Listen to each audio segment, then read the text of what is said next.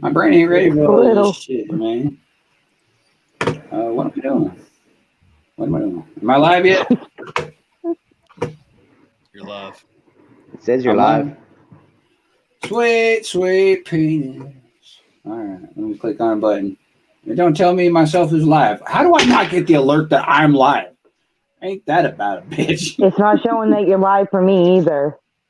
Oh, you want to know why? Because I'm retarded. Because you didn't hit the button? I got it you on. You didn't make it public, did you? Nope. Every week. Every fucking week. My bad. I'll get this shit figured out eventually. I swear people think I'm a stoner, but I don't touch no weed. I swear to God, I don't. You piss test me right now. I mean, you live in Colorado, right? Yeah, it's legal here, but I can't do it, man. I fucking smoke weed, I puke. Or actually, I freak out for about an hour, and then I puke and I pass out. It's not fun. You're smoking too much. I just don't. I can't do the high thing no more. Being not in charge of my body, so I can't do. There we go. Now we're public, supposedly. Are we public? Maybe. Let's see. Where the fuck is my channel? I know how to spell. Your channel is the hardest thing to find on YouTube. Jekyl videos. What the fuck? Oh, that's what's under Jekyl videos? Wait, what? What happened? How do I find your channel on YouTube? That's my question. If you do you have to do the hashtag. If you don't do the hashtag JekylMusic and Jekyl is spelled wrong and music is spelled wrong, you have to do the hashtag Jekyl and music all in the same word, and then you'll find me. Oh, you're live. You're live. You're live. Woohoo! I'm live. All right, let's start this fucking shindig. Ready, set, and maybe. There we go.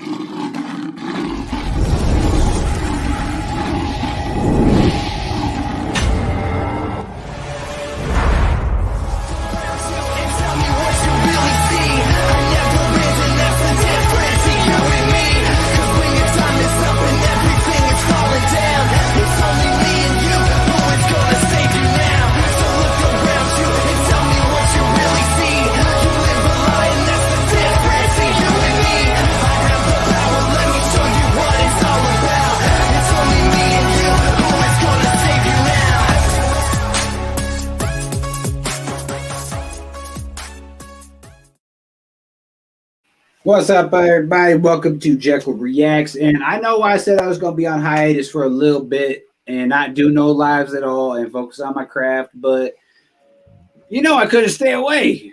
I got to do my lives. So there's a new schedule coming out. I will put that out throughout the episode and whatnot, but we're doing one live tonight. This is part 2 of War Stories. I'll let y'all know the names of the people who's on this one tonight, but first I got to drop a quick little snippet of something JMP's got in the works. I think y'all gonna be excited. I'm excited as fuck, and I'm running the motherfucker, so I know how it sounds already. So check it out. Hiya, Georgie. What a nice boat.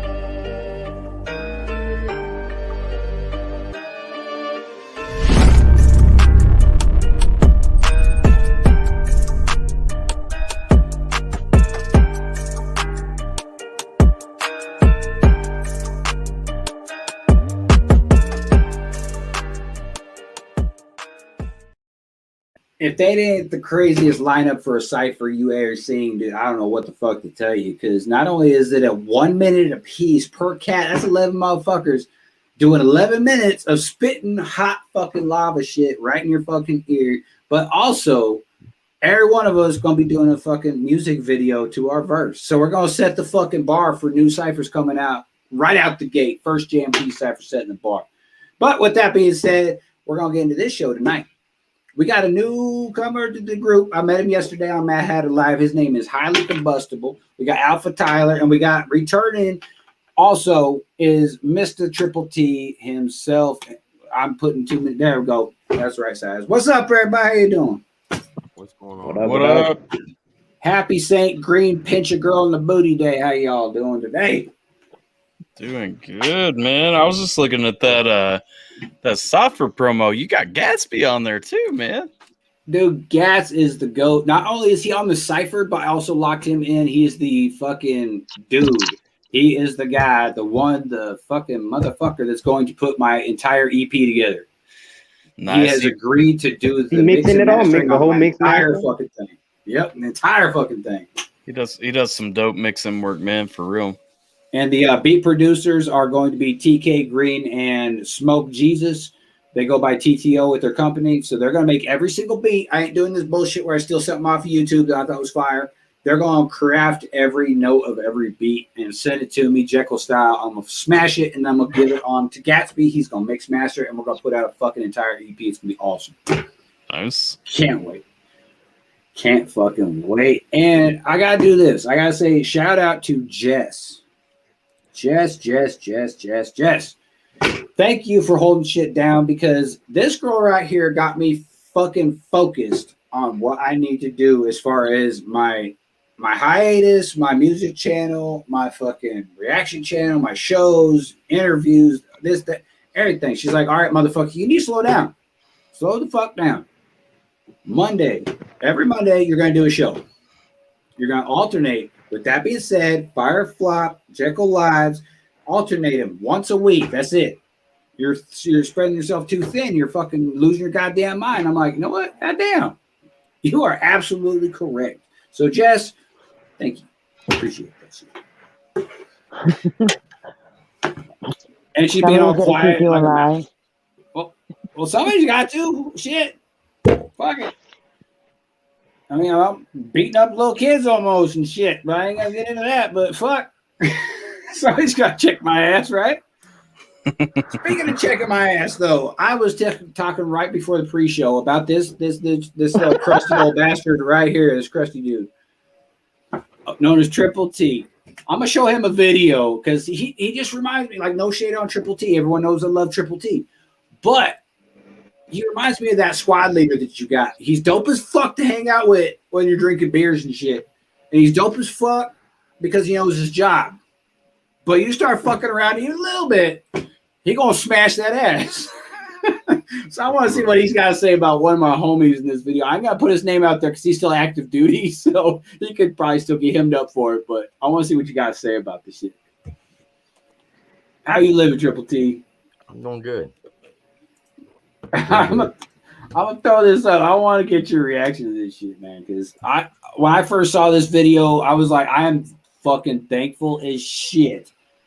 I was nowhere around this motherfucker because one, I could have died. Two, I could have got court-martialed and thrown the motherfucker out the army. I don't quite know what he was thinking. Hold on, it's booting up right now. You sure you want to show that? Yeah, because they don't got his name on it. He took his name tag off. Yeah, he took his name tag off. It's all right. But there's no statute of limitation. Hope you know that. No, there's not, but there's a bunch of dumb shit about dumb people doing dumb shit, and I'm sure I'm in a lot of them motherfucking videos too, so whatever. Hey, tit for tat. I know he showed some shit that I've done. All right. So what would you do? You walked in on this motherfucking shit. You got any audio? I was gonna say I can't hear anything. Y'all ain't hearing the audio? No. God damn it. Did you forget to hit the share audio button? No, I thought I did. I could have swore I did. I swear to God. But probably not because I'm Jekyll and I'm fucking retarded. So it's just a thing right here. I don't know. Wait, fuck's that? I don't even know what I'm clicking on right now. First step is admitting it. Exactly. It's kind of like AA. Video. Where that? Right there. Whoops. Looks like your video doesn't. Have a video track. What the fuck you talking about? Share the goddamn fucking screen, dickweed, some bitch. Dickweed, some bitch. Boy, that's some shit. Right? How many espressos have you had today, Jekyll? Oh, you ain't want to know. I don't know how my heart has exploded yet. Like at the day I've Just had another 27-day shot. Oh, 27 ain't shit. I ain't heard that expression. I think it's You're over impossible the for your heart 27 to shot? explode. And I don't think I'll explode. I think I might just puke first. I've done a lot of puking before. I never. If it could have, mine would have exploded from cases and cases of Rip-Its already. Oh, Rip-Its, man. If you're military. The drink that will back you up. Motherfucker would be so bored over there in Afghanistan. We'd be shotgun Rip-Its and shit. Get constipated. Don't act like none of y'all got back to the States though and bought a Rip-It. Like I bought a case of them when I got back just to see if it was the same feeling. Yeah, just it to see if it gave me the same thing. It didn't taste good at all. Like I came back, I had a monster or two, and I'm like, man, what the fuck was I thinking about this? Like, all right, we got to talk amongst ourselves because apparently I got to convert the motherfucker over to MP4 because this fucking quack bullshit is pissing me off. All right, I'll be right back. Goddamn quacks, man! I tell you. Jekyll hit it. Jekyll hit a button again. I did hit a button. Well, while I'm figuring this motherfucker out, I guess we can play. Or lack of hitting a button. Yeah. Wait, who did that? We probably don't want to start the show off with Hard to Breathe. Yeah, let's not do that. Let's start this shit off on a fucking good note. Let's start it with the most emotional thing possible. Yeah, let's just rip everyone's heart out right at the beginning so everyone goes cries on their pillow. That'd be awesome. Okay, which one we start with, Jess? It's your call. And by the way, I have not had a chance to talk with Joe yet. So yeah, just letting you know that because of the day I've had, I did not have to sit down with it. Okay, start with Angel Flight. I know it's on my channel since it's my song, but I can't find the fucking links. Where the fuck did they go? They're in the Discord You DM. gotta use the hashtag. Oh, they're in DM. All three links to the songs are in our DM. Angel Flight by Radney Foster. That one? Yeah, you want to do the one with the 7 million views. Oh, shit. I don't know who this is, but I'll subscribe to him because I subscribe to literally everybody just to show love and support to everybody. All right. We're going to play this while I get this other fucking video converted because I want to get y'all's opinion. I saw this shit, man, and they can't tie this back. I hope I don't fucking bust him out on it. He's my son's godfather, which makes me very concerned after seeing this fucking video. Dear Lord. It's like, oh my God. He's going to take care of my son after I die. And he has a frog on his ass. Yep, I tattooed a frog on his ass. Walk into something horrible. It's not that bad. It's not like he massacred a family or nothing like that. It ain't illegal. Well, it's illegal, but it ain't that illegal. What am I doing? We're all going to jail after this video. We're all gonna be accessories or some shit. Chrome tab. Hey, I figured it out. There we go. Radney. Is that how you pronounce it? Radney? Radney. Radney? Radney, I guess. Randy? It's not Randy because that's my fucking name, but there's a D before Radney. the N, and the N comes after the D in my name, and there's no E. I don't fucking know, but here we go anyway. Ready, and go. Andrews Tower, good morning. Angel Flight Bravo 02 ready for takeoff. Angel Flight Bravo 02, you're number 1 for takeoff. Runway 25, get them home, boys.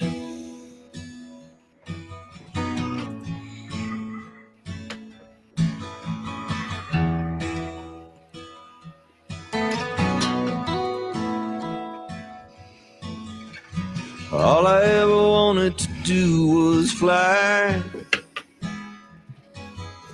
leave this world and live in the sky. I left the C-130 out of Fort Worth town. I go up some days I don't want to come down. Well, I fly that plane Call the angel flight. Come on, brother, you're with me tonight. Between heaven and earth, you're never alone. On the angel flight, come on, brother, I'm taking you home.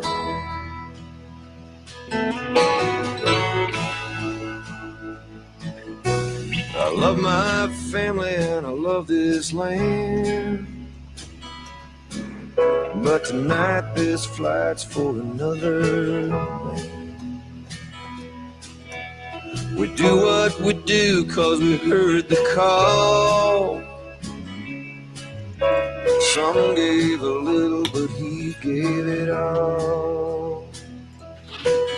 I'll fly that plane, call the angel flight. Come on, brother, you're with me tonight. Brother, you're with me tonight. Between heaven and earth, you're never alone. On the angel flight, come on, brother, I'm taking you home. Come on, brother, I'm taking you home. Good afternoon, Angel Flight Bravo 02, checking in level 290. We got a hero on board tonight. Roger, radar contact, Godspeed.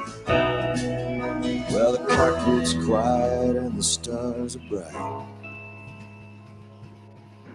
Feels kinda like church in here tonight.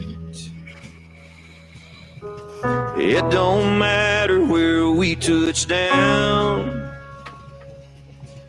On the angel flight, it's sacred ground. When I fly that plane, call the angel flight. Got a hero riding with us tonight. Between heaven and earth, you're never alone. On the angel flight, come on, brother, I'm taking you home. Come on, brother, I'm taking you home. Come on, brother, I'm taking you home. Come on, brother, I'm taking you home. Commercial Tower, good afternoon, Angel Flight Bravo 02, security on 5 miles. Angel Flight Bravo 02, you're number 1 for landing. Welcome home.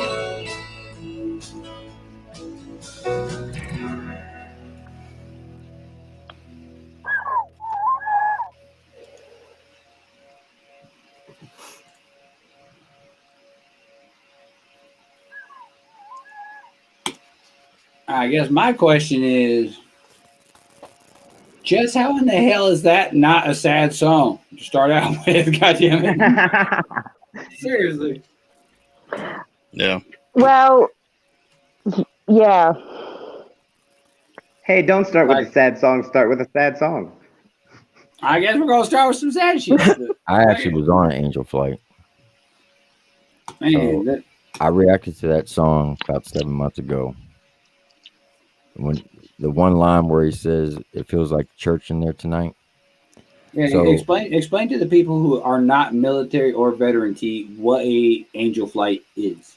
All right, I'm gonna give you the fucking big screen here. If I'm gonna share a picture with you oh shit. so you I can almost removed see you. why. How do I do that? There we go. All right, so angel flight is it's a flight they use to bring back the fallen soldiers who died in combat. It's on a C-130 aircraft. They can hold up to 20 caskets. Each casket, it has a flag draped over it, and you will have an armed detail to escort those aircraft back, or those caskets back. And while they're in flight, before they land, they will shoot off the flares. Now, the flare system on a C-130 is designed so if there's any enemy aircraft in the area and they shoot a missile at them, it goes towards heat signatures, and those flares are a lot hotter than what the engines are on the aircraft. So those missiles will go towards those flares. But you can also set those flares at a certain degree on which way you want them to project away from the aircraft. And they have it already preset for the Angel flight, what those degrees are. So when they hit that switch and it shoots out, I think it's somewhere around 45 to 50 flares, it looks like the wings of an angel. And they'll do it about 5 minutes before landing. Now, prior to that, the chaplain will stand up near the cockpit where the pilots are, facing to the rear of the aircraft. And he will give them their last rites, and then he'll say the soldier's prayer. When he does that, literally, you can't hear a sound. You can't hear the sound of the engines. At least I couldn't. And it feels like an angel entered that aircraft, and everything is deathly quiet. You can't hear a pin drop. And every piece of hair on my body was standing up and tingling like you couldn't imagine. It's a very emotional thing because, they want to make sure that the soldiers are brought back in a respectful way, because prior to Desert Shield and Desert Storm, America realizes that they didn't treat the American soldiers very respectfully, especially during the Vietnam era. Oh, Vietnam is spit on and shit. For some reason, after World War II, patriotism in this country went to shit. Even soldiers that were returning from Korea didn't get treated with respect. Korean and Vietnam soldiers were basically shit on. They didn't get these angel flights home. I almost want to blame it on propaganda, though, wasn't it? Yeah. Because nowadays we're touted as heroes, even if we came back not in a box. But back then it was like you were baby killers. Right. And there are some organizations, even in Texas, there's a church, unfortunately, who will protest a soldier's funeral, where they will actually throw stuff on the family members. Now, there's an organization called Bikers for Trump, and they basically donated their time that if there's ever a military funeral, especially in the state of Texas, from Iraq or Afghanistan, to call them, and they will escort the whole funeral service, and they will stand outside the where the graveyard is to make sure that if these people show up, well, they're going to have to go through them to get to the family members and that gravesite. And since they started doing that, they no longer are able to desecrate their graves, which I think is awesome. That is fucking awesome. And for them, and for a so-called church to do this, I think, well, they're going to have to answer to God for that one. It's not my place to judge. Well, they get it twisted, though. They go off the Bible saying thou shalt not kill. It's actually thou shalt do no murder. Murder, yeah. That is not murder. The Bible also says taking you out have enemy. to follow your government and leadership. If I'm not mistaken, doesn't the Westboro Baptist Church also celebrate every time a soldier dies or something? Yeah, they need to be shot with the fucking Taliban. Yeah. They hold signs up that says God loves dead soldiers, and it's just disgusting. Yeah, those guys are terrible. Yeah, and Tater said so. The Westboro, I'm not sure about one in Texas. I know the Westboro Baptist Church out of Kansas. Like, those people are despicable, like 100%. Yeah. And like, if anybody's new to my channel, just so you know, Jess watches the chat. I barely look over at that motherfucker. So if you say anything to me, she'll pick up on it. She'll relay it to me. I'll answer. Might take a minute, but I don't watch the chat usually because I'm involved with the conversation. But that being said, I'm in a way thankful when Sergeant D died in Afghanistan. I was not there to see the flight because I don't think I could handle it. I could barely handle that motherfucking shit. Like civilians don't understand. When a soldier dies, it is the most gut-wrenching, heart stealing out of your fucking body feeling when you're standing there in formation at attention. They're doing roll call, and they call your best fucking friend's name, 3 nobody goddamn answers. times, and nobody answers, and they go into his biography. That is the most fucking No, wait. gut As punching soon as they motherfucker ring that ever. bell, Oh my god! Can you Like when they say accept that? Sergeant D, I'm not gonna put his full name out there because his family doesn't want a whole bunch of publicity and shit. But Sergeant D, Sergeant D, Sergeant D, and I was like, dude, oh my, I can't fucking stand here right now as his best friend and not fucking be unmilitarized and not come out of attention for this shit. What the fuck? Can you share this thing that I just popped up on the screen? Maybe if I knew how to do it. All you do is click on it. hey, if There you I go. cut out, it's because my phone battery died, and I'll try to grab my computer and jump back in. Oh no! So I didn't get it. Got me waiting know. since 6 Gotta o'clock be in the morning. prepared. you got to be smart, or you need to be bigger. Can everybody see Uh, that? I can't see that. Let All me right, see go if ahead I and put check it it up out. like and that. I'll bring up another one. Yeah, I can't see that even with full screen. All right, I'll But bring it yeah, up. when they called Sergeant D's name, man, I fucking died because I knew his whole fucking family. I knew his wife, knew his kids, knew his mom's dad, his grandpa, uncles, everybody. I fucking hung out with all of them, and to know what happened to their family member as he laid there dying in my fucking arms. I knew what his last words were. I know how he died. And then they all asked me what the fuck happened. They expected me to give them some sort of fucking answer. And it's like, well, it was a rocket. That's the best I could do. I don't know who the fuck shot it. I don't know where it came from. I don't know how I didn't fucking die. I think it was because he was standing in front of me, honestly. If I'm being 100% honest, I think he was standing in the right place at the right time to protect me. And if I could switch my place with him in a fucking heartbeat, you bet I would. But that would also mean that my son ain't here, my daughter ain't here, and my youngest son ain't here. Because I had all 3 of them after the Army. So, Right. But I would still do it. Not because I don't love my kids, but because I love my brother that fucking much, man. People don't All right, understand go ahead. Can you share it now? that. Yep, there it goes. All right. So this is Oh an my angel God. flight. That is beautiful. As you can see, the flares make the design of an angel. That's why they call it the angel flight, because of those flares. That is beautiful. Now, the particular flight that I was on, there was 3 C-130s. We were escorting 60 soldiers back. And I was in the middle aircraft, and we were flying ducks in a row. So I was able to see that picture, that aircraft right there, when it shot off its flares.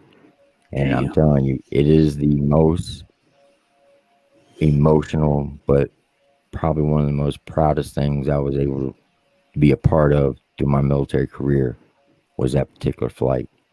Now, would you say that was harder, or not necessarily easier, but less hard, I guess we want to say, because it's never easy. But when you lost somebody, was it harder to see that motherfucker right there, or to see your buddy or your soldier die? Like, which one was harder? Like, that right there speaks on different levels to me. It speaks spiritual. It speaks a whole bunch of shit. Actually, that right there was harder. The reason I say that is because I knew this would be the last time that I would be around him. Because I'm the type of person, I don't go to grave sites. And the reason is because I know that it's just a shell in there. That's not the person who's laying in that casket. Yep. And besides the particular one that I was escorting, there was really nothing left. It was basically an empty box. Those flights are definitely not fun, but they're humbling. Yeah, they definitely are. Well, see, that's People what I don't know invite me. anybody. Oh, sorry. Go ahead, Hailey. You know, people don't know me. I didn't actually have an opportunity to deploy while I was in the Marine Corps. I got out when they said I couldn't re-enlist, and I figured, okay, the next best thing for me then is to go over as a contractor. So I went over for 6.5 years straight. And so I made it my personal mission that, hey, you're going to attend every single ramp ceremony for a soldier that gets sent back home. And I did that for the first 4 years. And after that, I couldn't handle it anymore. Because it doesn't matter if you know the person or not.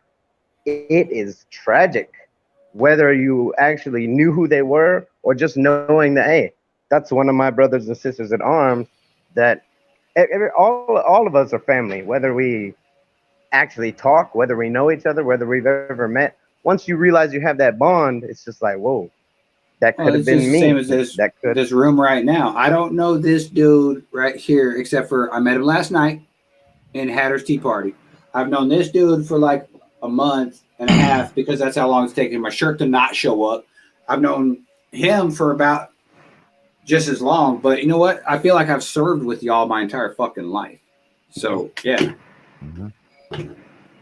Most definitely. So civilians will never understand that. And when I say civilians, I don't mean that derogatory. Like a lot of people take that derogatory. It ain't nothing like that. It's just you will never understand. We can explain it until we're blue in They the will face. never understand because there's nothing equivalent in their realm, really.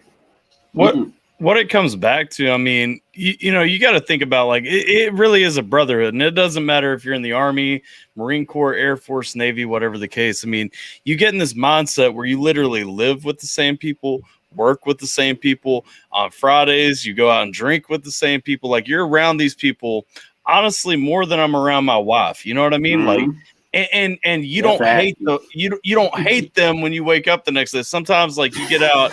You got to throw hands every now and then, you know what I mean?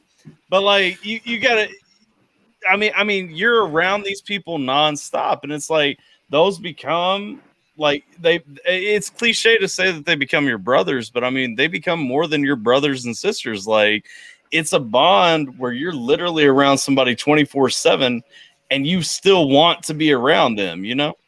Oh, it's like no shade on the people I grew up with, all from K through all the way through high school.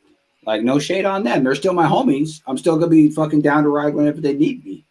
But even the bond I got with somebody in basic we training. still love each other, right? Oh yeah. Throwing hands is kind of the thing. You got to do it. Yeah, take it in the trees, knock out what you got to knock out, and come back as friends again. Yeah. But like even the boys I grew up with, they'll never have the same bond I got with even the people I went to basic training with. Yeah. And I never saw them again.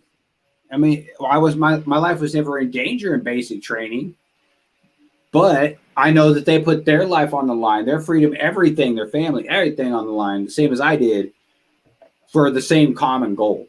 Now, tell me one person who went to high school that didn't serve, that did the same fucking thing. Nobody. Your life wasn't in danger, but if it was, you know that you could count on every single person in the room. Exactly. Yep. Nope. It didn't matter if you were in my company. There wasn't a single person that was going to be like, nope.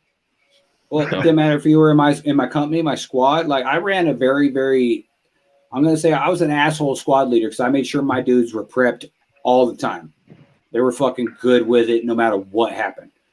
But people from like 2nd Platoon Weapon Squad, they weren't as highly trained as I made my squad be, but I would still trust them with my fucking life every night. When I went to sleep, I was like, all right, 2nd Platoon's on it. 3rd Platoon, take sleep. I knew that they would fucking do their job. Yeah. There ain't nothing like that in the world. Don't matter. Like, except for maybe police officers. I'll give them that.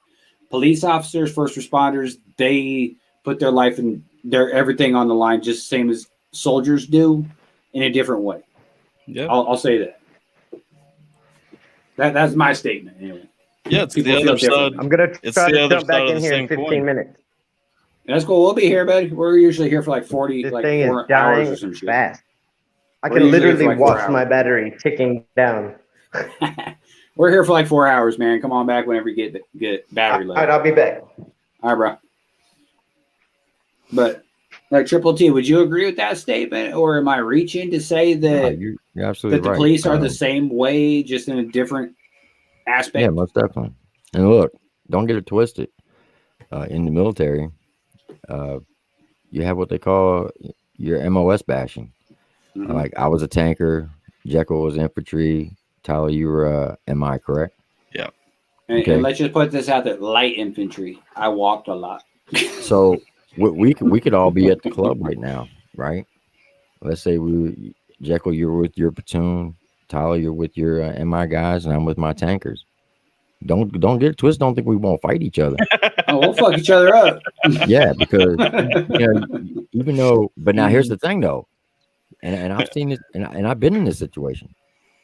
I've been at a nightclub, and my wife was with me, and my wingman, his wife was with him, and we got into some scrap with some infantry guys. And not even 15 minutes later, regular civilians came in, started talking shit, and we all teamed up. The guys that we were fighting against teamed up and stopped the mud hole in those civilians. And then once we got that, we went back to fighting again. That's what I always said. It's like I listen. I would talk shit, you know, because everybody talks shit a little bit between the MOSs and everything like that. And it's always like my college is better than your college. Yeah, it's like inside of our stuff, you know, we'll throw that all day, and then there's like that second layer. It's like after that, it's like then the Army's gonna throw shit at the Marines. The Marines are gonna throw shit at the Army, and it's like we'll talk shit to each other, and then it's like everybody else is outside of that. And if you don't fall into one of those categories, don't jump in. Like we gonna talk shit to each other, but you stay the hell out of it until it's your time to talk. Like. But on the flip side of the coin, though, next day if battle goes down, you know you're gonna trust that dude. You just fucking punch the right straight in the mouth. Yeah, and that's where it goes, man. Like I've seen some of the dumbest shit. Like I literally, we were downtown in Honolulu when I was stationed in Hawaii one time. We were downtown Honolulu. Some Marine comes up fucking with one of my friends and everything, and like we were ready to throw down the street, and then like these other dudes walk up and they start talking shit to all of us. And it's like you just watch everybody just looks over and they're like, "What?" That's like getting between a pit bull fight and a pit bull fight. You don't do that. It's like we don't have a problem now. Like my problem is solely with you. We're gonna handle this later, but like right now, I'm coming at you. Yep, that's a fact. Oh, see what people don't understand, and like I'm not pumping any veterans' head full of bullshit or pumping our egos up or whatever the fuck because this is a veteran show. We're the 1% of America. 1% that will stand up and say, you know what, I don't know this motherfucker, but I'll give my life for your freedom. I don't give a fuck. I'll sign on that dotted line. I don't give a shit. Now, with that being said, this is a lot of people are gonna probably disagree with this statement. Mine or yours? With mine. Okay. I believe that everybody who serves the military, whether they deployed or not, when they exit the military, should get 100% from the VA. And here's why. Let's say that person who joined the military, never got deployed. And let's say they graduated with 500 people in high school. And out of 500 people, let's say only 5 people actually joined the military. That means 495 people that they graduated high school with wants all the freedoms covered underneath the Constitution. Freedom of speech, freedom of religion, right to bear arms, right to protest, say what they want, do what they want, go where they want, spend their money where they want. But they didn't want to do anything to provide or protect that freedom, right? Mm-hmm. Those same 5 people who joined the military, when they signed their contract, they said they were willing to die for this country. Okay? Yep. And that's a big task to ask somebody. Like you said, 1% of the population out of 350 million people, less than 1% actually serves in the military. Yeah, you can fact check my ass. That is a fact. 1%. That says a lot about that individual's character. It says they have honor, integrity, personal courage, and selfless service. And if there's any sorry piece of shit in this country willing to spit in their face, which there are, and they're willing to die for them, don't tell me that person shouldn't get 100%, whether they deployed or not. Well, let me ask you this, though, T. Because I got a prime example of why I disagree with you on everybody. The word everybody gets me. I went to basic training with this dude. I'm going to drop his name. I don't give a fuck. His name was Lieto. He was my homeboy all through basic training. Me and him were tight as fuck, right? Right. And he graduated the same time I did. He went to the same fucking unit I did. I was like, hell yeah, dude, this is awesome.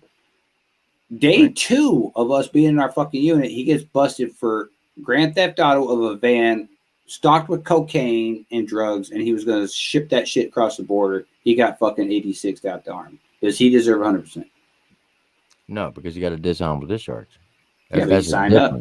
Oh, so you're saying he's got to get an honorable discharge? Then? Correct. Okay, I agree with you then. Yeah. And he doesn't have to get an honorable as long as it's not a dishonorable. Well, okay, I know, but explain to other people what is the difference between honorable, dishonorable. There's stuff in between that people get kind of shady. You got honorable, you got less than honorable, you got general. Other than honorable, then you got dishonorable discharge. Yeah. Dishonorable discharge means that you're a shitbag. You did the most horrible things you can imagine, and you get no benefits. No, so you don't deserve. Right. So even though you were willing to die for this country, you took it upon yourself to do something that would cause you to be disgraced. You basically disgraced the unit, you disgraced the military, you disgraced the country, because as veterans and military members, we are the representative of the nation. We represent the nation. Yep. No matter where we are, whether we're stationed in the States or if we're overseas. So and you have to conduct yourself right, but you have to conduct yourself accordingly. Now, is everybody going to be perfect? No. No. If you're perfect, I don't want you in charge of me. I'll tell you that. Are you going to get are there good soldiers who get a DUI? Yeah. Are there good soldiers who come up hot for urinalysis tests? Yes. Yeah.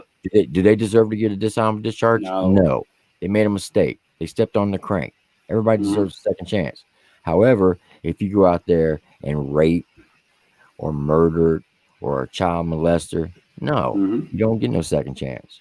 You're gonna get a dishonorable discharge, and rightfully so. And therefore, you shouldn't get any benefits. But if you didn't get a dishonorable discharge, then yes, now this is just me. It's not what the government says, but me personally feels that everyone should get 100%. For the simple fact that they were willing to die for this country. And if there are pieces of shit in this country willing to spit in their face, then make the taxpayers who go around this country blinded daily because they're either natural born citizens or they're citizens in this country. And if they think that, I'm gonna be honest with you, as Americans, we're the most selfish, most spoiled people on the planet of the earth. We are fucking entitled as shit. Exactly. So fucking entitled, man. Every night they go to bed, I guarantee you, not one person. I won't say one person. I will say 99% of the country doesn't think about anybody in the military before they go to bed. Nope, not a fucking one, unless they're associated with them in some way, shape, or form. Exactly. Well, that's. But let me ask you this though. Oh, sorry. Go ahead, Albert. Well, I was going to say, Tim was kind of touching on something. I think this was something we talked about a while back, but I mean, he's talking about American people not thinking about stuff. I mean, really that mindset, and I know this is kind of a conversation shifter, but that mindset, like, people don't understand the mindset that you get, especially if you have been deployed, if you've been in an environment in Iraq, Afghanistan, wherever you've been. I mean, the fact is that mindset where you are constantly looking at everything around you and you have to constantly, make a snap judgment about, okay, am I going to focus on this? Am I going to look over here? Am I worried about what's going on over here?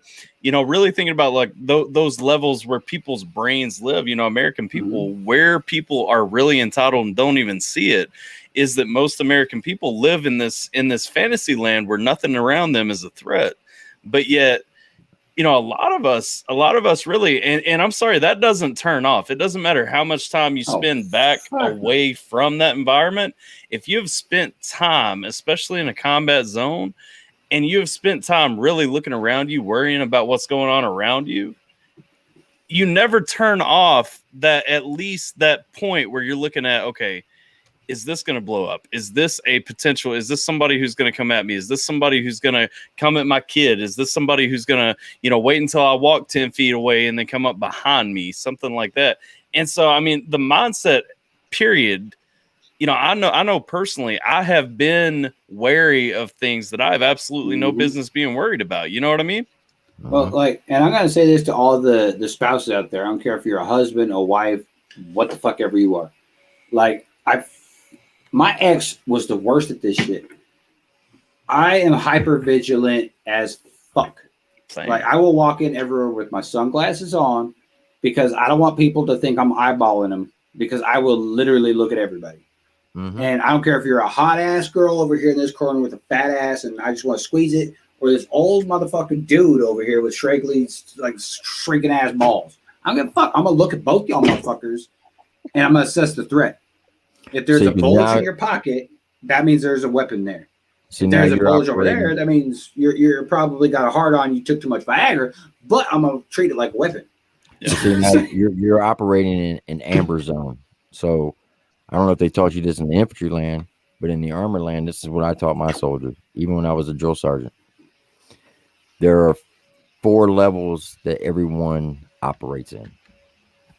You got green, yellow, red, and black. Now, unfortunately, I would say about 70% of the country operates in green. Green means you think everything is perfect, everybody's peaceful, everybody's kind and generous. Sunshine and lollipops. Yep, you think that you can park out in the middle of the Walmart parking lot 2:30 in the morning, and you can walk to your car from Walmart front door with $1 million in your briefcase, and nothing's going to happen to you. Okay. Then there is black. Black is you never want to operate in. Black is you're going 100 miles an hour. You don't care to the left or right of you. You got tunnel vision, and you're focused on your objective, and you're going to go there 100 miles an hour, seek and destroy and kill your target at all costs. You don't care who gets hurt. You don't care what gets destroyed.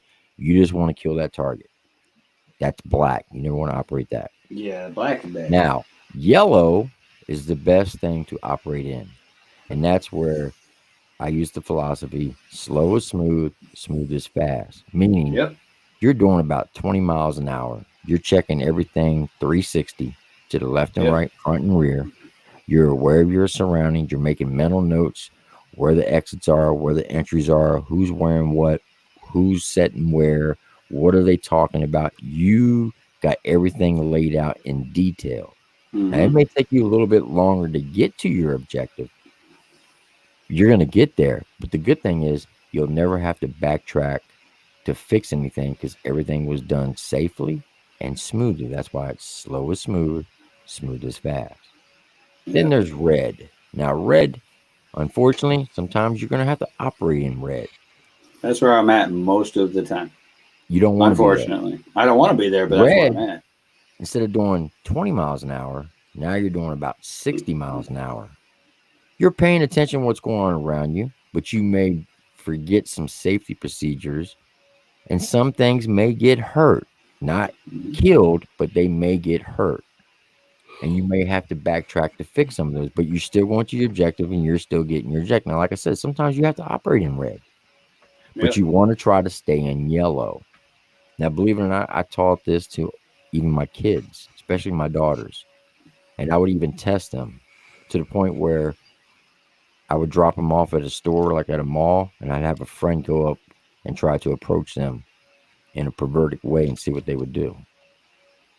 And you'd be surprised when you teach somebody at a young age those 4 levels on how to react to it and what to do. Muscle memory kicks in, and they will react properly. Well, see, muscle memory is a bitch, though. That's why it always has me operating in red. As soon as I walk into anywhere, doesn't matter where the fuck it is. I've been there a million times. My grandma's house. Yeah, but see, that's not red. That's yellow. That's yellow. I'm saying like instantly. First thing I do is I scan the area. If anybody's there that I don't know, like her house cleaner or the fuck's ever there, but that's yellow. Fix on them, and I will approach that motherfucker. So you're saying that's yellow? Yeah. And because I didn't attack that motherfucker. Right. And so I guess I'm operating yellow.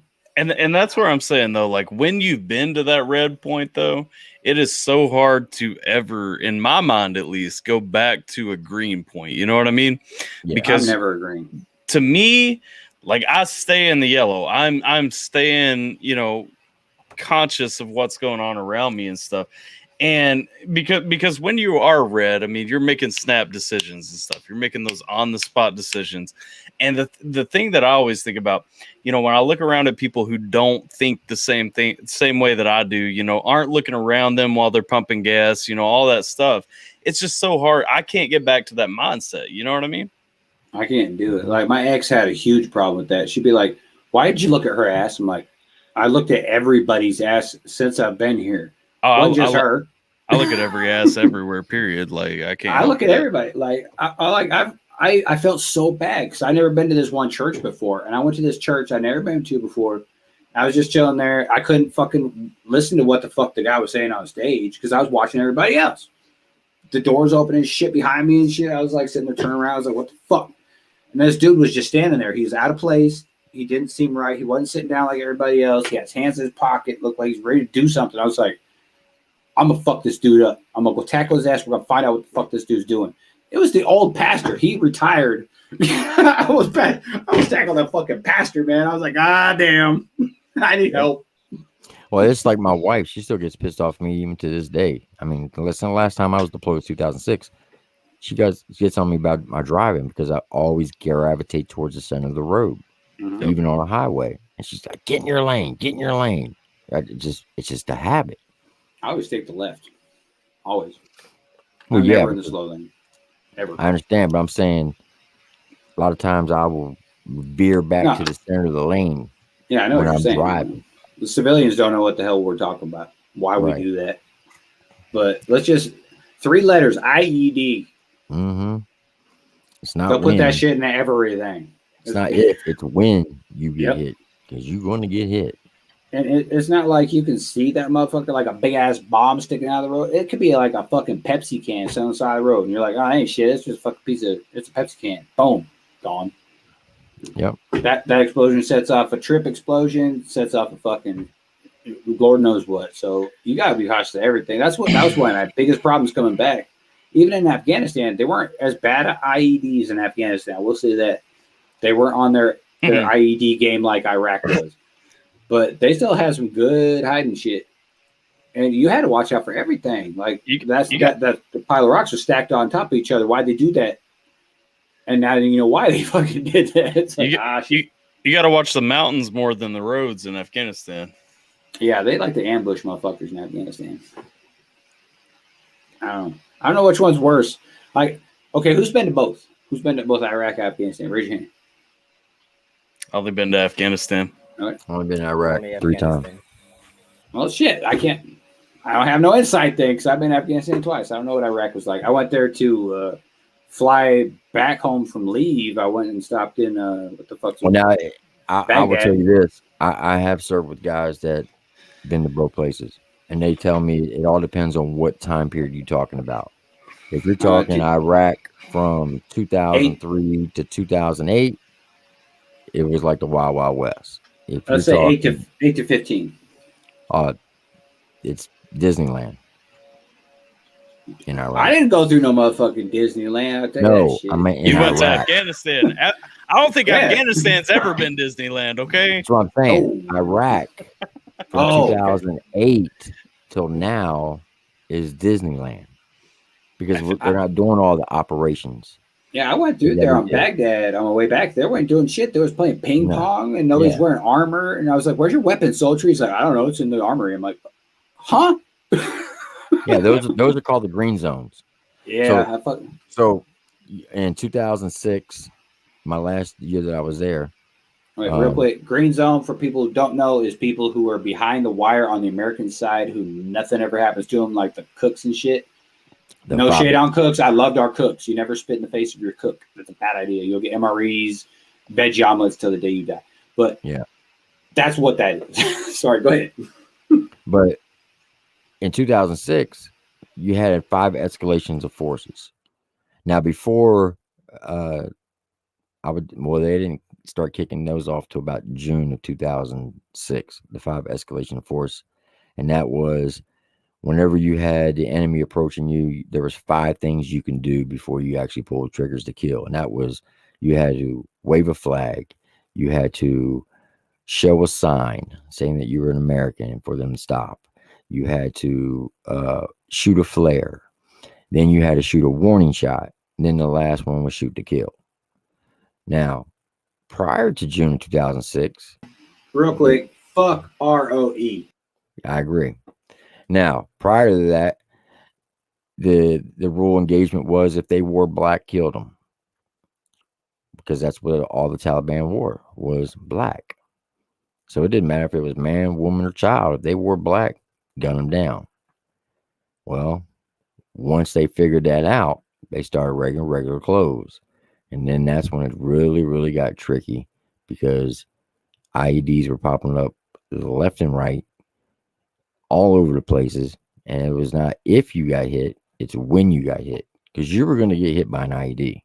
That was guaranteed. If you went outside that wire on a regular basis, you were going to get either blown up, shot at, or be shot.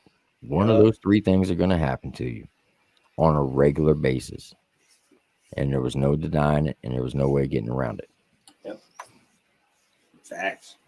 Like where I was in Afghanistan, it was the dumbest damn place you could ever put a base. Like if I was to handpick where I was going to put a base, it would never have been there because we were surrounded literally by mountains. Where'd you go? Where were you? I was in Zurich. Oh, okay. East Paktika, Zurich. It was our base was literally in the bottom of a fucking bowl. So every day we're taking incoming, like where are we shooting from? They're shooting from Jets, or we named them after pro baseball teams like Mets and shit. And it's like, oh, shooting for Mets today. It was a daily alarm clock that we got hit with something. I think that's normal in Eastern Afghanistan. Period. Like, there's no way to avoid the mountains, so we're just like looking for any flat space. Because I was about 5 miles away from Bagram, and right there too. If you look around Bagram, like it's nothing but like you're in a circle of mountains. Like legit, you can't see anywhere else. Let's see. I'm gonna try and pull up some pictures here, and you can see what our guard tower was looking at. It's not going to show anything where people like the Taliban are going to know where they know where we're at. They shut the fucking rockets at us every goddamn day, so they know where we're at. So it's not hard to know where we're at. We're on the only flat piece of earth in the area. Let's see. You know, it's crazy because like Holly just said. I mean, real talk, like. That's the worst tactical decision you can make. Like, we are on the only flat thing around here. Everyone has elevation on us. Let's see. I'm going to try and pull this up. Let's see if I can pull up one right after the other here. I don't know if it'll work. I haven't fucked with this yet. I haven't done pictures on this fucking little quack duck fucking thing yet. Let's see. Yeah, there we go. All right. Can y'all see that? Yeah. Like this shit Mud huts. Like this shit is what we literally were looking at fucking daily. Like that was out of our fucking tower. Dude, mud huts gave me a whole new appreciation on life though. They do. They will, for real. Dude, their architecture was actually pretty bomb. I will give them that. These dudes lived like they literally were still in the Old Testament. Yeah. Straight up robes, sandals, goats. Home Depot open when it rained only. Yeah. Bro, we first got to Afghanistan. We were like, okay, so this was 2010. We're like, hey, we've been here for 9 years. Like, something's got to be built up. Something's ready. You know what I'm saying? We get there. We're like going out to our place and everything. We get to the camp that we're going to. We're setting up a new camp. And it's like, there's a damn chain link fence around it. And we're looking around. There's this fucking goat farmer walking around herding his goats and everything. I'm like, this is a fucking war zone we've been in for a decade. Like, y'all can't even give us something better than a chain link fence. This motherfucker walking around with his goats and everything. And they're like, so in Afghanistan, you've got like, there are areas that are cleared. There are areas that are not cleared from Russian mines because the Soviets left a bunch of mines behind. And so there's areas that are cleared. There are areas that are not cleared. And then there are areas that are assumed to be cleared because we've walked over them so many times at this point that we just think that something's not going to go off. And it's like, we're going to this place and they're like, well, where you guys are going to be at, about 90% of it we assume is cleared because, we've been setting up the fences and everything. Nothing's blown up. And it's like, all right. And then we pull in and there's like this spot and they're like, yeah, so a mortar just hit one of our tents down at the end of the row. So, we're a little bit short on tents. 2010, like during the troop surge and everything. And we're like, what the fuck? Like, okay, chain link fence. I see a guy with his goats right outside said fence. Mud huts off in the distance. Like, we assume this is cleared. There could be mines here. Who knows? Like enough water and maybe we'll hear a boom outside the tent. And then on top of that, a mortar just hit this tent down at the end of the row. Fantastic. Like I'm definitely looking forward to my stay here. The Afghanis used to assume it was clear too until they would come walking by with a donkey that would just suddenly explode out of nowhere from stepping on a mine. They did the same thing in Iraq. I had to blow one up one time with a tank round. There we go. They There's found a picture. damn anti-tank mine right next to our wash rack. Everybody was jumping on it for almost a year, and everybody thought it was just a tank under the ground. And everybody's like, "Wait a minute, we don't have any buried water sources." Now let me ask y'all this: like, when you were deployed, what was the longest y'all went without like an actual shower? 43 days. Define a shower. A shower. Yeah, you're gonna have to give a running definition. water that you, not even if it was hot, just running water. 43 days. Like running water, like in one of those little, because like where I was at, like we were setting up like a new camp, like a little bit off from Bagram. And so, I mean, for a while, like we literally, we were roughing it with like drash tents and stuff. I don't know exactly how long we went, but I mean, there was a little while where we didn't have like shit going on there, you know, like we were brushing our teeth out of water bottles, like doing the little thing where you shove it in there and and then shove it back to rinse it off. See, Were you pissing into the overflowing pipes? That's what people don't understand. Is they're like, "What's the longest you've?" I had to go 3 days without a shower the other day. I'm like, who gives a fuck about 3 days? One goddamn year, man. One whole fucking year. Oh, because we had no running water at Zurich. No, Our showers were you take water bottles, you put them in a heater vent to warm them up in the winter to have hot water. Then you take them motherfuckers out, you stab holes in that motherfucker, and then you put it over your head. That's your shower for a whole fucking year. You smell like ass. 43 days without any type of personal hygiene. Yeah. Oh, fuck that. I always carry baby wipes on me. I ain't let my balls get that fucking the Munster cheese up on them. Nope.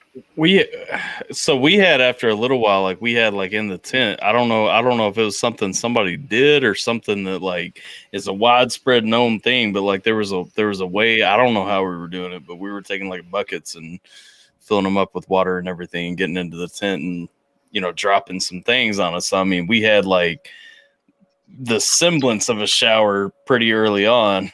It wasn't, I mean, it was by no means a shower. There was no water pressure or anything, but I mean, it'll get you clean.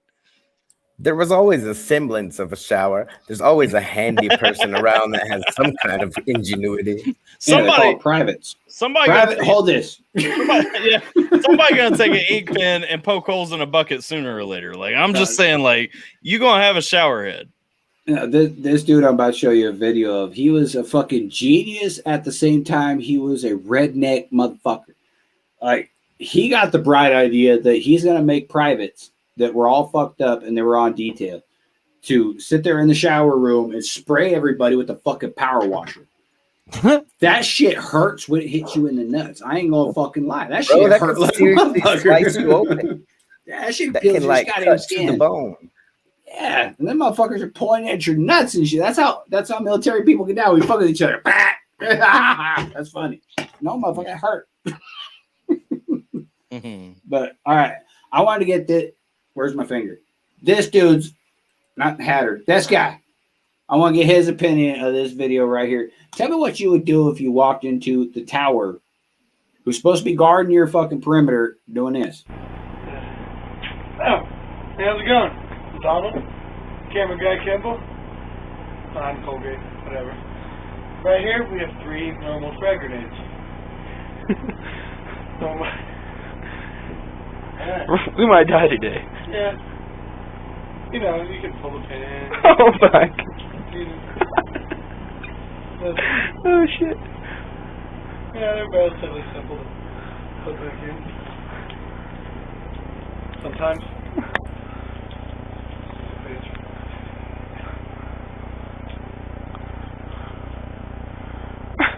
You know, you only have so many seconds. Huh? So you only have so many seconds before it blows. We're gonna test this theory though. Me and Colgate don't fucking believe it. Yeah. We don't believe that if you pull the pin, it's gonna blow on you. No way. Alright. Alright, now we have 3 normal grenades. I'll fix that one maybe later if I remember. Cause they a little cool. Let's zoom in just so people know. These are 3 fucking frag grenades. Live and ready to rock and roll. This is no bullshit. It says hand frag. Hand frag. Hand frag. Okay, cool. We got that. So I've come up with a pretty sweet plan. Today. With them. Like juggling. Pretty simple. Oh, it really doesn't. Hey, whoop, whoop. Oh shit! Oh shit! Oh, my bad. Juggling frag grenade. That is not one on purpose. Now pull the pins on them and juggle them real quick and try to stick the pins in before we blow up. Oh, we can do that. Oh shit! Might die today. Can you see? Do you have a pen? Grenade. Of course, there's no thumb safety on it, but... Some safety slip and we could die. Yeah. Oh god! Oh, I started juggling. Yeah. You can move. Oh shit! Woo! Gonna blow up. I forgot which one didn't have the boom in it. Oh shit! Oh, there it is. That Awesome. concludes my show. Awesome. How dumb as fuck you gotta be to do that? I ought to beat his ass. He would have legitimately got his ass beat. Yeah. Nope. I want to I'd know. be- He might have got I'd- shot in the leg and sent home. I would have beat both their asses, the cameraman and the guy doing the juggling. I was gonna say, how you gonna be the cameraman doing something stupid as fuck? Like, I get it. It's boring as fuck sometimes on Tower Guard in Afghanistan. Ain't shit happen in like a month. And you're just like, okay, I'm looking at the same goddamn farmer I've been looking at for like 6 months. But damn, I ain't never been that fucking bored. No. Ever. There was a minute in there where they were taking the pins out and everything, and I'm like, they just got confidence in their equipment and stuff. When we pull the pin and start juggling, like, that's just ignorant. Like, well, like a lot of people, civilians mostly, don't know that there is a thumb safety on a frag. Right. But that motherfucker, you blow on that shit too hard, it pops the fuck off. It's like, I had a first sergeant, E8, when I was the platoon sergeant. We were in Iraq, and we did a weapons cache find, and we found a bunch of anti-tank mines. This dude took one of those tank mines and put it in the back of his Humvee, and he rode around with it for 45 days in the back of his Humvee. So EOD was given a class. That's the people who blow up IEDs and bombs and whatnot. explosive ordnance disposal. Yeah, they were giving us a class on how to properly mark the IEDs, because everybody has their own marking system, and anytime you get a new EOD come in, everybody operates differently. So they give us their briefing on how they want us to mark it. So after they gave this class, they said, "You got any questions?" He's like, "Yeah." He says, "I got this landmine that I've been holding on to it." He's like, "What do you mean you've been holding on to it?" I said, "Yeah, first time, what do you mean?" He said, "Well, you remember that weapons cache y'all found about 45 days ago? The big one?" I'm like, "Yeah." So, "Yeah, I got this anti-tank mine. It's in the back of my Humvee." Now, I've been in that Humvee numerous times. Boy, I was like, "Are you fucking kidding me right now?" I literally cussed his ass out in front of everybody, troops and all, because I was that pissed. I'm like, "You dumb son of a bitch, you put my life at risk because you want to ride around with a tank mine?" Now remember, that brings up a third question. I was attached to the infantry. Just saying. What are you saying? That actually brings up a third question. Y'all some dumb motherfuckers. We are some dumb motherfuckers. Why do you think we got the lowest ASVAB score to get in the infantry? Troops are changing these days, though. Like, even when I was over there, and I was sitting in the smoke pit one day as a contractor, and I'm listening to these Marines that just got back on convoy. They were legitimately upset that the vehicle that they had rolled over the IED and the vehicle behind them blew up, so they didn't get their fucking awards. And I'm sitting there going, whoa, whoa, whoa. If you were my driver and I was in your crew and I found out you're trying to wish harm on us, I'm whooping your ass. You ain't driving no more. Like, that's the way that these people think nowadays. It's totally asinine and crazy. Yeah. That brings up a fourth point I'm going to bring up now. Goddamn, y'all just running my show for me. That's awesome. I guess the first question, though, what I want to go back to before I forget it, because you know me, I won't forget it. First question is, what is the dumbest damn thing? That one was mine right there. I showed you mine. What was the dumbest damn thing you have personally witnessed on a tour of yours? And I'm going to give you the big screen view when you're telling your story, because that's the dumbest thing I've ever fucking seen. Was my son's godfather juggling goddamn grenades without pins in them I probably didn't make the best choice on Godfather, but he's a dope dude, man. Other than being dumb as shit. I think the worst one for me is probably we had a Marine take the fire suppression system out of the Humvee, set it on top of the Humvee. He thought it was like a fire extinguisher, and so he set it off with his hand, and it shot forward, bounced off the bumper of the Humvee, came back at him, and he put his arm up and broke his arm instead of smashing his face. Just people not paying attention or not knowing what the equipment is that they're working with, I think is the biggest issues that we ran into over there. God damn. All right, who next? I've already gone. I think, go ahead, Tyler. You go ahead. The dumbest thing I've ever seen, probably what I did. In the tanker community, we have a thing called tank surfing. Now, those who don't know anything about tanks, an M1A1 tank, an Abrams, when it's fully combat loaded with all the ammo, is 72 tons. And it can move 55 miles an hour across any terrain and still hit a target, depending on which round you're shooting. If you're shooting a Super Sabo, up to 8 clicks away, 8 kilometers. So in the armor community, we have a thing called tank surfing. And that's where you get on top of the turret of the tank at full throttle at 55 miles an hour. And you try to surf it, ride it, the turret, like a surfboard. So we were heading down Route Bronze. And if anybody's ever been to Iraq, we'll tell you Route Bronze is called IED Alley. It's not if you find an IED or get hit by an IED. It's when you find it or get hit, because you're going to get hit. And it was my turn to get qualified as tank surfing. So I got on top of this tank, and we're rolling down Route Bronze at 55 miles an hour, which was dumb because there's no way we could have found an IED at 55 miles an hour. And I rode the top of that turret through heavily armed Taliban area, and I was a sitting duck up on top of that turret, riding it like a surfboard. Now, did you get hit at all or what? Nope, thank God. That's good. We did a Humvee surfer. We never did no motherfucking tank surfing. We did Humvees. I think we went a little safer on ours. But. Yeah. I'm trying to think of the dumbest thing, like the the tactically dumbest thing. I'm not entirely sure. Well, I'll tell a story on myself. I guess since Tim told a story, because I was gonna go. I'm gonna tell 2 stories real quick because one's real short. I was gonna go with the funny dumb story, which is number one. I hate spiders, and so we had like a fucking like camel spider nest up under some of our RLBs once we rolled those in. And if you guys don't know, RLBs are basically like half of a Connex box, and we were living out of those for a little while. They throw a heater on there. And we had a bunch of nests. Well, these people were like feeding the camel spiders up under there, and friggin' one dude got in a fight with another dude in a combat zone. Like everybody's just chilling.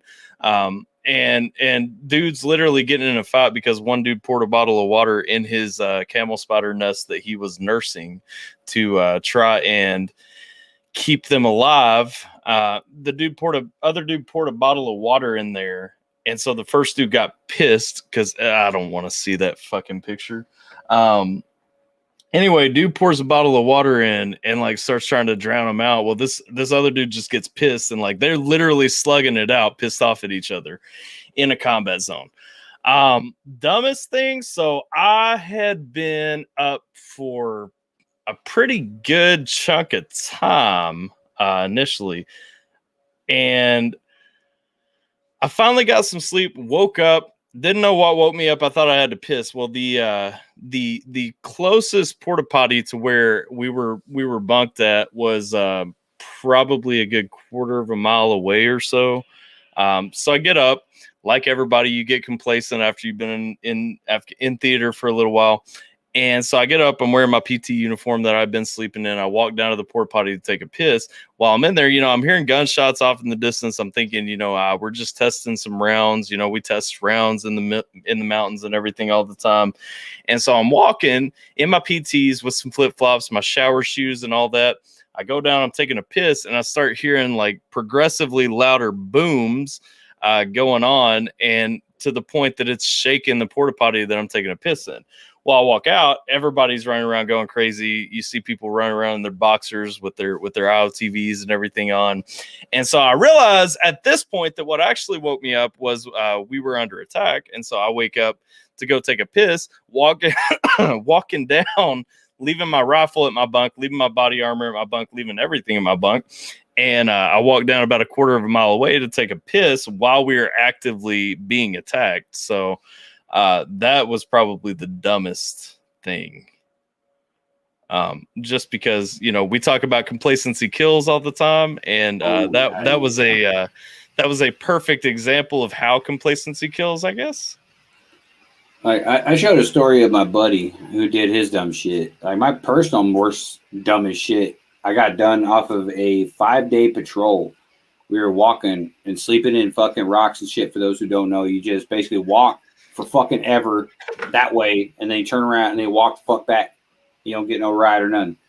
I got back after 5 days of that shit, and I was tired as fuck. And I took apart my weapon. First thing you're supposed to do is weapons maintenance. So I took apart my weapon, my M4, cleaned it, did all that shit. And they're like, hey, first sergeant, what's C? I'm like, all right, shit. So I put it all back together real quick. I'm like, I didn't do a functions check. But I already put the mag in the weapon. And I fucked the functions check up, though, because I was like, nope, safety works. So I clicked it by 3-round burst. I skipped the fucking one pump. 3-round burst right into the fucking ceiling. And I was like, who the fuck is shooting? I was like, oh, it's me. I threw my gun, and I was like, oh, shit. First time he's like, I threw that mother. I was like, fuck. He's like, who shot that? He's like, he did it. I'm like, fuck. He handed me a motherfucking pole. I had a pole for a week. That was my weapon, a fucking pole in Afghanistan. I was like, God damn it. I burnt shit for a long ass fucking time. And he wanted to see me because he was about to promote me to fucking team leader. I was like, so you still want to promote me first? He's like, fuck no. I ain't know that shit. Hell no. That was probably my dumbest fucking move. And then I got the bad luck of getting deployed to Zurich, the second deployment too. So all the new booty, all the fresh fish in there, all my privates are like, hey, check it out. There's your squad leader's bullet holes in the ceiling. Good grouping though. Good grouping. 3-round group, pretty good. I'm like, you motherfuckers. They circled, they put my name in that motherfucker. I was like, you son of a bitch. Hey, so I'll tell you one of the dumbest things that I fucking saw and heard while I was in Afghanistan. I'll say this is not like dumb. It wouldn't have hurt anybody, but it was one of the stupidest fucking things I've seen in my life to this point. Tim, so I think when you got out, you were an E8, right? Correct. Yeah. So I went to my promotion board in Afghanistan, and so of course the promotion board. Yeah, no, I didn't have to wear my dress uniform, all that. I went to my E5 promotion board in Afghanistan. And so I'm going up for it and everything. You go through all the bells and whistles. All the battalion's first sergeants gave me awesome scores. The sergeant major, awesome scores and all that. But I'm looking because when I got back from Afghanistan, I became my company's orderly room NCO. And so I'm not saying that I should have looked at my individual scores and everything, but I did. And I found my fucking first sergeant who was all the time pushing me to go and everything. In his notes, he scored me down for my uniform because I was wearing old ratty ass looking uniform. And I'm like, motherfucker, we've been in Afghanistan for 11 months. Like, you expected me to have something brand new? Like, what's going on here? While you're deployed, he knocked you for that? Yes, he knocked me for old ratty ass looking uniform. He's like, and he's like, because he dropped a warrant packet. So by the time I was an orderly room NCO and all that, he was a warrant officer still in the same battalion when we got back. And I asked him about, I'm like, what is up with this? And That's he's like, bitch shit. Yeah, he's like, well, you could have kept one folded up for the promotion board. You knew you were gonna go while you were there. You should have kept one like in the back of your wall locker and stuff. Oh, okay, Let me be an officer real quick and do that. Yeah, I'm like, hold up. I'm a specialist in Afghanistan. You expected me not to use like bitch, I stopped wearing underwear after 3 months. Like, fuck it. I haven't worn underwear since Afghanistan. I'll be real. I ain't worn underwear since then. Nope. Yeah. But wow, God, they knocked you for that shit. Yeah. Like, So and that's what I'm saying. Fucking Foot Locker afterwards. That shit smelled like there was a dead goddamn body in there. I was like, exactly. Well, that's what I'm saying. Like, to this day, that is the dumbest thing I've ever seen in my life. Like, old ratty ass looking at you for a bitch. We're in Afghanistan. Like, what do you want? Man, what you talking? So what you got here, Triple T? Can you show me? That's Angel Wings. I'm gonna show you. I'm gonna show you a little slideshow of Iraq, so you can get an idea. Does he get it? Let me see. Where did I got it at? Before you do that, y'all think about this real quick, and so y'all have your answers ready. Do you think that everybody that is able, willing, like mentally able and physically able, should serve if they can serve? Do you think that is ready already? All right, let's watch this slideshow, then we'll get to that answer. All right, so that's the Angel Flight, which you know of. So this right here is those who were interested. This is a book called Behind Enemy Lines, Under Fire in the Middle East. First chapter is on me and my soldiers. It's written by Bill Doyle. Where's that? If you're sharing other stuff, all I'm seeing is Angel Flight. Oh, it's not showing you the actual show?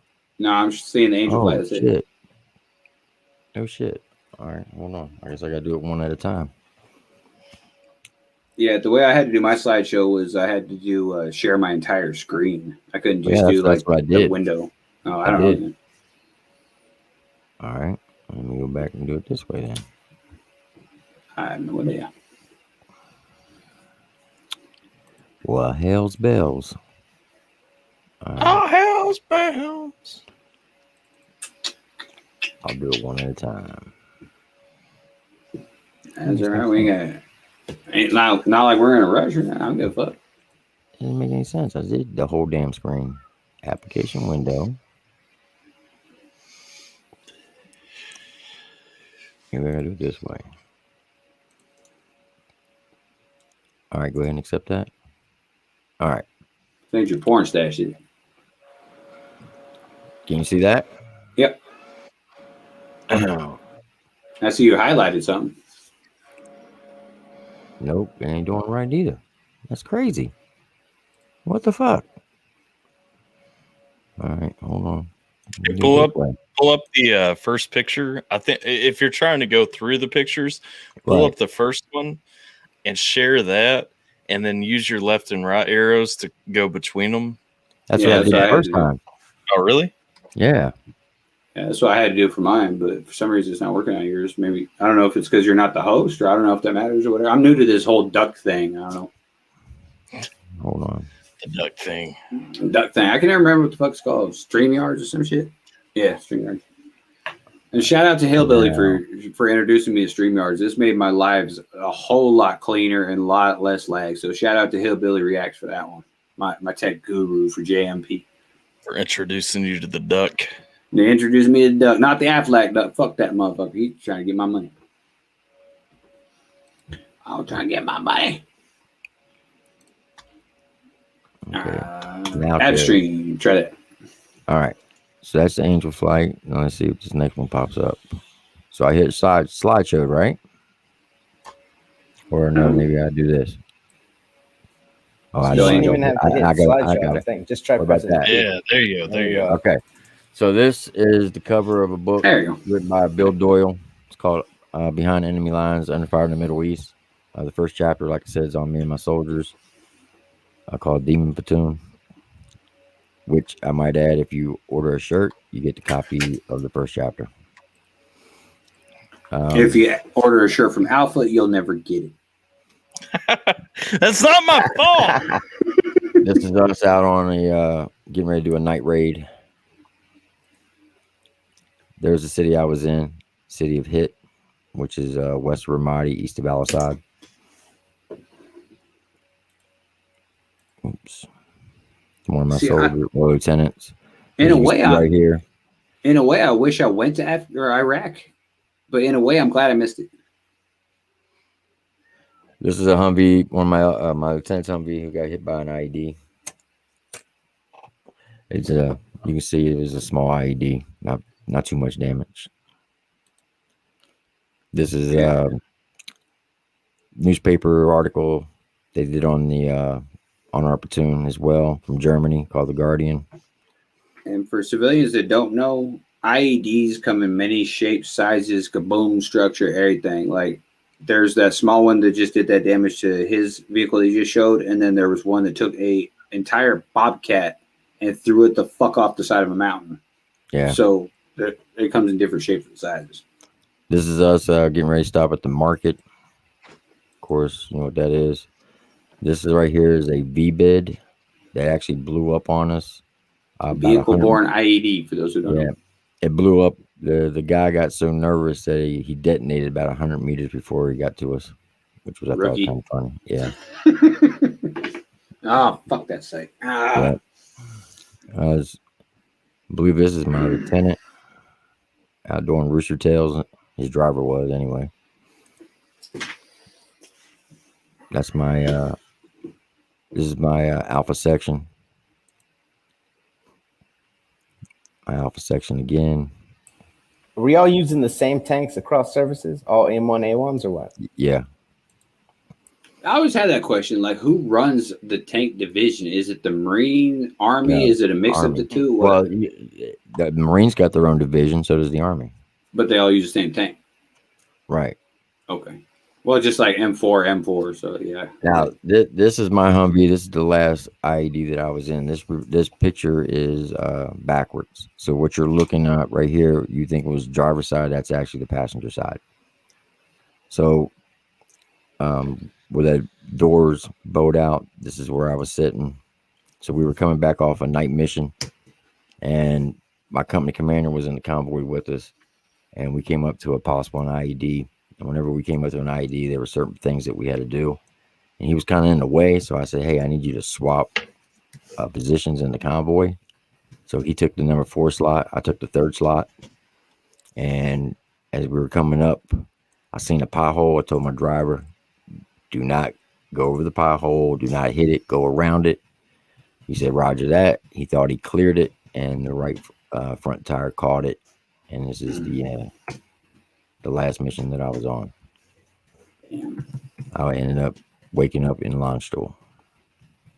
That's a trip, isn't it? Waking up in fucking Landstuhl, Germany. You're like, what in the fuck? One of the soldiers getting ready to. This was actually taken on, I think, July 7th. This photo was taken on 2006. It's a cover picture of a New York Times article that they did on me and my platoon called The Platoon's Mission, called Demon Platoon. If you Google Sergeant First Class Timothy Faust and look up Platoon Mission, this will be the picture of that news article. And then Mikey D went to Iraq. Nah, it's one of my thumbnails. And then this is me just checking out somebody's paperwork at a Snap TCP. Let me see. Yeah. Oh, and this is my son right here, who's a Marine. Now this guy off to the right, his name is Timothy Ray Faust. He died in Vietnam. The only Faust who died in Vietnam in May, April 12th, 1970. He was born in Atlanta, Georgia.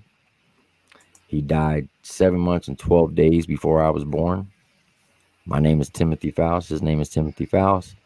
And he died 7 months and 12 days before I was born. And you can see there's some similarities between him and my son. So were you named after that guy? I don't even know who this guy is. Oh, I thought that was like one of your relatives or something that you were named after. That also said, oh shit. Okay, so just the name. Just the name and the looks of him. But yeah, you do look like that. I thought that's what I was saying. I thought that was like your grandpa or something. No, and my younger son is in the Marines. Oh damn! Unfortunately. See, that was going to be one of my other questions. That's actually question number 6. For those of us that are old enough to have children, would you sign on the dotted line when they're 17 to serve? I got two sons in the service. My oldest son's 31. He's a captain. He's a PA. And then my youngest son is 22, who's a Marine. Did you sign up for them to go early, or did they wait till they're 18 and said, I don't care what you stay at home? They waited till they were 18. My son, who's in the Marine, he actually did it to piss me off. Kids do that. Yeah. What do you think, Combustible? Your kids ever want to serve? You gonna sign for them? 100%. No doubt about it in my mind, because if they come to that point in their life where they're mature enough to say, hey, this is something I want to do, I want to serve, I'm not going to stop them. Just by you stopping them, you can redirect the whole course of their life, and they can turn out to be a little crotch goblin out running the streets. So no. Facts. See, I'm kind of torn between the two. My son talks all the time like he wants to join the Army, but I'm sitting here looking at myself. I'm like, all right, I'm 38 years old. My body feels like it's fucking 60. The VA shits on you all the goddamn time. They don't help you at all. So it's like as soon as you're done, they're done with you. So fuck you. But at the same time, I think that if you are sound mind and body, and you're able to serve, you should at least serve 3 years to earn the freedom that you live. Here's what I asked my dad. That's my next question. I asked my dad, I said, why'd you join the military? He says, so for your mom and you boys can have the freedoms that you have. I said, good. I don't have to serve. He said, well, let me ask you a question. I said, what's that? He said, you plan on getting married and having kids? I was like, yeah. So I didn't do it for them. Yeah, see, you said that the last part, and that fucking hit me. He said, so are you going to allow another man to defend your kids' freedom, or are you going to be a man and man up and do it for them? So that's why I did it. Yeah, when you said that last episode, I was like, damn, I never thought about it like that. Like, yep. Well, I'll take it a step further too. I was born and raised Southeast Kentucky, #1 county in the United States of America for poverty, like the most impoverished county in the United States of America. My parents, I mean, they worked hard to make life better than what it was for them. You know what I mean? And they made it look easy too, huh? But that's what I'm saying. Like it only gets so good in those areas. And that's, I used to teach high school, and I would tell kids all the time, I'm like, and I taught in that county, and I'm like, you know, for some of y'all, college is not the best option. I mean, really and truly putting your parents in more debt, you know, going to college, taking student loans and all that stuff that's going to keep y'all in debt for forever, putting that burden on your parents so that you can drop out after 2 semesters. I would not have made it through college if I joined right out of high school. And I know a lot of people from my hometown are in that situation. The best way, honestly, get yourself a little bit of discipline, pay for your own damn college, and make yourself your own life and serve your country in the process is to join the military out of high school. And I mean, 100% of my kids came to me when they were 17, because I came to my parents when I was 17, and dad didn't want to sign. And mom didn't want to sign. And, you know, I told him, I'm like, you can let me wait until I'm 18. I'm going to do it anyway. I said, or you can let me get a jump start, sign a few months early, head on to basic training, all that. But I would have a hard time. I would have a hard time telling my kids no in that situation. You know what I mean? Because I've seen it. And honestly, like in Southeast Kentucky, looking at my surroundings, I'm not saying it's universal, but I'm saying looking at my surroundings, where I'm from and all that stuff. I'm 30 years old. I own my own house. I own my stuff now. You know what I'm saying? And that is because when I was 17, I had the foresight to say, if I'm going to grow up out of this shithole, I'm going to have to do it on my own. Well, 2 things with your statement right there. One, I'm going to say it, and I said it. If y'all don't like it, eat a dick. I don't give a fuck. Y'all know me. I say what I think. If you don't like your fucking environment, you are not a goddamn product of your environment. My best soldier was a dude named Jones. He's from Detroit, Michigan. His entire family was involved with fucking gangs, drugs, all that bullshit. He said, fuck that. I don't want it with my life. I joined the Army. I met this dude. He was the most squared away motherfucker I've ever met. He got the fuck out. You can get the fuck out. Get out of your situation. Don't cop up to that I'm a product of my environment bullshit. Change your fucking environment then. That's number 1. 2 is I'm on board with you, yes and no. Because like me personally, I've gone through college. Since I've been in the Army, I started taking college courses because I was dumb as shit. And I didn't realize till like my 3rd, 4th year in that I could go to college while I'm serving for free and it don't affect my MGIB. I didn't realize that shit. I didn't have a squad leader for shit. Well, I'm sorry. I had a great squad leader, bad team leader. And I started taking college classes since like my 4th year in. And I was taking college classes all the way up until like last year. You know how much I fucking learned? Nothing. Not a goddamn thing. But you know how much I learned in the fucking Army? Oh my God. Yeah. Unreal. So yeah, like you're saying, college ain't for everybody. I had a scholarship to play baseball for free, go to college. I turned it down, joined the Army. Pissed my dad off because my brother was a Marine and he already lost like half a lung at that point. And my dad's like, I'm not losing 2 kids over there. I'm like, you didn't lose my brother. You're still alive, motherfucker. Shit. You're still kicking. And matter I'm of fact, still going to college, and I'm on it just for the money. Not gonna lie to you, straight up. Even when that degree comes, I don't give a damn. I might do a live stream where I burn it on screen. Well, my problem with it is, look, I've got 14 years of military logistics experience combined with my contractor and military. But when I go back home, I can't apply. Like when I was in Afghanistan, I went from being a shitty clerk to being operations manager with 225 employees under me. I can't go home and apply for anything equivalent because everybody wants that piece of paper saying you sat your ass in a classroom and wasted your time listening to someone talk instead of the knowing and seeing on your resume that, hey, this dude's got more years of experience than we're asking him to have of university. Nobody cares. Me personally, so that degree might get burned. Well, a company owner, like if I see somebody like you who's been doing this shit for X amount of years, I'm gonna hire you over some kid who's fresh out of college. Yeah, he's got the masterful Harvard fucking degree. What the fuck ever. He studied them books. Great. How many years you actually been doing it? None. Because I've been in college. How much you in debt right now? All the degree tells me is that you're good at listening. Exactly. Fuck a degree. I'd rather have somebody with experience. That's what I'm saying. Fuck college. 100%. Problem is a lot of people we're in this environment in America right now where these investment firms are buying out small businesses and stuff, and they're looking at just what's on paper. They don't give a shit about who is actually going out and doing what. They're looking at who's got the thing that makes our company look the best, and that's what fucks people. Yeah, there's a Harvard degree. Okay, I'm gonna take this guy right here. He's been doing it for 30 years, but this guy's got Harvard degree. He just got out of college. I take Harvard because it looks better on our board. Yep. T, where are you standing on all this? Because I feel bad because like you're the oldest dude I know that is a vet that's on the show, but I don't want to date you and say was the MGIB around when you were around, nothing like that. Like, how did you approach $1,200? He's been around since they were calling mechanics blacksmiths. Is that what you said? I was around when Jesus was a private. Man, you sold him the nails. What you talking about? Yep. No, I agree. When I had a break in service, so I got out for 2 years, and I applied for the local police department.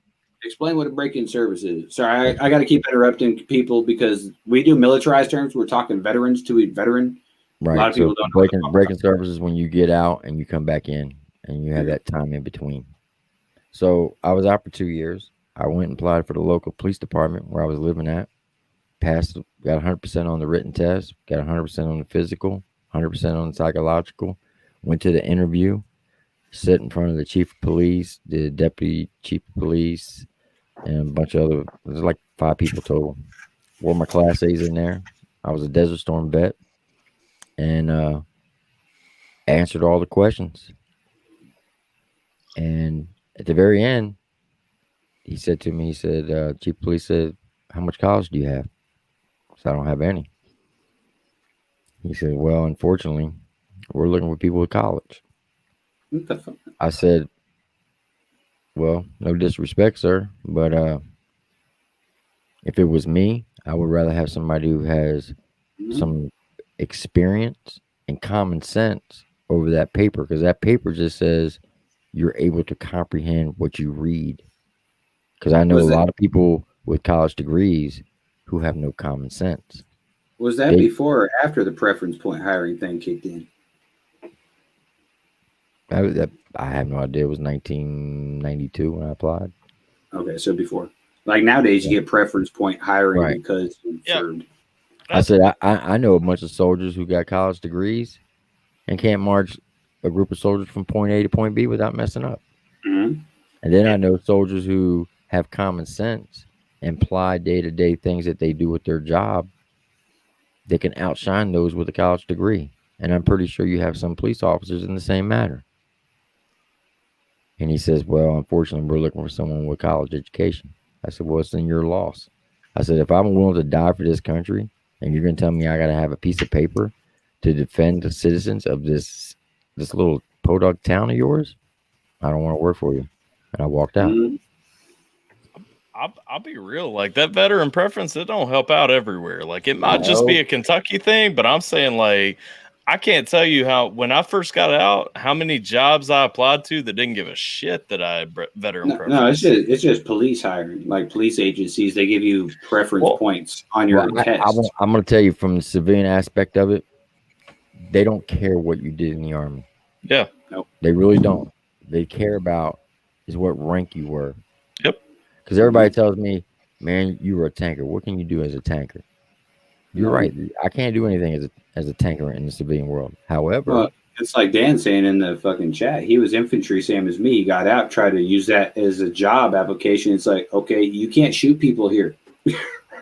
Right. Yeah. So they look at what rank you were because now, depending on what rank you are, now you can be management material. Yeah, so now you have leadership abilities. Right. As an EA, as a company first sergeant, you know, I was in charge of 120 soldiers. So there's a lot of details when it comes to running a whole company versus running a platoon. I have used that to my advantage, the rank aspect, because the management skills is the only thing that has ever benefited me in the civilian sector. Mm-hmm. Because it's like which again, now I'm not turning people away. We talked about I was MI. Listen, if you join the Army, especially as MI, get you a deployment, get you a little bit of experience. Job opportunities are everywhere. Right. What is MI for the civilian peoples? For military intelligence, job opportunities are everywhere. Which is an oxymoron. Intelligent military together. We do the dumbest damn idea every fucking time, hands down. Wait, that makes sense? Listen now. I'm gonna tell you, we very meticulously decide those courses of action. Fucking okay? idea is? Listen.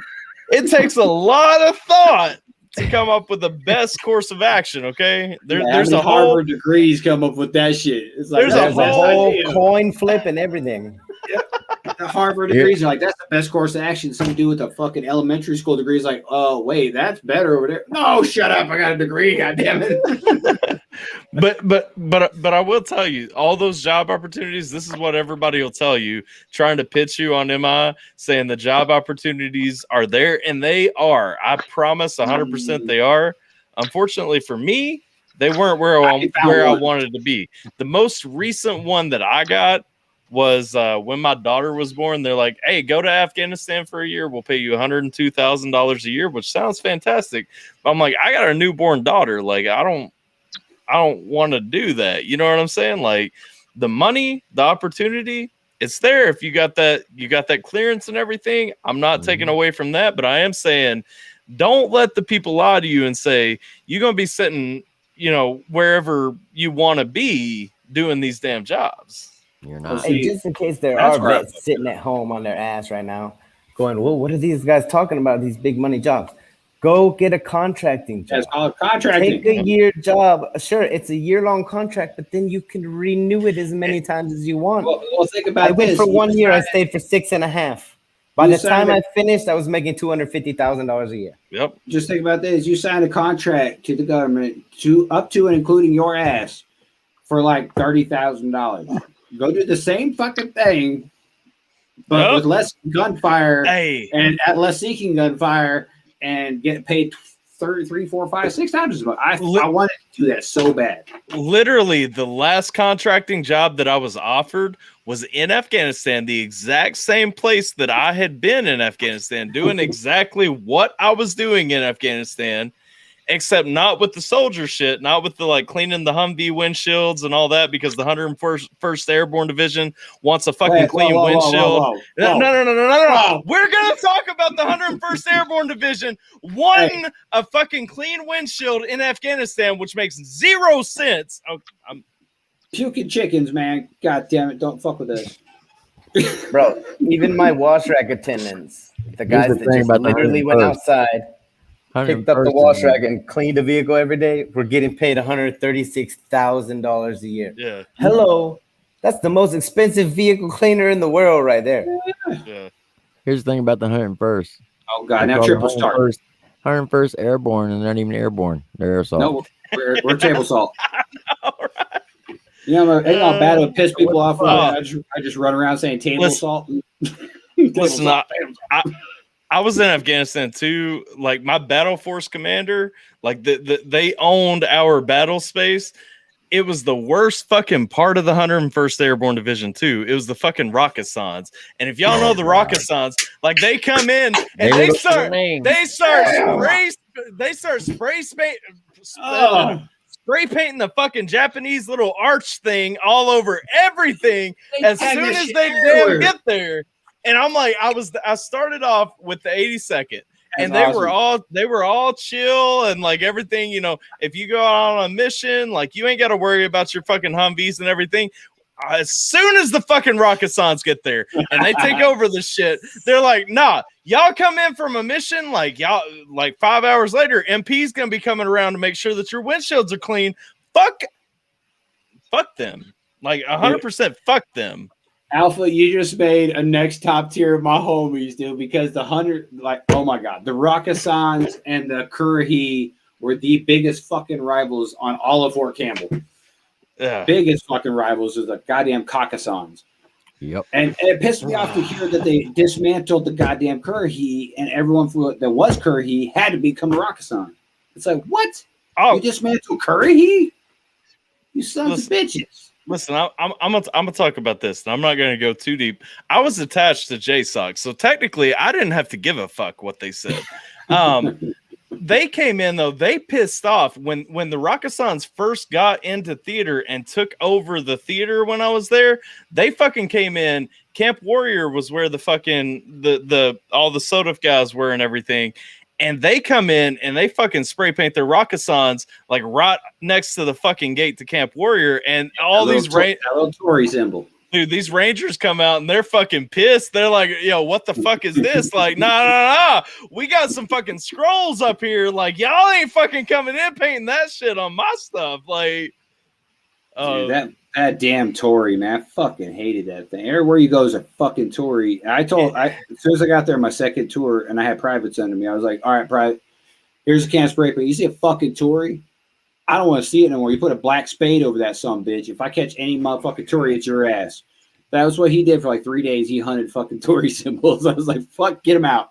Fuck the Rocketsons. Like, they're good dudes. And at the end of the day, like we said at the beginning, it's all love. It's our camp is better than your camp. Our college better than yours. But fuck the Rocketsons. That's all I'm gonna say. Fuck them. Fuck them in the ass, man. Like straight up, you come in and you're more worried about my fucking windshield on my Humvee. Like, Well, dude, we got fucked in the ass with the infantry shit because our judges for the expert infantry badge, which those who don't know, it's like literally a 4-day fucking fiasco of everything you can learn infantry.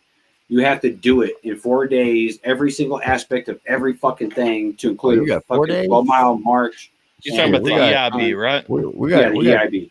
We got 24 hours to get spurs, and that's the exact same thing as the EIB. I don't know. We did ours, and like it was a 4-day span. There's no way you could do that shit in 40 or 24 hours. There was so many fucking stations, from like picking your nose to how to jerk off right to everything. The spur ride in the Army community, you take a PT test, and right after the PT test, you go straight to the daggone, get a shakedown. If you ain't got a haircut, you're getting shaved, and then right from there, you're going to get your AAR, do a safety brief.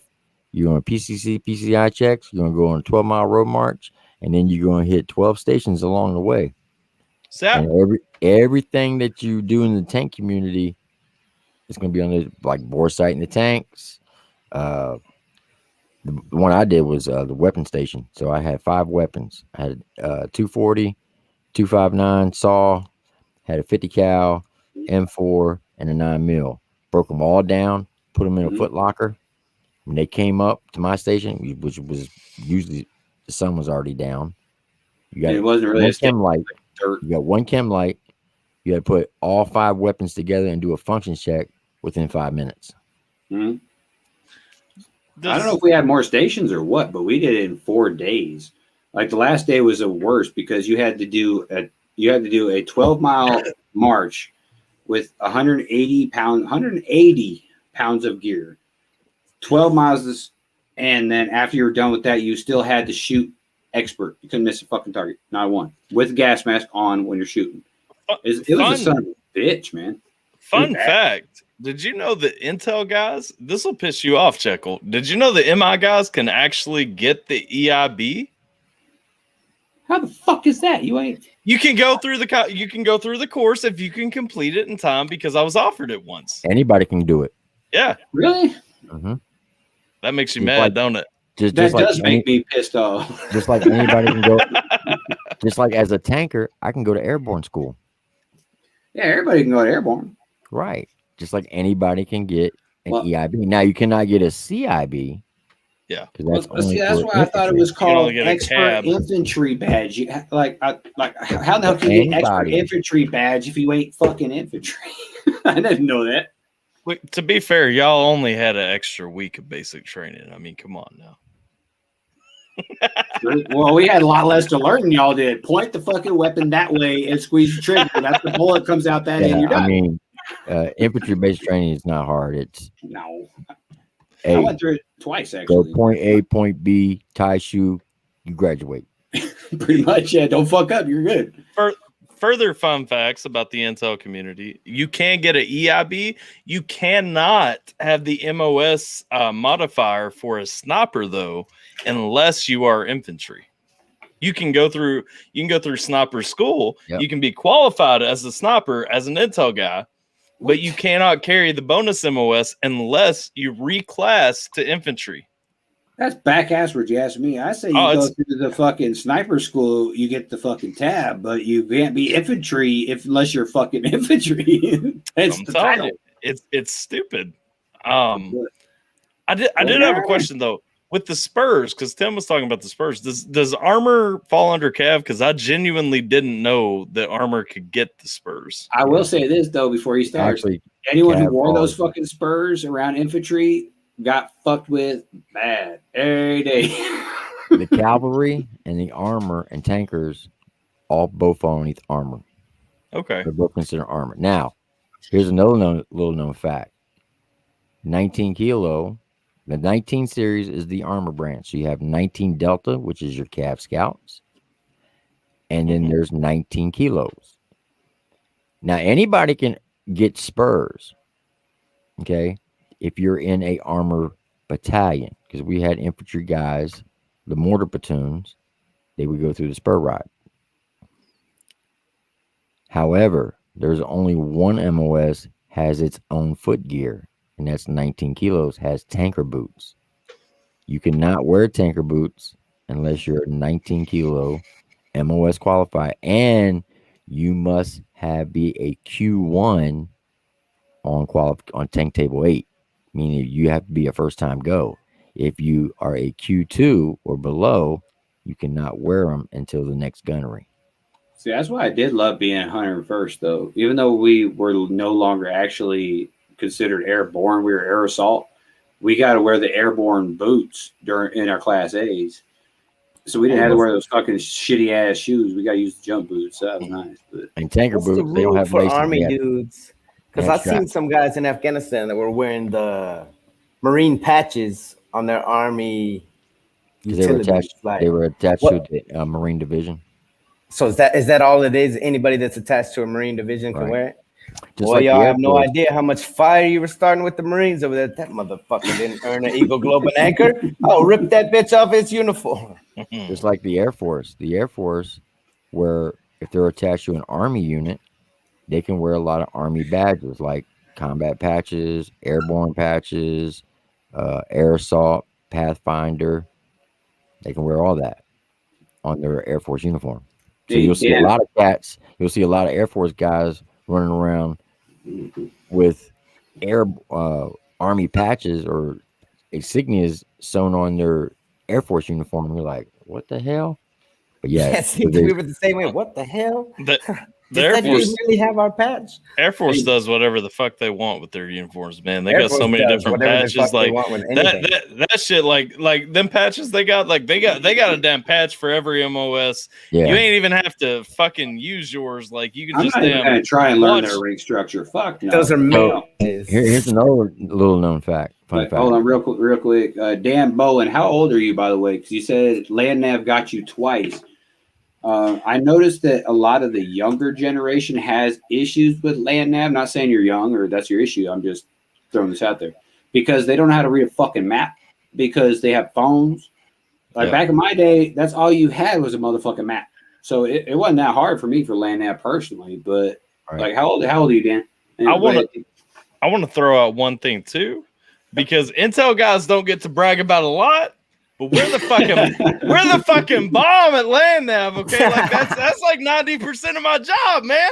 Intel guys can't talk a lot of shit because you guys usually are wrong. You're like fucking Joe Biden. You say some shit, I was automatically count on the fucking opposite happening.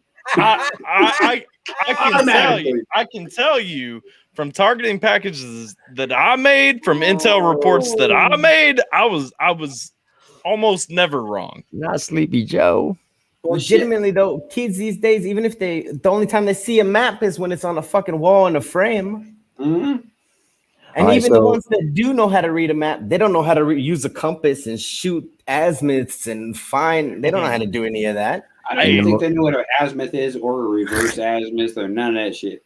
In the Marines, they call the bathroom heads, same as the Navy. Well, that's what happens in there. I mean, what? In the Army, we call it latrines. In the Air Force, they call it the powder room. Is that real? No. I wouldn't be surprised. I was gonna say, wait, what?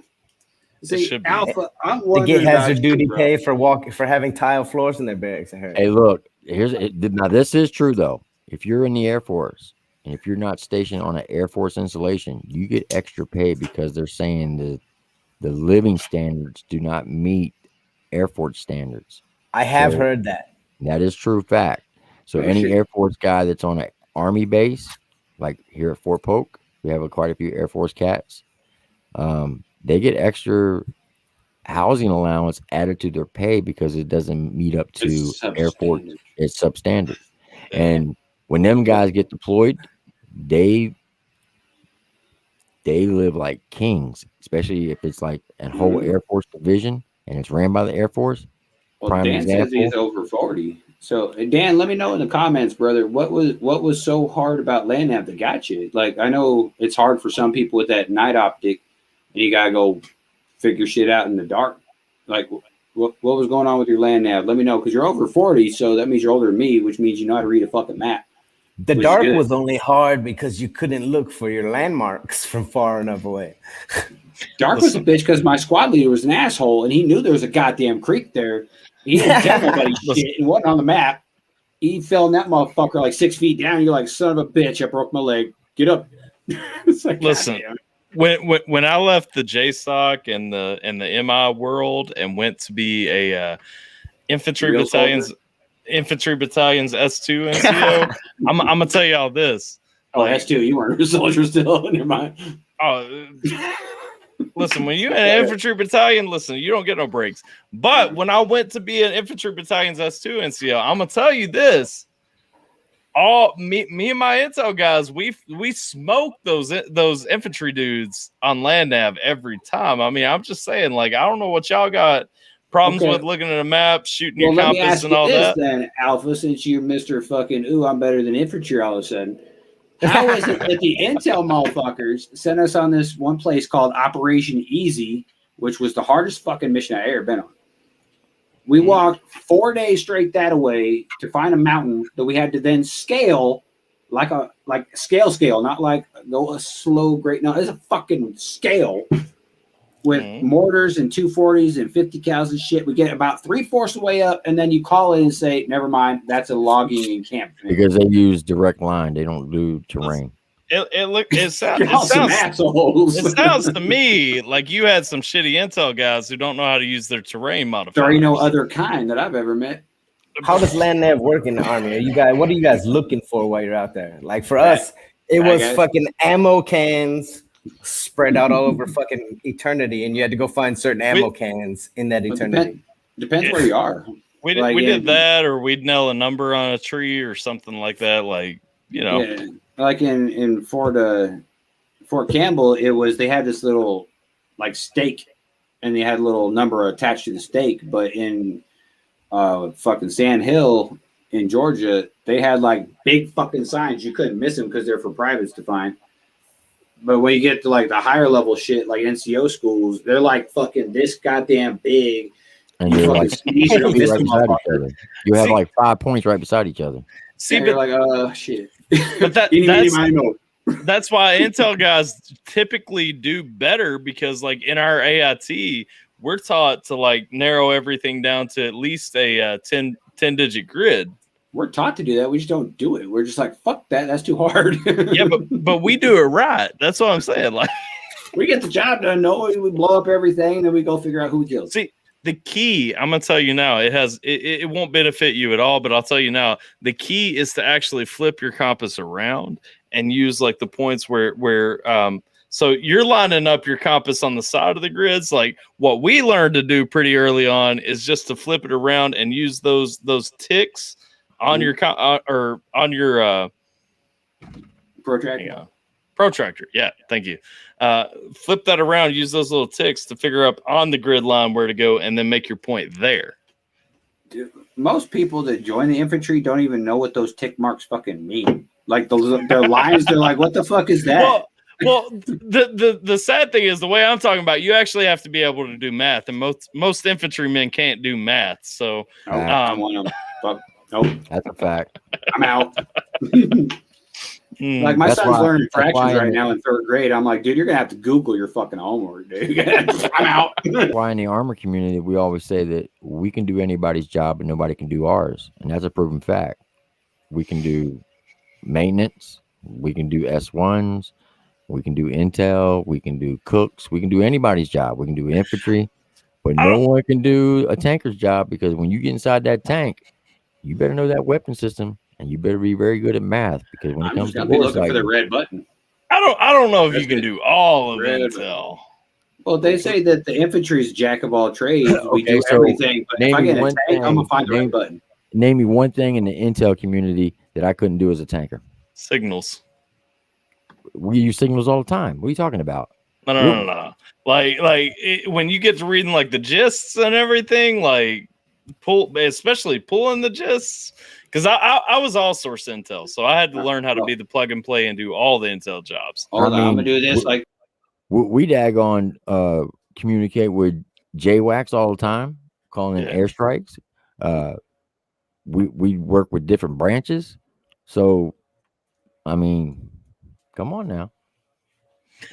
I don't know. I mean, conversation have to go to a different place to really like sort through the deep details, but okay.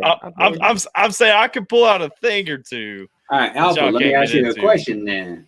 Since you say you can do T's job, I didn't say that. How do you start the fucking tank? I never said that. He's just saying that I couldn't do his job. Okay, then T on the opposite side.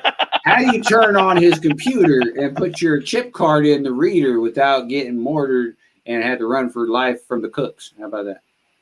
Oh, that's easy. Put my cat card in. Select other user and put in my cat card. Type in my little code. Okay, Triple T wins this one, Alpha. Sorry, man, you're fucked on that, bro. That's a gross simplification of what we're doing. Like, all right, so here's a little this is a little known fact. So we're in the city of Hit, and the south side of Hit is more towards Route Bronze, and that was like the worst part of the city that you wanted to be in, because that's where you're going to get jacked up all the time. So we had this infantry platoon that got bogged down at a T intersection like this, right?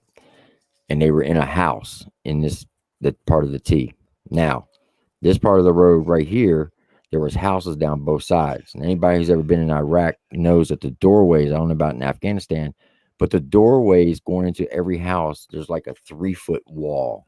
So you can walk up and stand in that like little foyer, and then one can see you if they're looking down the street.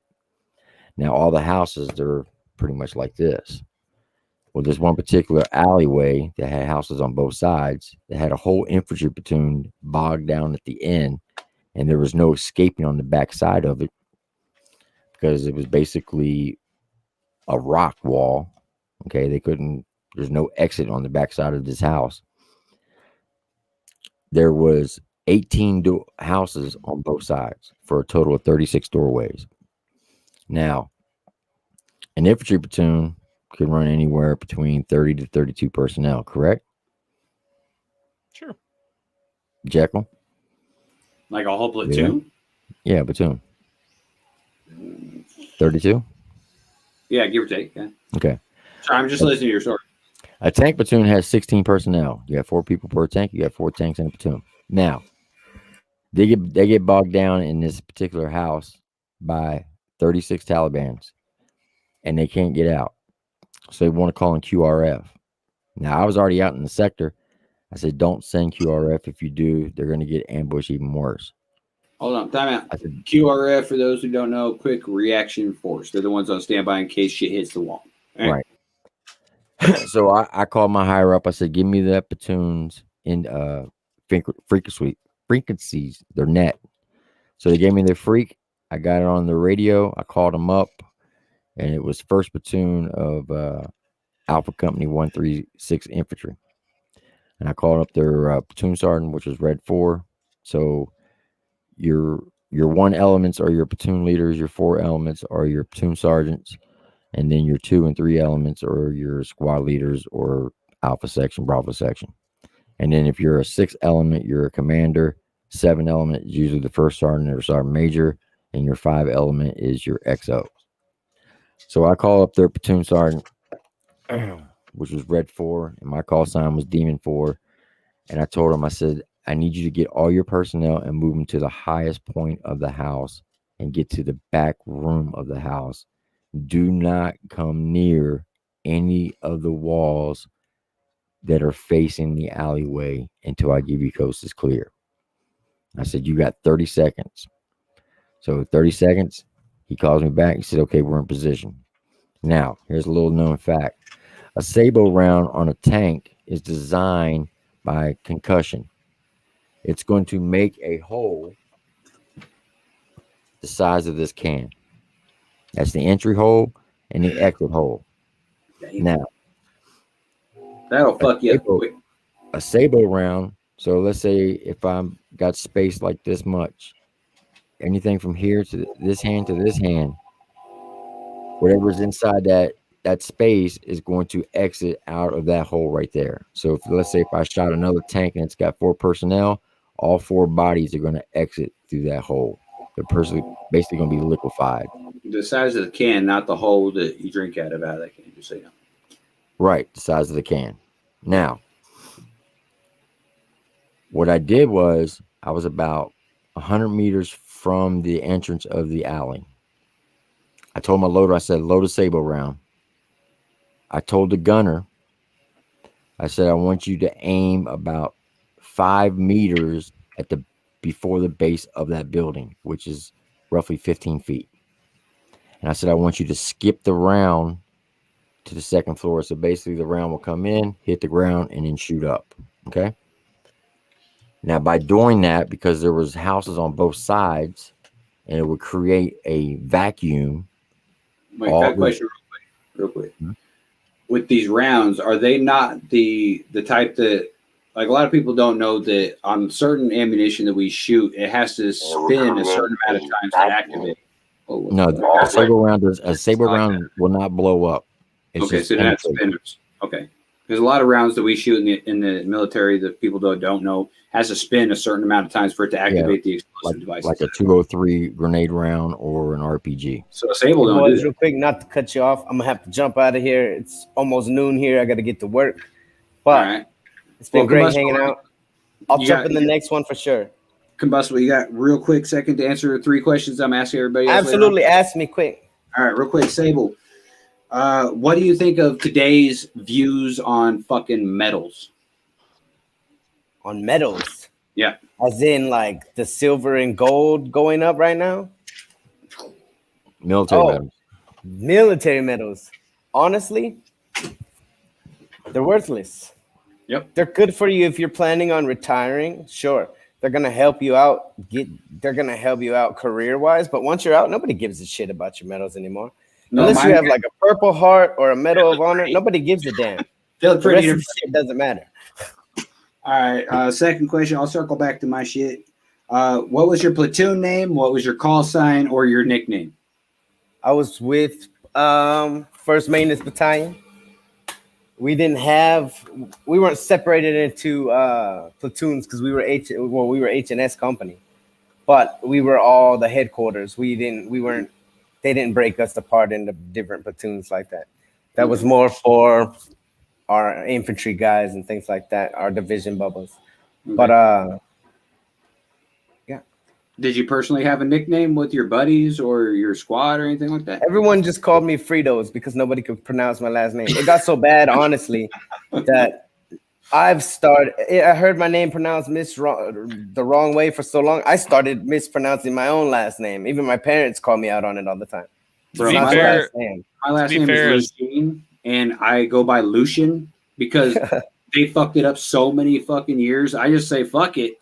I'm Lucian, and now my family looks at me like, you're Lucien. I'm like, no, I'm not. I'm Lucian. Fuck it. Were you about to say my last name is Hard Alpha?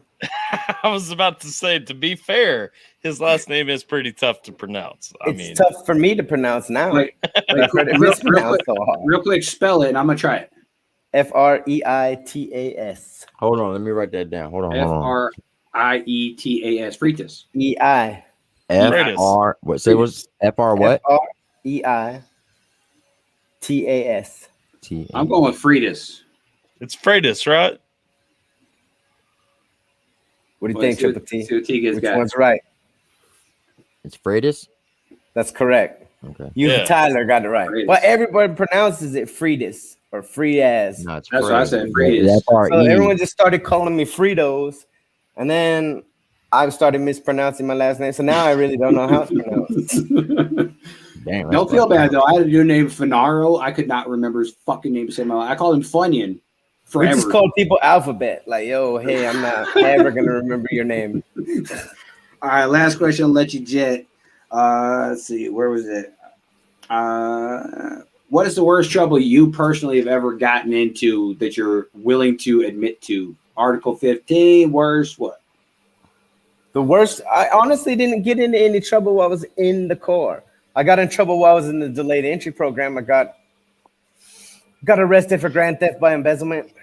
It sounds a lot worse than it really is. Dude, how did they still let you serve after that? God damn. Because I got arrested, and then my assistant district attorney of our city was a colonel in the Marine Corps Reserve.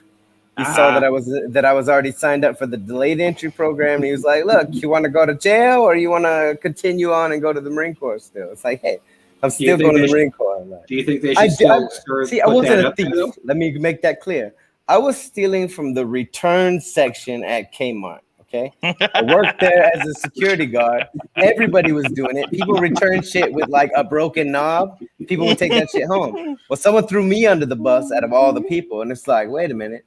All of you are doing this. And literally the shit that we were taking, we would take it out later on that night and smash it with a sledgehammer and throw it in the dumpster. So what was the fucking difference? But I got caught up for it. I can see and since I was working there as a security guard, it was grand theft by embezzlement.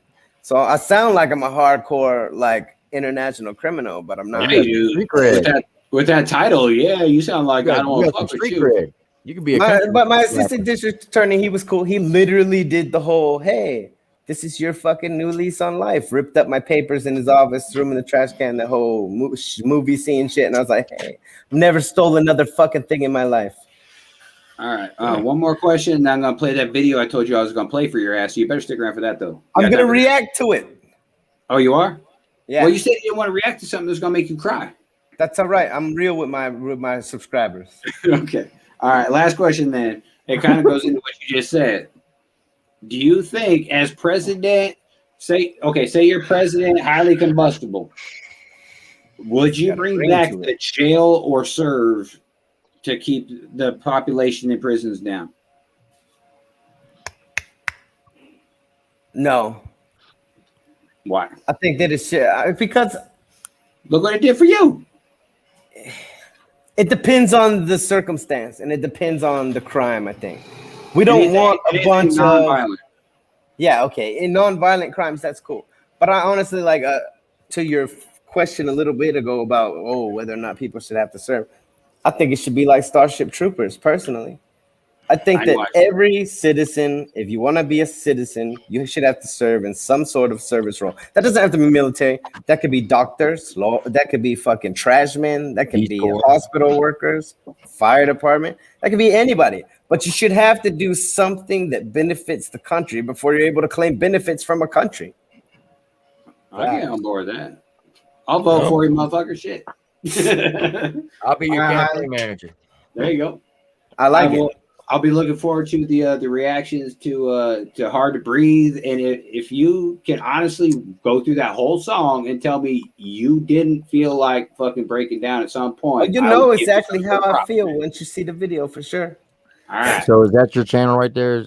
Is that the name of your channel, Highly Combustible? Yep, Jess, that's it. Jess, if you can, throw the link to Highly Combustible in the chat so everyone can go and sub to him real quick. I think I am on both my channels, my reaction channel and my music one, but if I'm not, I'll double check.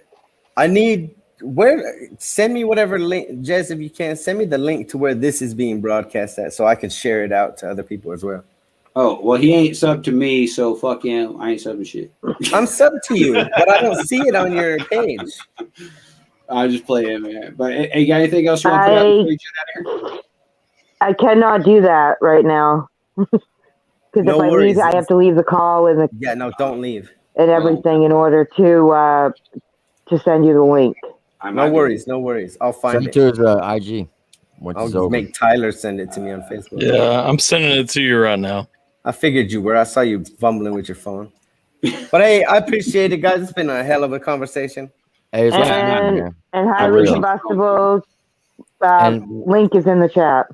One last thing. Thank you very much. Let me just say this. Thank you for your service. It is great Americans like you to keep this country free, and for that, I am truly grateful and thankful.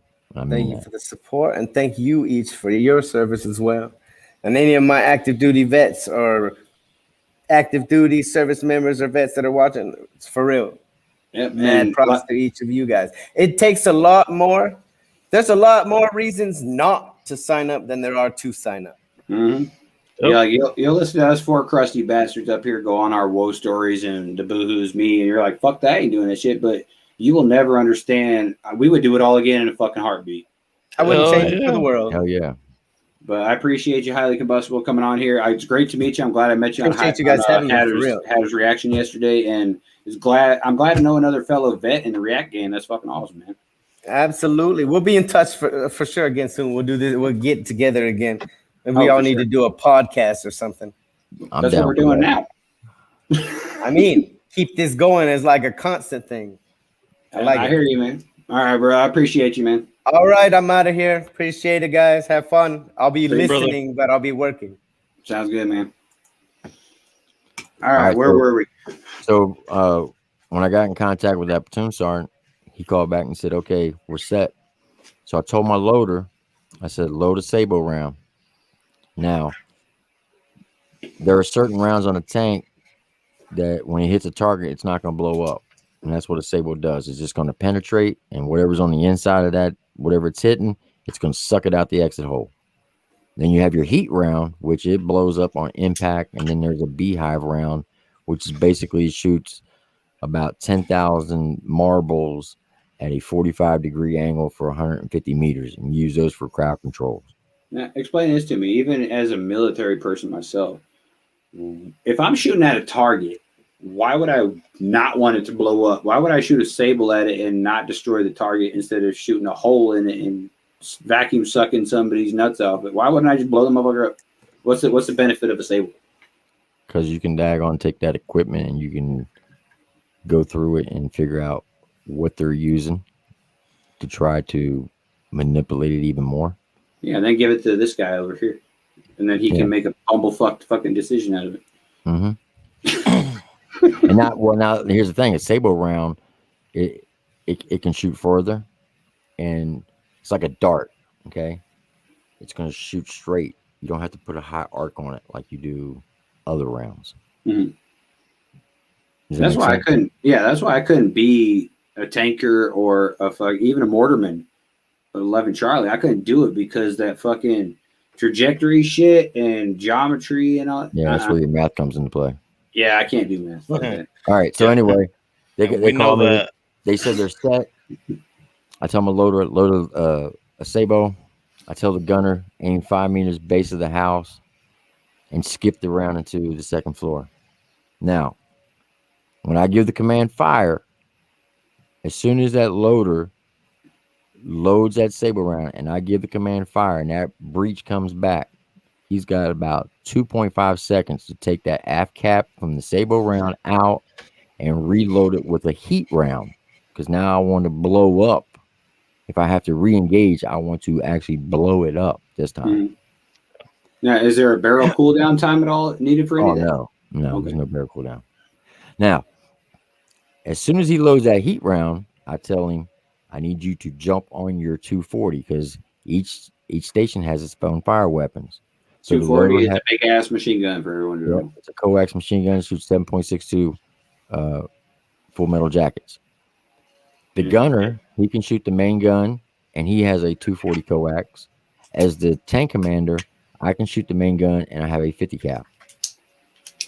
Now, I then changed up the plan and said, okay, I'm going to shoot the sabo. When that sabo comes out, gunner, I want you to switch the selector lever from main gun to coax, and you're going to hit everything that's sucked out into that alleyway. Loader, you're going to jump on that 240, and you're going to start rocking your 240, and I'm going to jump on the 50 cal, and we're going to hit him with 3 different types of weapons at the same time. Wait, so you're shooting the trash that came out the hall? All 36 individuals. So each doorway had a person inside of it. Okay, so you had the alleyway, right? Yeah. Okay. Each house had a doorway. That doorway had a 3-foot wall that you could stand in. Yeah. Some of those doorways had up to 2 or 3 people in it. Oh, at a minimum, there were going to be 36 people. I thought you were saying you shot at a vehicle and shit blew out this hole and you shot the trash. I'm like, why? No. Okay, I get what you're saying. Okay. So I fired the sabo. I skipped it to the second floor. When that happened, about 50 people were sucked out into the alleyway, out of those doorways from the compression of the sabo round, because it's moving at a Mach 3. Yeah. It's moving 687 feet per second. That's how fast it goes. Okay. As soon as they came out, about 50 people were sucked out in the open, and we hit them with two sets of 240 and a 50 cal. Damn. Done over in less than 3 seconds. Over 50 people were done, and we rescued the infantry platoon. That's how you use tanks in the city. Now, see, here's my question, and Dan kind of alluded to it in the chat. In Afghanistan, maybe it was a little bit different, because in my 2 tours in Afghanistan, all the bullshit that we were stuck in, all the fucking tiffs we were in, everything, we never once saw a fucking tank move, let alone help us with any goddamn thing. Like we would have artillery sometimes help us out, and mortars definitely help us out, but tanks never did shit. This was in the beginning of the deployment, because a tank will burn through 504 gallons of diesel a day. Yep. So, yeah. So you got 4 tanks in a platoon. You got 3 platoons plus your headquarters platoon. You're running 14 tanks in a company. Mm-hmm. Times that by 504 gallons of diesel. and that's how much log pack you need for one day. Oh, After wow. 1 month of doing that, the infantry says, "Hey, you're burning through too much of our budget. We're going to issue you Humvees," and that's when we started rocking Humvees. And Humvees couldn't even get half the place we needed to go, so we said, "Fuck it, we're walking." As somebody who spent a year in Afghanistan with a Marine Corps lieutenant who was pissed off about tanks not being used in Afghanistan, I can tell you that the main reason for that is that tanks are just not fucking used in Afghanistan. And it comes back to what Tim said. I mean, it's because the cost is much higher. You got to think about the terrain. So the terrain difference in Afghanistan and Iraq is huge. Afghanistan is all mountains. Like you can't go. Yeah, you can't go very far without hitting some mountains. And tanks cost more than Humvees and MRAPs. Yeah, Just like Mike got a question for you. On the side of the tank, you got skirts. Okay. And those skirts. What's a skirt for lay persons? All right, so the skirt is the armor that protects the track and the wheels of the track. Okay, basically it protects your tires. So it's got 7 skirts. The first 6 skirts, if they get busted open in any way, shape, or form, they're highly classified. They will literally take that tank, tarp it up. The FBI will come in, remove that tank, remove the crew, and you will have to go through a 3-week debriefing on what you've seen and what you've not seen, because the inside of those skirts is classified. What the fuck? So in other words, that shit shouldn't have happened, and it did. They want to know why. Right. And they want to make sure that you don't reveal what's on the inside of it. Hey, Mike Duggan asked you a question, Tim. He said, could you explain the way Bradley and M1 work together? Okay, so a Bradley fighting vehicle is basically a baby tank. They shoot 25 mics, okay? And the cav use it, and so do the infantry. And you can use them the same concept as you do with tanks. You're just maneuvering with them. Instead of using wheeled vehicles, you're using tracked vehicles. But it's got a much smaller weapon system on it. Now, they do have a tow system, but the tow system, you pretty much can't go over 2 miles an hour.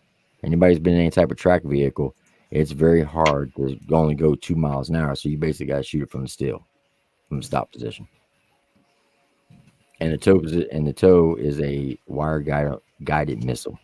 And half the time the wire breaks anyway. And once that wire breaks, you no longer have control over it. And wire's how you steer them motherfuckers, right? Steer the round, yes. Yeah, good question. Like I didn't know that there was a big thing with the M1s. It carries 6 dismounted personnel in the back. It has a back ramp, and then inside the turret you only have 3 positions. You have the gunner, the Bradley commander, and the driver. There is no loader. Oh, shit. All right, question for both Alpha and Tim. I'm gonna go Tim then Alpha. In your hierarchy of your MOS, like I know as far as infantry, it might be the same for y'all. I don't know, but the structure was basically you had the basic private, you had the team leader, you had the squad leader, you had the platoon sergeant, you had the PL, who is usually dumb as fuck and didn't know shit, and PL is a platoon leader. He's the officer of the group. And is that basically the squad structure for y'all too, or it was a little bit different for y'all? Well, in tanks, you have, like I said, you have 16 personnel. You have Alpha section, Bravo section. Alpha section is your platoon leader and his wingman. So the vehicles numbers are always 1 through 4. So if you're in first platoon and you were on the 3 tank, your bumper number would be 13. 1 would be the platoon, and 3 would be the tank that you were on. If you were in second platoon and you were on the 3rd tank, you'd be 2-3. If you were in 3rd platoon, you're on the 3rd tank, you'd be 3-3. Okay. So Alpha section is always the 1 and 2 tank. Bravo section is always the 3 and 4 tank. The platoon leader is on the 1 tank, and the platoon sergeant is on the 4 tank. And when you roll down in a, say, a column formation, that's a straight line, Alpha section in the front, Bravo section in the rear, and the platoon leader and the platoon sergeant are always in the middle. So you'd always run 1, 2, 4, 3 is the order march of the vehicles. There is that's no basically squad. like we actually walk the same way when we march. There's no team leaders. There's no squad leaders. It's just tank commanders. Tank commanders in charge of everybody on the tank. And the order of the tank, the lowest man first, the tank commander. So the lowest position, of course, is the driver. Then the next position is the loader. The next higher position is the gunner.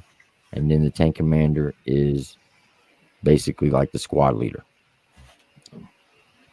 I don't know. Like looking at it from an outsider's perspective, I think the number one spot should be the driver. You don't got to do the most shit.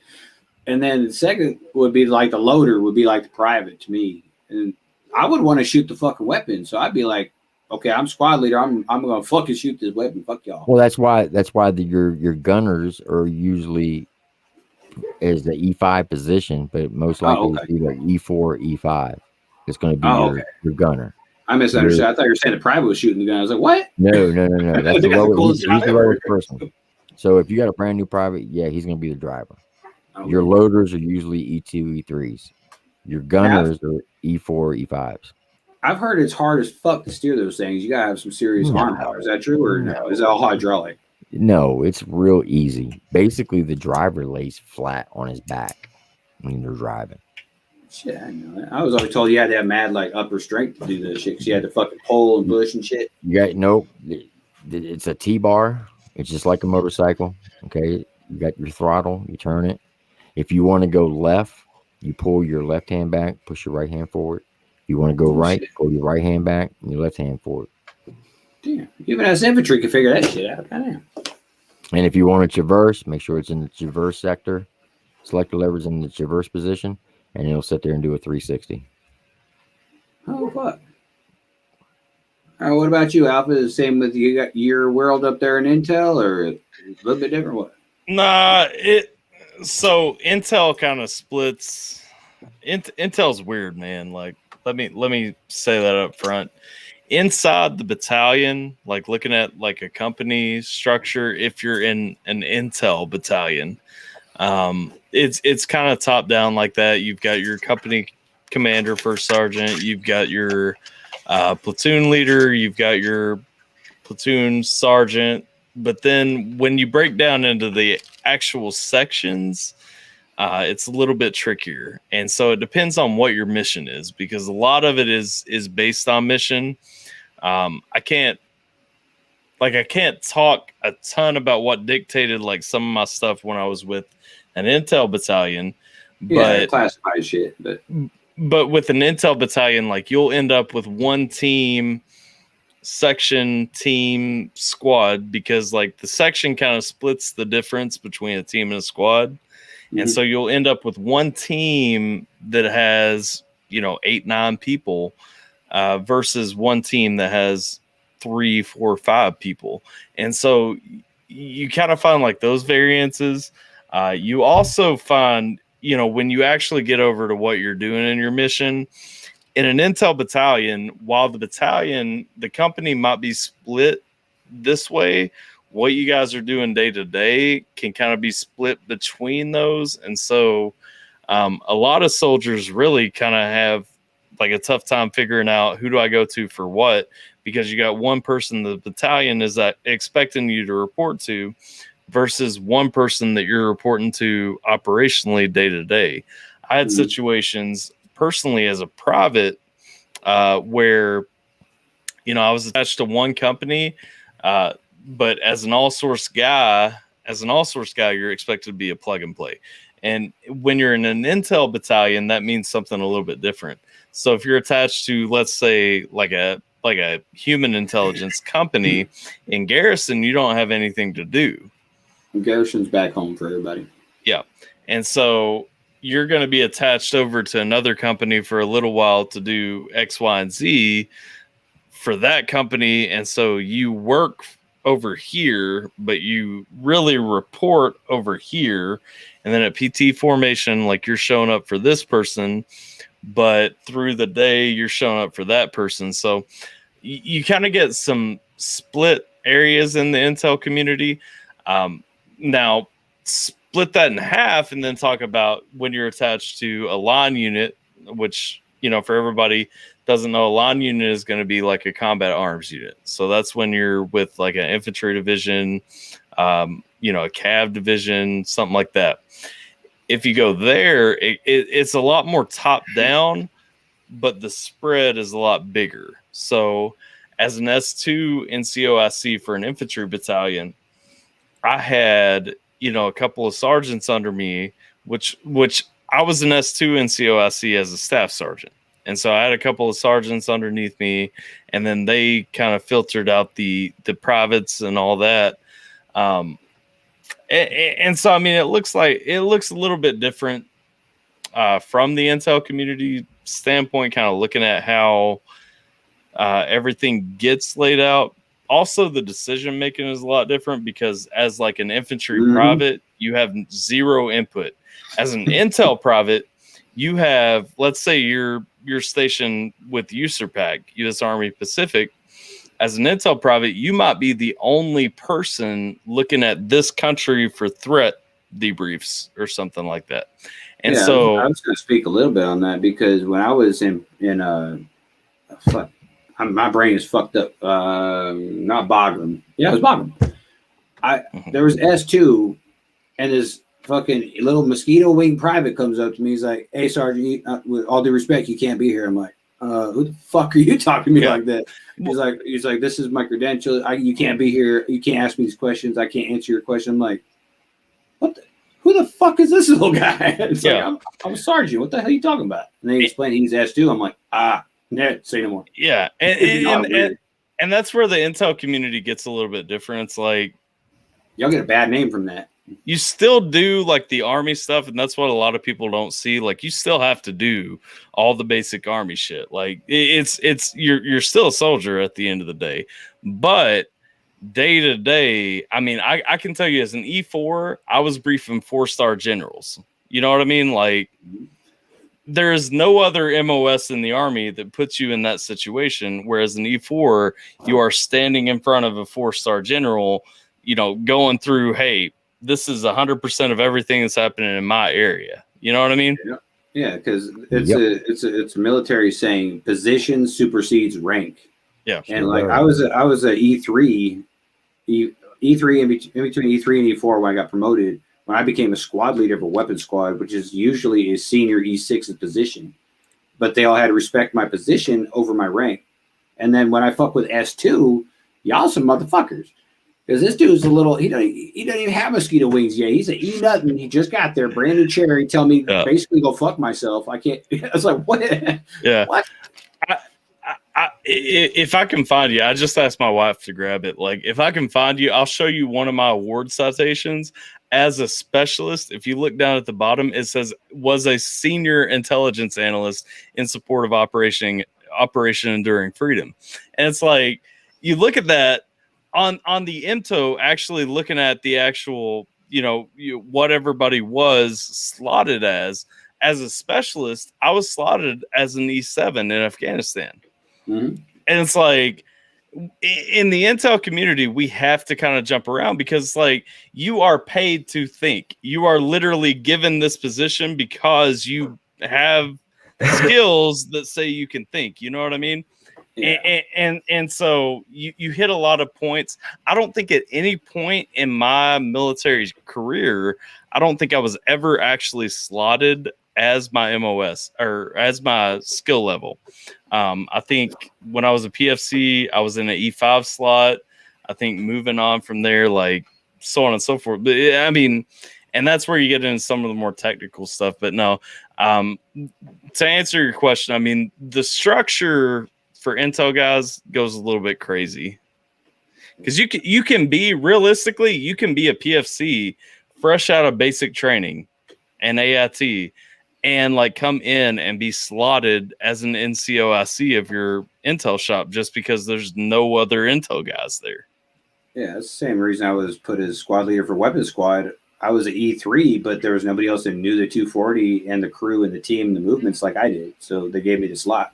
So that's when I was in Iraq and I went home on R&R, I had 2 staff sergeants.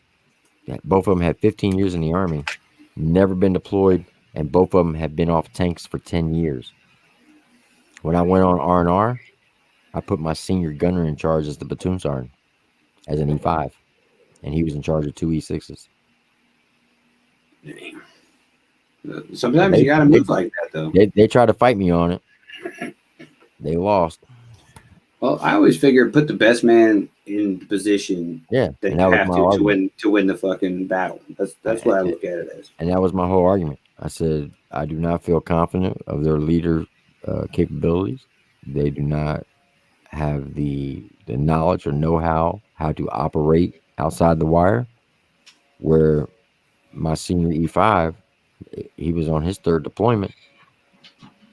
I felt more comfortable putting him in charge over the 2 E6s. Mm-hmm. I tried that once as a specialist for the record. It doesn't work out as well. Try what? Putting people in charge? Tried saying I didn't have confidence in my team leader. Let's see. We already know that Triple T was Demon 4. What were you called, Tyler? What was your call sign? Well, what was your call sign and what was your nickname? Because a lot of people think whatever your nickname is automatically your call sign, which is not usually true, at least in my experience. Yeah. So as initially as a PFC, as a specialist, as a PFC into a specialist before I went to Afghanistan, I was the only private in my company. Everyone else was either a specialist or higher. Now, right out of AIT, I got attached to a human intelligence company. We had a counterintelligence squad team, whatever. Like I said, it gets a little bit murky when you're looking at the intel units. But initially, I was the only private there, so everything got pushed on me, and so I was the RTO for everything. I can't remember what call sign we used for the RTO, but I was with the company commander all the time, so I was usually calling in things on the company commander's behalf. Usually the 6 Alpha. Yeah. Oh no, 6 Bravo. I'm sorry. Is the RTO. The 6 Alpha is the actual. That sounds right. Now my would say actual for ours. Yeah, that's what I'm saying. The RTO would be Bravo. Yeah. Now for call signs, I mean, that would have been it for the most, because I mean, even through Afghanistan, I was the guidon bearer. I was still the RTO. I was still, even though I was one of the few people that actually had a Humvee license, so I was also the company commander's driver. And so I went through that for the most part. I just realized something. You were the bitch. Oh yeah, I 100%. Listen, I joined the Army. I signed up, joined the Army the day after I turned 17. So not only was I the lowest ranked person in my company, I was the youngest person in my company. Damn. So it was like double, triple, like any hazing. Listen, motherfuckers who want to talk about hazing in the military, y'all don't know shit about hazing in the military until you're the lowest ranked person and the fucking youngest person, and not just in the company, in the fucking battalion. You know what I'm saying? Like, did they not like you to make you the RTO, which nobody wants, and the fucking guidon bearer and the motherfucking driver? You were like the chauffeur, guidon bearer. Bro, I'll tell you the worst thing that happened, because I was the fucking RTO, right?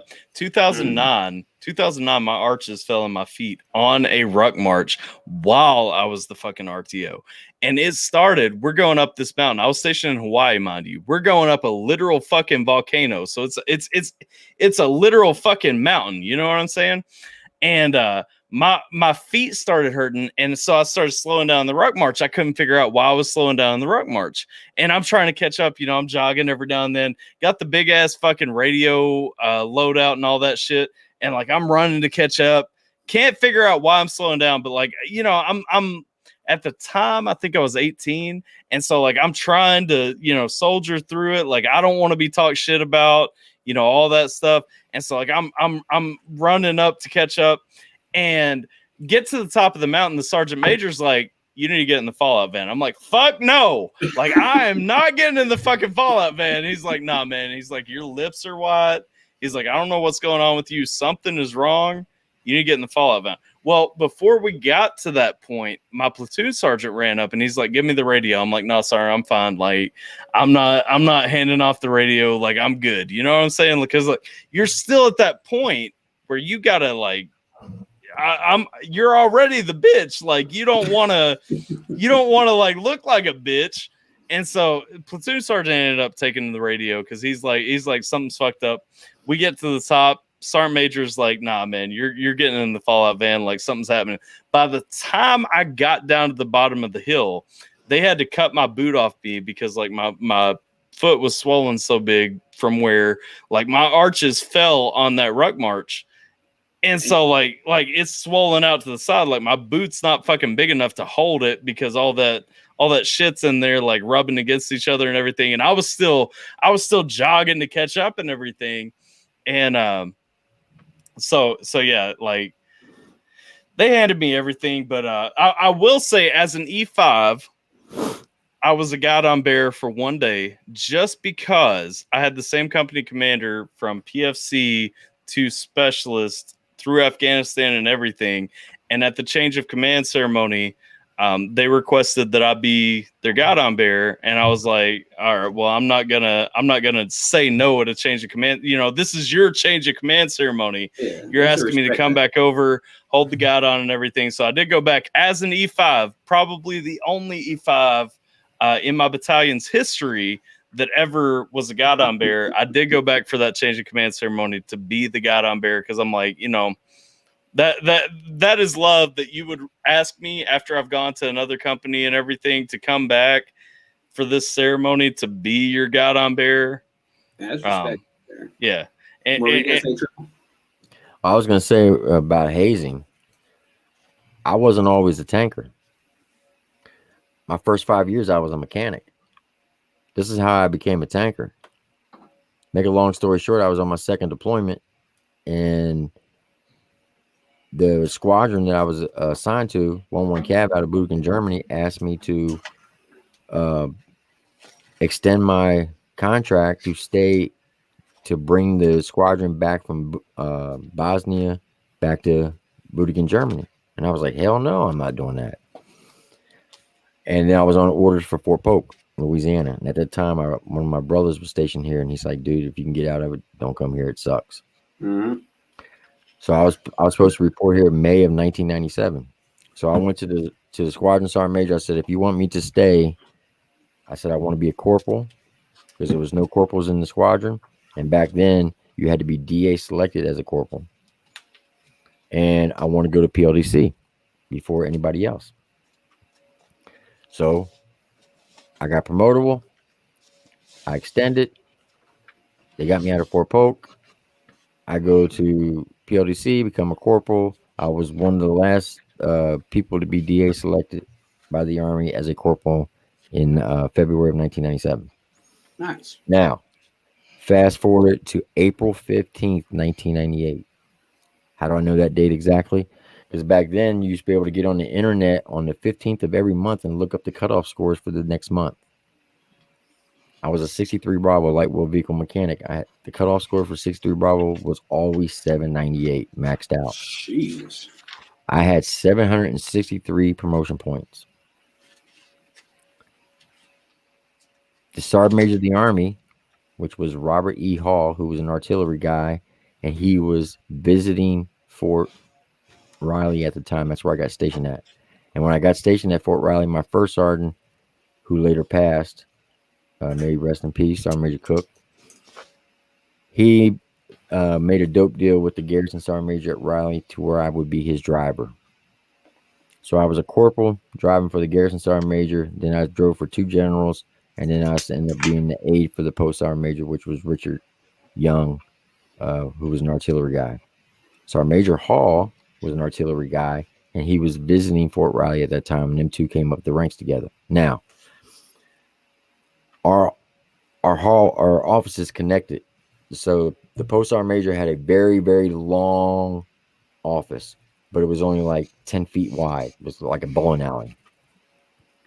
So where my desk was, there was a doorway, and it would go into his office. So his desk was lined up with my desk. So I can see him, he could see me. It was 11 o'clock in the morning. I got online to check the cutoff scores because they would always release them at 12 p.m. Eastern time. And I was in Kansas, so it was Central time.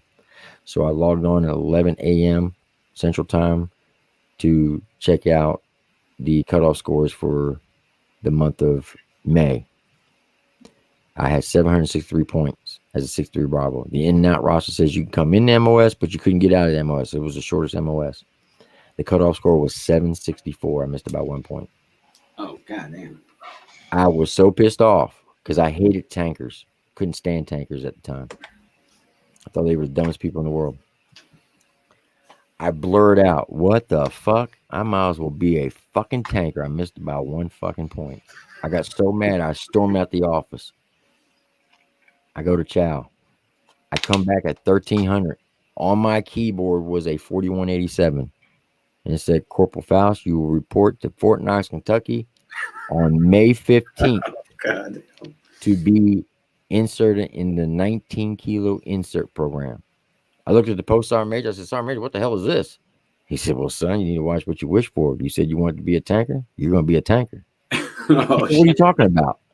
He said, the Sergeant Major of the Army called the Pentagon and had you put on orders. I said, but my in and out roster, I'm in the shortest MOS. He said, son, he's a Sergeant Major of the Army. He can do whatever he wants.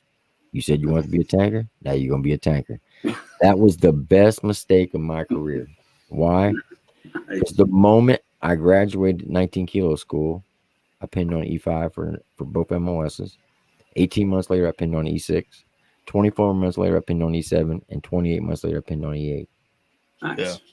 Now, when I graduated 19 kilo school, I was an E5. I didn't know shit about tanks. And I got sent up to a tank unit. 234 armor. First infantry division, Fort Riley. The Dreadnoughts. And I didn't know shit. I was the baby tanker. And I got hazed like a motherfucker.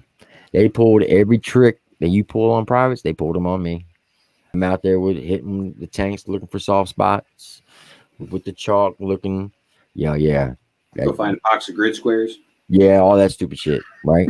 They got me. They fucked with me. Until my first gunnery. I shot top tank in the battalion. Only 3 months as a tanker. And I outshot every tanker in that battalion. Nice. After that, I was talking mad cash shit then. I'm like, motherfucker, what did you score on your gunnery? Oh yeah, you didn't even qualify the first time. Take your fucking tanker boots off. And I was saying that to E6s and shit. They were like, hey, he's right. He's top tank. He can say what the fuck he wants. That's awesome. I just fucking went fast and furious from there. Nice. But the first 3 months, oh yeah, they hazed the shit out of me. I was a terrible private from that perspective. Jekyl made me think about it. He was talking about the box of grid squares. My first, sometime in my first couple of weeks after getting to my first unit, somebody, because like I said, I was the only PFC in the fucking company. Somebody asked me for a box of grid squares. It might have been my first sergeant. Now that I'm thinking about it, I cut up a fucking map, put it in a box, and gave it to him. Like I was like, it's like that big brain shit, you know? Yeah, but think about this.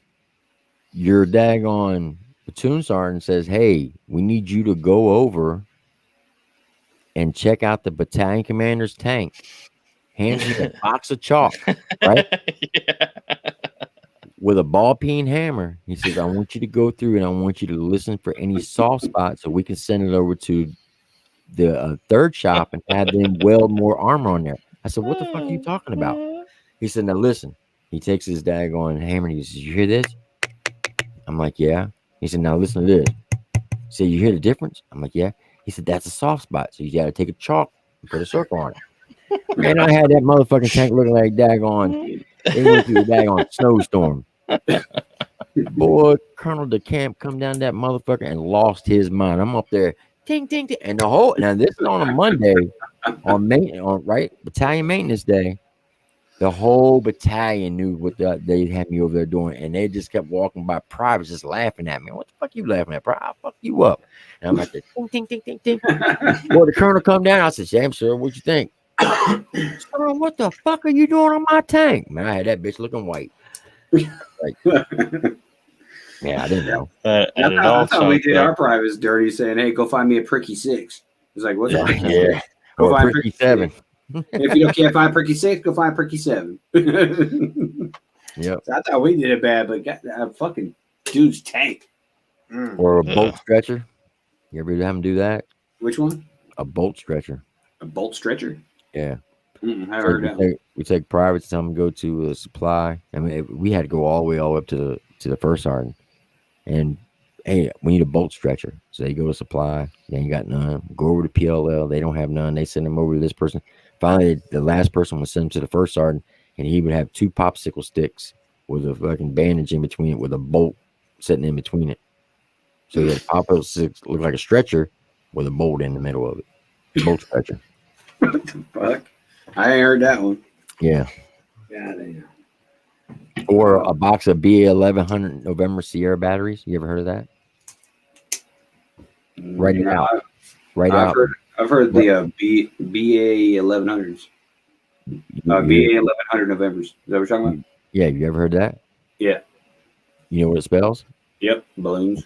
Yeah. I got fucked with that too.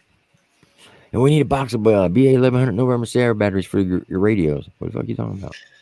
Yeah, go check that. Go check that blinker fluid. Check the blinker fluid. Oh yeah. Well, that part they couldn't get me on because I was, like I said, I was a mechanic. Yeah, see, I fell for damn near everything. I want to be that squared away fucking private. But my team leader done fucked that up for me because I was like, look, Sergeant, I got to go back to Colorado. This happened with my family. I got to go take care of it. He's like, all right, go. I was like, all right, cool. So I bounced. Next thing I know, my dad's calling me on the phone. He's like, did you know you're fucking AWOL? I'm like, what? He's like, you're AWOL right now. They called me. I'm like, no, I'm not. I told my fucking team leader. He said it's good to go. I get back. He's like, I never told him that.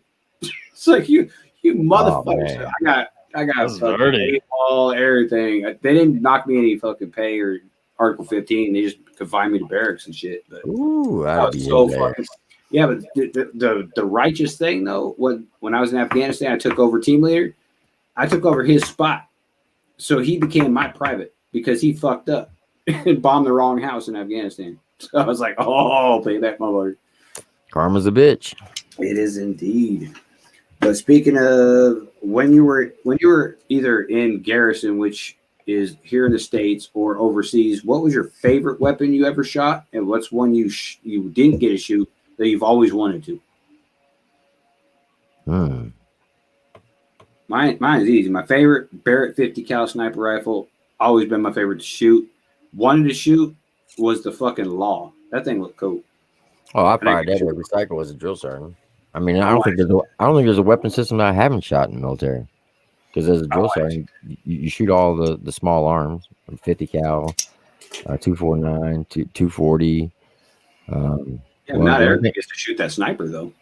Well, I shot that in Iraq in 2004. The only thing I really haven't shot would probably be the Bradley. That's the only thing I haven't shot. That'd be cool. That'd be fun. Yeah. I would love to fire a Gatling gun off an A10 once. That'd be kind of cool. Oh, that is the coolest sound ever. It's like, what the fuck was that? Hey, true story. We were in NTC. I'm sleeping on top of a turret of a tank, and they daggone did a flyby with an A10. Boy, that motherfucker is loud when it goes by. It will daggone. It'll make you jump off the top of that turret because they fly so low and they're so fast. And when they hit that Gatling, it'll wake your ass up. That Gatling's like something I had never heard before in my life. Like I was on top of a mountain as a private, and I hear this. I was like, "What the fuck was that?" It's like God just fucking roared at me or something. Jesus Christ! I would want to fire that, or maybe a Hellfire missile out of Apache. I think that'd be pretty cool. I think what about you, Alvin? System I always wanted to fire was the AT4. The only time I would have ever had the chance to shoot the AT4 was in basic training, I guess. And obviously, like the drill sergeant's like fucking with the shortest person. So how tall are you? I'm only 5'6", but I was not the shortest person in my unit. Really? You're only 5'6"? Yeah, I'm not very tall. I would think just by you being on camera and everything, I thought you were around like 5'11", 6 foot. I look taller. I was 5'7" when I joined, but I mean, I think I've talked to you before. I've got some like feet issues and some shin stuff and all that, and like I'm actually shorter. Yeah, I'm actually shorter than I was when I joined the Army. How tall are you, Jekyll? Mom, if you were watching this stream, I'm not the only fucking one losing my mind. I joined the Army at 6 foot. I got out at 5'11". I lost an inch some fucking where. It's not just me. Look, I'm 5'11" right now, but I used to be 6 foot. I don't know what the fuck happened. I've always been 5'11". Yeah, I'm 5'6" and a half. You gotta give him that half. Half. But no, the half is Disneyland ride or teacups.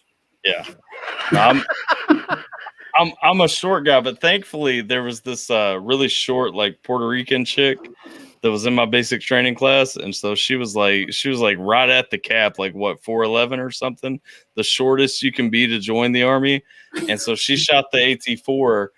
So that was always my wish, was that I got a chance to shoot that. You're not missing much, honestly. You know, I can tell you how you can still shoot one. So if you go up to Fort Knox, they actually have they do a CalFex every year, and they have civilians come on the installation, and they allow them to shoot some of those weapon systems, and AT4 is one of them. Yeah. And I know the person who runs range control, my old boss. Yeah. There you go. There's a hookup. You can shoot. You're not missing much. It's a thrill because you're blowing shit up, but it's loud as a motherfucker though. It doesn't really kick like I thought it was gonna. No, I don't. I thought like you were just gonna. To me, it kicked like an M4. It's like, the fuck was that? Yeah. As far as favorite one I ever shot, I mean, I thought I spent a lot of time as a driver. And so, I mean, when I finally got the chance to shoot an M2, which was when I was with an infantry unit, I finally, I was thankful for the opportunity. But M2, what the fuck is an M2? My deuce, man, 50 cal. Oh, okay. Really? My brain ain't here right now, goddamn it. If infantry guy don't know what that is, and the intel guy does, come on now. We don't call them Ma Deuce. We call it 50 fucking cal. No, they're calling Ma Deuce. I've heard of Ma Deuce, but I didn't fuck M2. Yeah, the M2. I never correlated the two until just now. Goddamn. I'm cutting the stream, goddamn it. Intel is schooling infantry on weapon systems. What the fuck is happening? That's all that Call of Duty. Hey, listen. I'm gonna pull a no life shack and just fucking bounce out here. It's all that Command and Conquer we were playing in Afghanistan while y'all were out doing shit. Like we were just hanging back playing Command and Conquer or something, like in the safest spot or something. Because that's the stereotype, right? But not like. Besides that, though, I agree with Tim. Like my favorite one was the Bradley, because when I was with the infantry dudes, we had a sniper section, and I did go out with them and shoot the Bradley one day. I didn't shoot it at fucking anything, but you got to fire the main gun? Huh? You got to fire the main gun on it? Yeah, like they hooked me up, they set everything up for me, and they're like, here, fucking shoot it. Like we were out in the field one day, and I'm like, hell yeah. Like that is the cool thing. I do want to throw out, like, intel guys get a lot of shit, but like the cool thing about the intel guys, if you are ever attached to anyone, whether it's infantry, whether it's the SF dudes, whatever, they're always 100% of the time, they're like, hey, intel guy, you want to do this cool shit? Like, y'all don't get to do cool stuff. Here's this, do this. And so really, like, we get to do probably more than anybody, because everybody's always like, you don't get to do this shit here, do this now. One that made me most nervous was just shooting mortars off, because I was sitting there with my mortar guys. I'm like, they're like, here, hang and bang. I'm like, what do I do with it? He's like, just drop it in the tube. Just drop it out the fucking way. I've shot a mortar too. Yeah. I was Look, so it's damn no nervous lie. to get blown the fuck off. I was like, oh shit. Yeah. When I first fired my first tank round, my instructor told me, he said, listen, I'm not trying to be perverted. He said, but some of you may get an erection when you fire this damn thing. I'm like, what? I'm telling you, it's that big of a rush. Bro, I ain't gonna lie. I mean, I got straight half wood when I fired that motherfucker. I was like, boom! Oh shit! Yeah, it did. I fell in love with it from that moment on. I was all about tanks. Like, You ever get a chance to fire a dag on M1? It is the Like, coolest thing in the world. Is the biggest rush of doing that is hanging, banging fucking mortar rounds like Willie P and shit? Like a three cheese charge? Is it the same thing or better? Better, way better. I gotta try it then. Closest I've Way come. better. I did get to do the FO part. Like, well, that doesn't play into tank shit, but like I did get to play the FO part for a little while because, like, again, you go out with people and they're like, "Hey, intel guy, you want to do this shit? Hand me the fucking binoculars," and I get to like scout out some distances and shit once. So that was pretty cool. I didn't directly fire it, but I did get to actually like plot that shit out and everything. Yeah. So Do a call for fire all those mission people is forward observers. Yeah. To do a call for fire mission is pretty awesome when you're sitting there walking that round in and you actually see where they're hitting. That's pretty cool. Yeah, but no, what's not cool is when you get a cherry lieutenant who says, "Hey, call this grid up. We need fire on this fucking position." And you look and you're like, "Wait a minute, that sounds familiar." And you're like, "Wait a minute, that's my position." That's our frontline trace, motherfucker. No. It's like, oh my god. Now, one of the coolest things I got to do was actually do a call and fire mission from the Air Force. Have them drop a bunker buster in Iraq. That was badass. Highly combustible. I could not agree with you more, even though it's just like a side conversation you're having. I was reading that too. But still, like, he's going off about like fake reactors ripping off their headphones and doing jumping jacks and running around the room like oh my god, he said something crazy. It's like this so. Yeah, I've never done that a day in my life. I've never been that happy about a bar in my life. So maybe it's just me. I don't know, but I agree with you, Hyder. I have questions for people. To answer my own question, my call signs were Shocker, 2 in the pink, 1 in the stink. That was our thing. We were the Shockers, they're 2 Shockers. But then that was deemed too offensive, so we had to switch it, which we never did. What was your nickname? The Shockers. My nickname was Superman because I got blown up and shot, and I still. Man, what the fuck, man? For real? Are you bullshitting me right now? Negative. I was Superman, but that's my call sign was Jekyll. Oh, really? Yeah, they call me Superman. Superman. Goddamn, look at that shit. Because, and this is how I got the nickname. After my 3rd explosion, so they would always call my wife, and the 3rd one really fucked her up mentally because they told her that I was going to die, and that she needed to get the kids, and that I was being evac. And they were going to take her to the tarmac and launch stool to say their final farewells to me because they didn't think I would make it through surgery. And that was on July 4th. About 3 hours after my explosion, I called her. She's like, "Hello." I'm like, "What's up, babe?" She's like, "Who the fuck is this?" I'm like, "What do you mean, who the fuck is this? It's your husband." She's like, "You're not supposed to be calling me. You're supposed to be dying right now." What the fuck are you talking about? And she told me the whole story. She was in tears. I mean, my daughter was in tears. Oh, I got so mad. I got so heated. I went and got the brigade surgeon, and I basically threatened to kill him. He's like, "Son, I'll show you the medical report, what I sent up. This is exactly what I sent." You know the old saying, if you tell if you have 100 people lined up, and you tell one person this, and they tell the next person, next, and by the time it gets to the end, it's totally different. Yep. Well, that's what happened when they got back to Germany. So I called back to the Rear D commander. I said, "Unless I actually die, do not," and I repeat, do not tell my wife anything happens to him. He said, "Sorry, we have to. It's protocol." And he's like, "I can't help it." He said, "You're like Superman." He says, "Every time you are out, they're trying to kill you." And so on my 5th explosion, they told me, well, on the 4th one, they said if I get hit one more time, because on the 4th one, I actually did locked and loaded my 9mm on the brigade surgeon because he was gonna call the bird in. I said, if you call, I'll shoot you right here, right now. And you can't do that to me. Go ahead. And I chambered around. He's like, all right, let's calm down. Put the weapon down. I was high on morphine. I was high as a motherfucker. I was like, bitch, I'll kill you. He said, so he called the sergeant major in, and shout out to him because he's a good friend of mine who lives like 30 minutes from my house. We speak on a regular basis. He came in. He said, look, I'm gonna make a deal with you.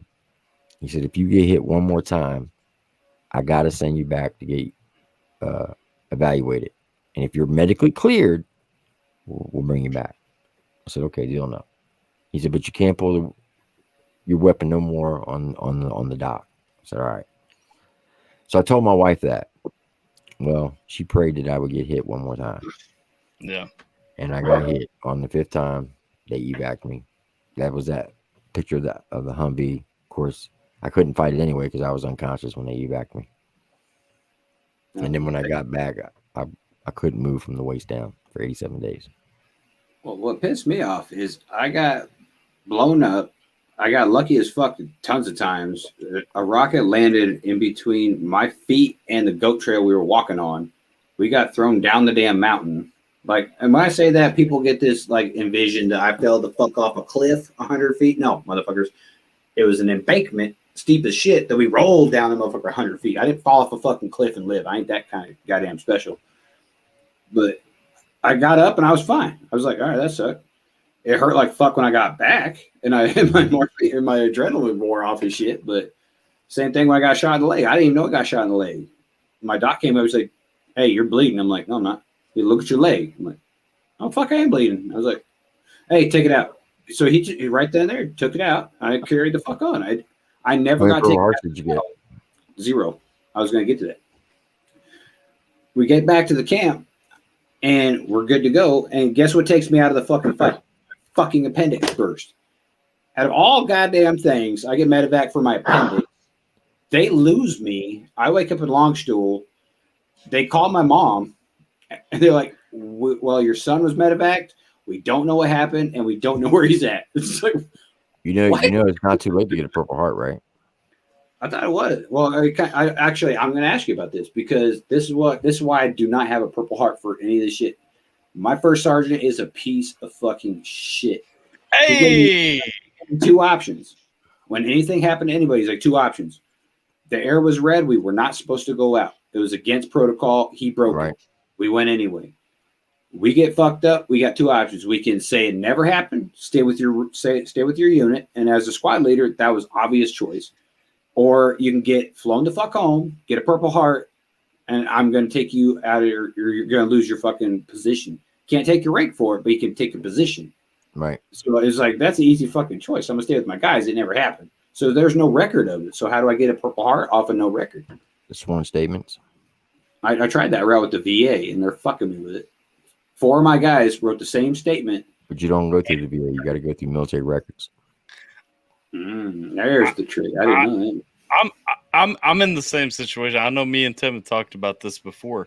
I'm in the same situation with my cab. I don't have a cab, but I damn sure should have had a cab at least a couple of times. All right, so what you have to do is get what they call a buddy statement.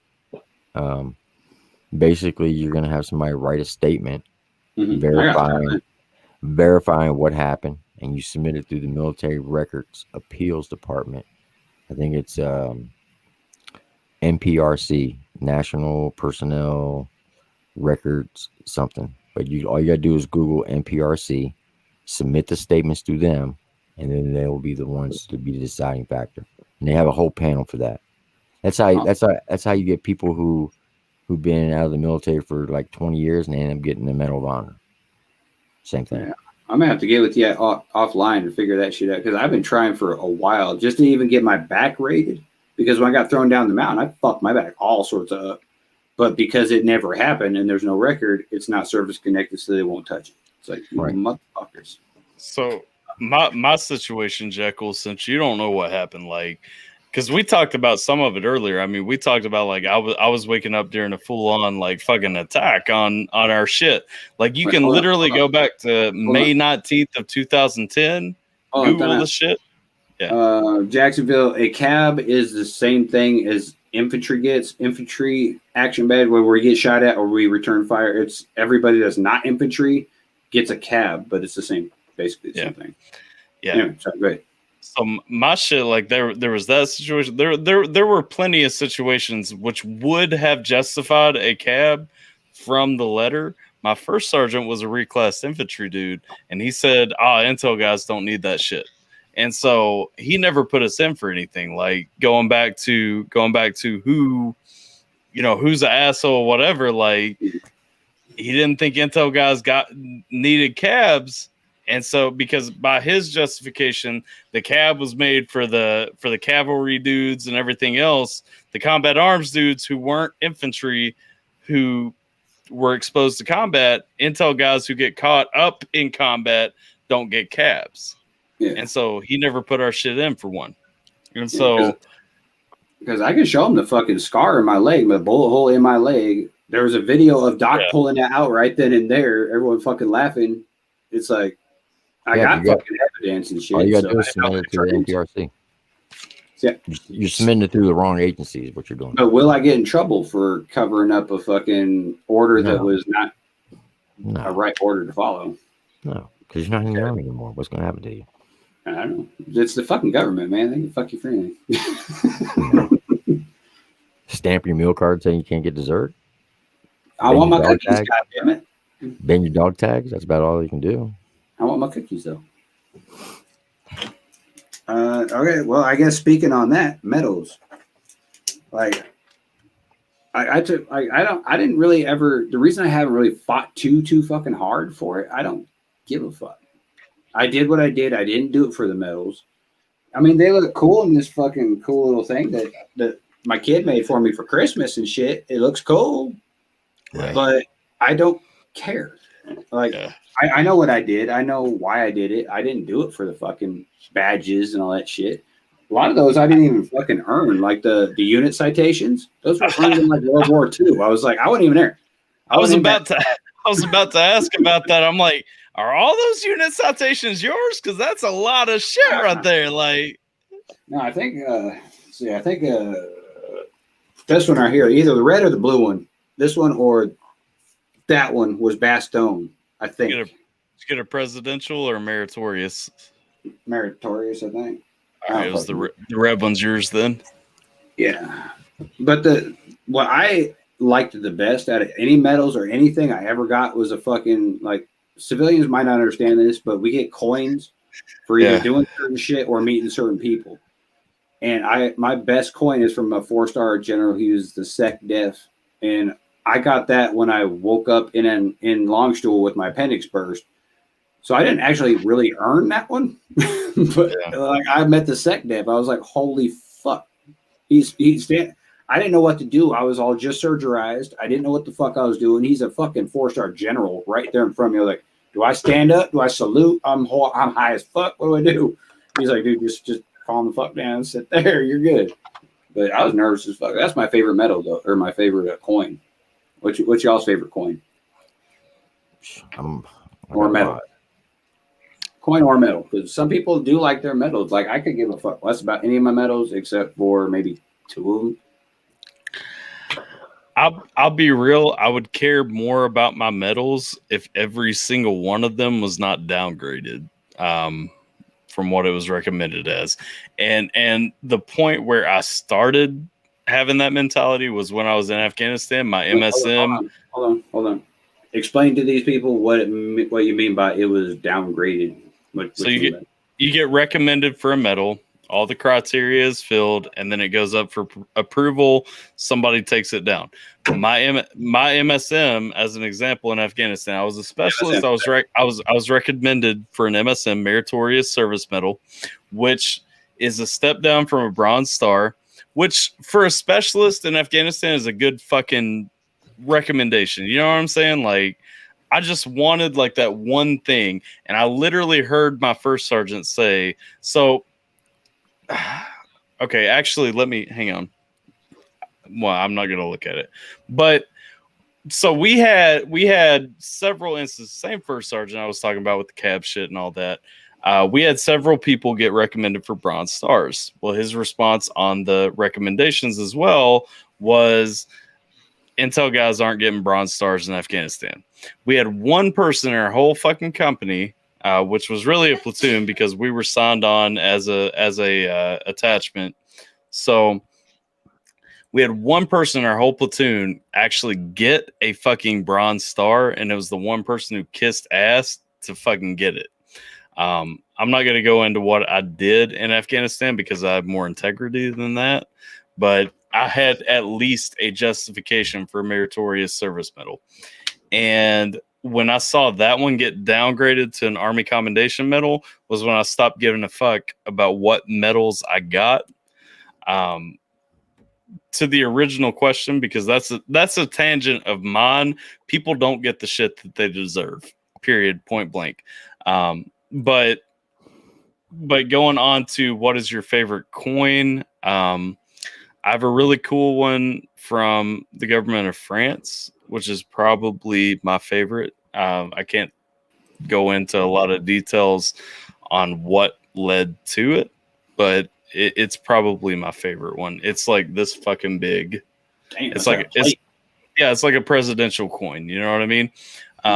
That's probably my favorite, or the Japanese Middle Army Commander's Coin of Excellence, just because I was the only American intel dude in the bilateral intelligence cell for a while with the Japanese Middle Army. So, now, do you agree or disagree that the GCM, the Army Good Conduct Medal, is the dumbest fucking thing ever?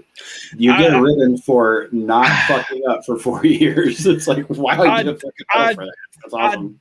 I disagree because it is very hard not to fuck up for 4 years. That said, I have the Army Good Conduct Medal, but I don't even think it's that hard to get though. Like, well, I got 3, and I went AWOL. I shot a ceiling. I mean, it's not that hard to get if you are just doing what you're supposed to be there to do. However, if you are a rational thinking individual who does occasionally think outside the box, I will say in the intel community, it's very hard to get because you are taking people and saying, think for yourselves, be paid in this job to think, and then also be a soldier and be mindless and don't think.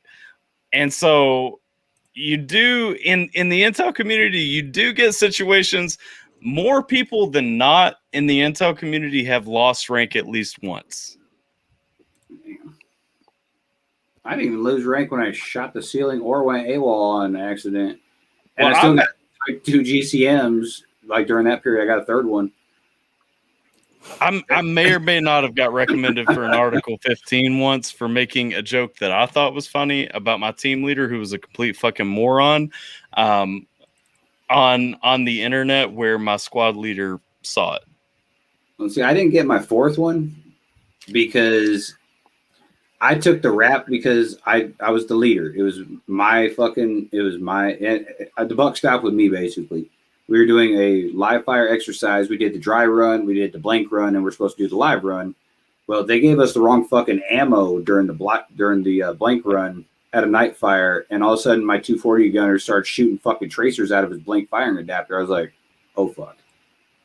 I mean, it was bad, and everyone's like, okay, what the fuck happened? I'm like, I didn't check my guys like I was supposed to. That's on me. Don't punish them. I'll take the fucking punishment. He's like, you know what? Just because of that, I'm going to give you a what the fuck ever, a commander's reprimand or whatever the fuck it was. It didn't go in my permanent file. No Article 15, but I didn't get my GCM because of that fucking thing. But I was like, okay. What you think, Tim? You got your Bronze Star and your Purple Hearts. What do you think about medals? I mean, they're cool. I mean, they're a good conversation. They're a good conversation piece. I mean, they don't get you anything. They don't get you no extra benefits. That and 50 cents to get you a cup of coffee. Yep. Pretty much. But I'll show you, because since you were talking about coins, Now, Wait, I thought the Purple Heart got you something else. Huh? Like, I thought Purple Heart got you something outside of Army Life that we didn't get. You get a Purple Heart license plate out of it. That's about it. I mean, it doesn't really do you anything. You don't get no extra money. Yeah. Well, like, don't your dependents get something that we don't get or something? No. Now, if the Medal of Honor, you get extra money for that. Well, then why should I even go for the Purple Heart thing then? If because you're your kids can get stuff for it, like when it comes to like colleges for like they scholarships. get college for free anyway. Well, anyway, right, but they actually get college from the age of 18 to 26, so they can earn their PhD for free through the VA. With the Purple Heart or without? No, with 100%. Oh, okay. So I'm gonna. So what would the Purple Heart and what would that do for them then? Well, like I said, you get your Purple Heart license plates. I already got my disabled handicap veteran thing. Pull up to a fucking thing. It'd be more like for conversation piece or something to pass on to your kids. You know what I mean? Yeah, I feel I thought there was something else you got for being a Purple Heart recipient that, like, if you didn't get a Purple Heart, you didn't get it or something. Sorry, now I'm trying to reach. Extra. I don't want to have my head down during the camera and shit. So, all right, let me I'll show you something real quick. Can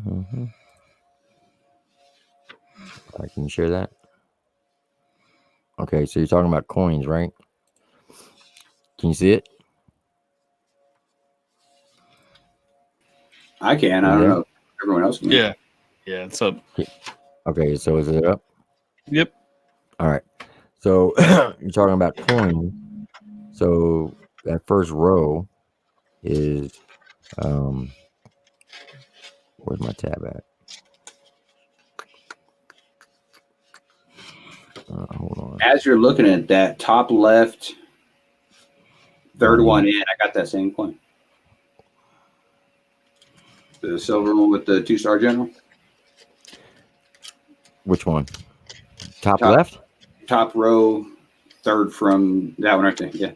Okay. Yeah. So these first two ones are Sergeant Major of the Armies, Preston and Hall. This right here is the one in the center is Togo D. West, Secretary of the Army. The one to the left of it is General JEKYL'S. I forget which 2-star that is. This is a 3-star, 2-star, 2-star. This one down here, second row, first one on the left is a 1-star. And then you have there's some more coins. Out of all of those, the second row down from the right, you can't see it, but it says CIB. And on the back side, it has a 5.56 round. And it says Godfather's Hitman. That was my father's coin. They used to give out. Oh. Let me see. So there's my wall work. Got 3 medallions. I like that state you got. I'm just saying, like, state of Kentucky. When I was a drill sergeant at Fort Knox, that was my last hat that I wore.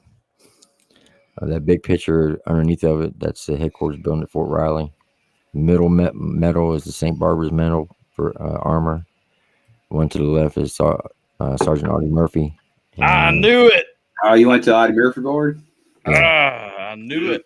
I saw you with the picture. It's that one picture you show us sometimes, but the medallion I'm wearing? No, I'm wearing the one in the middle.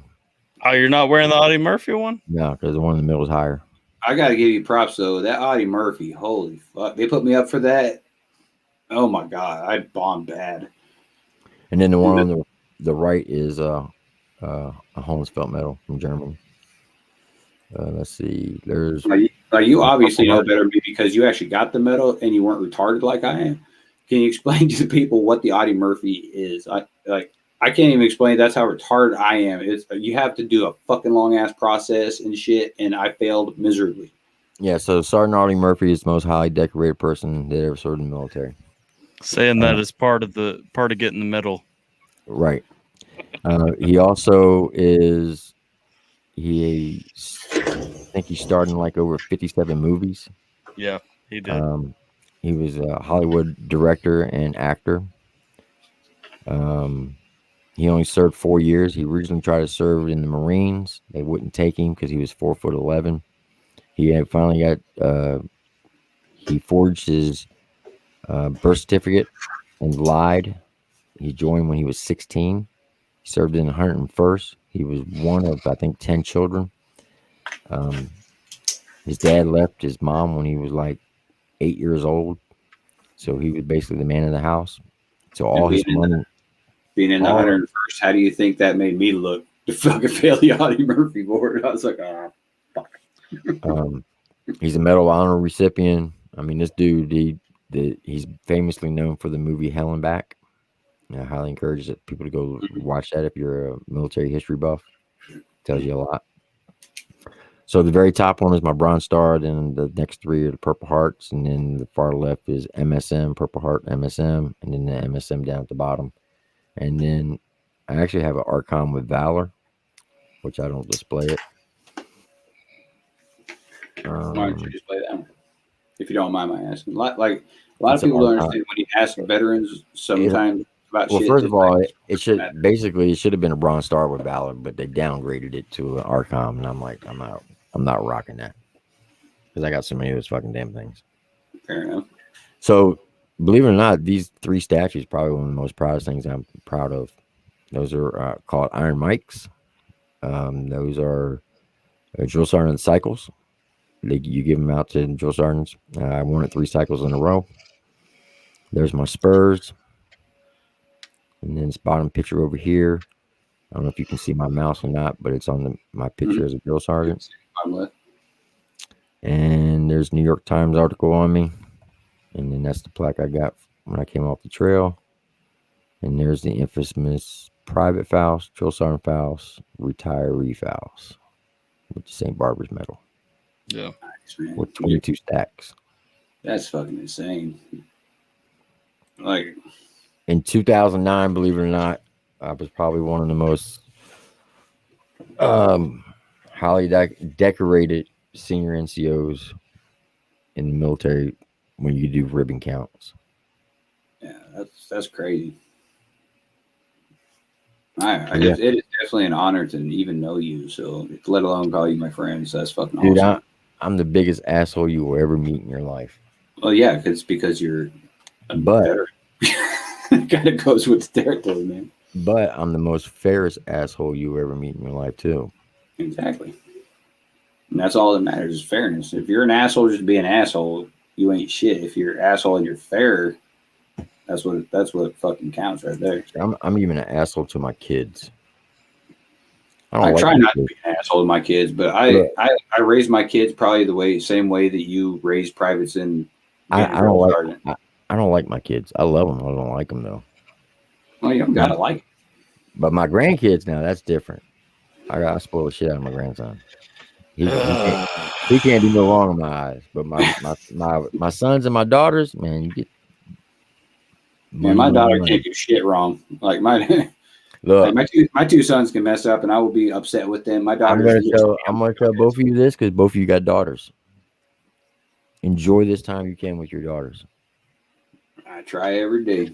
I will before she gets locked up, in a room, unable to see the world, because at some point when they turn and hit puberty, yeah, you will start to dislike your daughters. That's when the lock's coming out. Because they will become mean, hateful. There's a reason. My wife says this all the time. She said there's a reason why they call bitches, because that's what we become, and it's a true fact. Well, see, I hear Jess laughing over there. She must agree with that statement. Well, I know it's probably not going to happen, but I'm hoping to God it does. That my daughter follows in my oldest son's footsteps, because that is everywhere I go. Everyone says he's the most well-mannered child ever. Oh, my kids were perfect. I'm hoping to God. Outside the house, my kids were. People used to come in. Oh, your kids are so nice and so polite, so well behaved. I'm like, what the fuck are you talking about? You getting behind closed doors? Well, even behind closed doors, my oldest son is not always the best. He tries hard, but he can be a little asshole. But he's usually pretty good. So I'm hoping my daughter does the same thing. But as he's getting older, I can start seeing little changes in him that I'm not liking. It's like, oh, here it comes already. It's starting. I'll tell you this. In 2004, when I went to Iraq as a drill sergeant, my son was 5'2". When I came home, he was 6'4". Dang. And my wife says, "You're not going to recognize your son." I said, "What do you mean?" He's 6'4". I said, "He ain't no 6'4". Now, my wife and my daughter, my youngest daughter, picked me up at the airport. The rest of my kids were at a friend's house. My son was at his best friend's house. Now, I'm sitting in Fort Knox. The way the quarters were set up, our living room, you can look down the foyer to the front door. So I'm sitting on my couch, and I see this tall individual coming towards me. And when that happened, I replayed a conversation that my dad had with me. He said, "Son," because my wife, she's 6'1". She's a lot taller than me. And then she's also Italian, and he takes more of the Italian side. All the firstborns in the Italian family are over 6 foot. She's the shortest out of all the firstborns. So my son's 6'4". He's the firstborn. He says, "Your son's going to try you one day, and you're going to have to daggone bow him up. If not, you're going to lose your power base." Now, you got to understand, when I was gone, I told him he's the man of the house. He's going to be in charge. He's going to make sure that his brother and his 2 sisters and his mom was taken care of. If not, I was going to hold him responsible. I said, "You up to the challenge for this duty at hand?" He's like, "Yeah." I said, "Okay." I said, "Don't let me down." So, for 9 months, he's walking around large in charge. He's 6 foot. He's running the house. I'm only 5'11". He comes through the front door. I look down and I looked up, and the first thing I go is, "Oh shit." I said, "Come here, give your daddy a hug." I said, give your man a hug. And he went just like this. He went, "Psh, I'm a grown man." So I started chuckling. Whenever I lower my head, "I'm about to hit you." So I lower my head, and when I came up, I punched him right dead in the sternum and knocked the wind out, and he buckled over.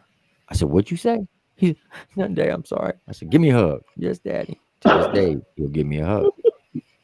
I bowed him up. Could he take me? Yeah, I'm sure he could. But I ain't gonna let him do that. My kids. If I have to, I'll shoot him. My kid's 9 years old. He goes already up to my armpit. I'm 6 foot almost tall. I used to be 6, and that's 5'11". We were talking about that, but he's gonna be big. Yeah. And it's just like my dad, I told him one time ever in my life to go fuck himself. I came home drunk as fuck. I was like 16, and he's like, "Are you drunk?" I was like, "Yeah, go fuck yourself." Next thing I know, I woke up on my door, on the floor. He done kicked me like a Spartan kick right through my fucking door and just walked away. He didn't even check to see if I was all right or breathe or nothing. Yeah. He kicked my ass. I never said shit again. I was 17. I fought my own man. He broke my nose. I packed my shit and left. And for 6 months, I lived in the back seat of my car because I let my pride get in my way. But it is what it is. Yep. So your daughters, enjoy it while you can, because when they hit puberty, trust me, they're gonna become witches with the B word. They go to bed as a sweetheart on their 12th birthday, and they wake up on their 13th birthday evil monsters. Yeah, that's a fact. This is no lie. I went to San Antonio to get my last back surgery. While we were gone, my daughter had her first period. When I left, she was as sweet as an angel. When I came back 3 days later, it was like, "What the hell happened to you?" And it got worse over the years. I'm gonna live in denial until that word. Okay, watch what I tell you. How old is she? How old is your daughter? She's 3. Okay. So I got a while. Look me up in 10 years and let's have this conversation again. Man, hopefully we're still fucking talking in 10 years. I'll let you know day by day. God damn it, you were right. Well, if the good Lord allows me, yeah, I'll be here. Jeez. But yeah, your daughters, boy, they're gonna play at your heartstrings. And they're gonna make you mad, they're gonna make you cry, and they're gonna make you sad, and they're gonna make you happy. And that's gonna be all in 5 minutes. See, that's the thing with her though. She's the biggest klepto I've ever fucking seen. Anything shiny, she will steal the shit and hide it under her My daughter pillow. was the same way. My daughter was the same way. She stole my mom's daggone digital camera one time. Yeah, she's like she keeps she's trying like, to steal my fucking cross all the time. And I'll find it under her pillow and I'll be pissed because I'll be looking for it. And then I'll find it and then she just looks at me with those eyes, man. I'm just like, it's all right. Don't worry about it. But my boys do that. I'm like, oh, fuck no. I don't know what it is, man. She just kills me with those fucking eyes and her little ninja fucking egg beating thing that she's got going on. Yeah, they get you wrapped. They get you wrapped around their fingers. Trust me, they will. But like I said, as soon as they hit puberty, cancel Christmas. You're gonna see the evil come out, and you're like, where did this child come from? Mine's getting locked in her room. Yeah, Never coming out. Never coming out. Hey, date until you're married. Yeah, I said the same thing. Yeah, I'm sure all dads do. That didn't go too well. All right. I think last time we talked about the movies, like how it irritates the shit out of us to watch movies. We can't watch it like normal people do, like military movies. What did y'all think personally about Hacksaw Ridge and Stop Loss? Didn't watch them. Which one? I don't watch military movies. My answer's probably the easiest. I don't watch anything that's after World War II. Well, I watched Black Hawk Down, but nothing after that. I don't even think I've even seen them. Well, Hacksaw Ridge was World War II, I think. It was about that medic who refused to deploy or even hold a weapon, and he saved all them dudes. He got them off that ridge. I still didn't watch it. Excellent. Stop Loss is more modern day type shit. It was back when Obama was in charge of shit, and he was stop lossing everybody. And this dude just goes AWOL and loses his mind and shit. Well, fuck, I can't talk about it if you ain't seen the motherfuckers. Ain't that it? Yeah, it's funny you say that though. I had a soldier who died in Iraq because he was stop loss. He was 6 months after his ETS date. And that happened a lot back then. Like it wasn't so bad when I was trying to get out, or I wasn't even trying to get out. I wanted to stay in, but like they weren't stop loss people. They're actually trying to get rid of people as quick as they fucking could. So it's a little bit different. Let's see. I already asked all my goddamn questions. If anybody in the chat's got any questions or what the fuck ever, or if y'all got anything y'all want to put out, Mike Dugan said Kelly's Hero, Dirty Dozen, and Longest Day are my top three. I've heard of Dirty Dozen. I haven't heard of any of the other ones. You never watched Kelly's Hero? No. Or Dirty Dozen? Oh my god! I've heard Dirty Dozen. I've seen that one, but I can't remember. I can't remember the name of the movie, but Brad Pitt played in it. It was about a tank movie during World War I or II. Shit! I know which World War II. Like War Machine or something like that. I can't remember the name of it, but that wasn't actually. When it comes to military movies, that would probably I would say probably the most accurate. I own the damn movie. I'm trying to remember what that was called. But no, I know which one you're talking about. That was a good movie. Now, I did watch the movie Hurt Locker. That was fucking bullshit. Well, you know the scene where he reaches down and he pulls up that big wire of IEDs? Yeah. I swore they made that movie for me because I actually did that. See, I think the movie was good and possibly even accurate up until they went all fucking rogue and shit. And yeah, it went off the rails there. But before that, I think it was pretty accurate actually. Yeah. I wouldn't be crazy enough to pull on them motherfucking wires, but I was dumb enough to go up and kick them. I don't know. I guess I was just stupid. That an IED? I don't know. Trip, go kick that motherfucker. Stupid is as stupid does. Or you dumb, stupid, or dumb. No, I would when it came to marking IEDs, my whole philosophy was, and it's not because I was an adrenaline junkie. It's not because I wanted to be a war hero or anything like that. It's because I literally looked at my guys as my kids, and I didn't want them to die. And at the time, I was 35. Like I said, I had 2 tank commanders who had 16 years in the Army, but they were 10 years off of tanks. So they were like around my age. But other than those 2, everybody else was early 20s. And if anything would have happened to them, it had killed me. Mm-hmm. Well, it did kill me for a while because I lost one of my medics. One of my guys, Sergeant David Amazon. When he died, I mean, that when I was downrange, they were like, "Oh, you're heartless. You don't even shed a tear." We just lost Doc because I don't know. Everybody handles things differently. I pushed it to the back of my brain until I came off of deployment. Once I got off of deployment, then that's when I just fell apart. Mm-hmm. What really made me fall apart is when they had the official welcome home party after we were already home for 2 months.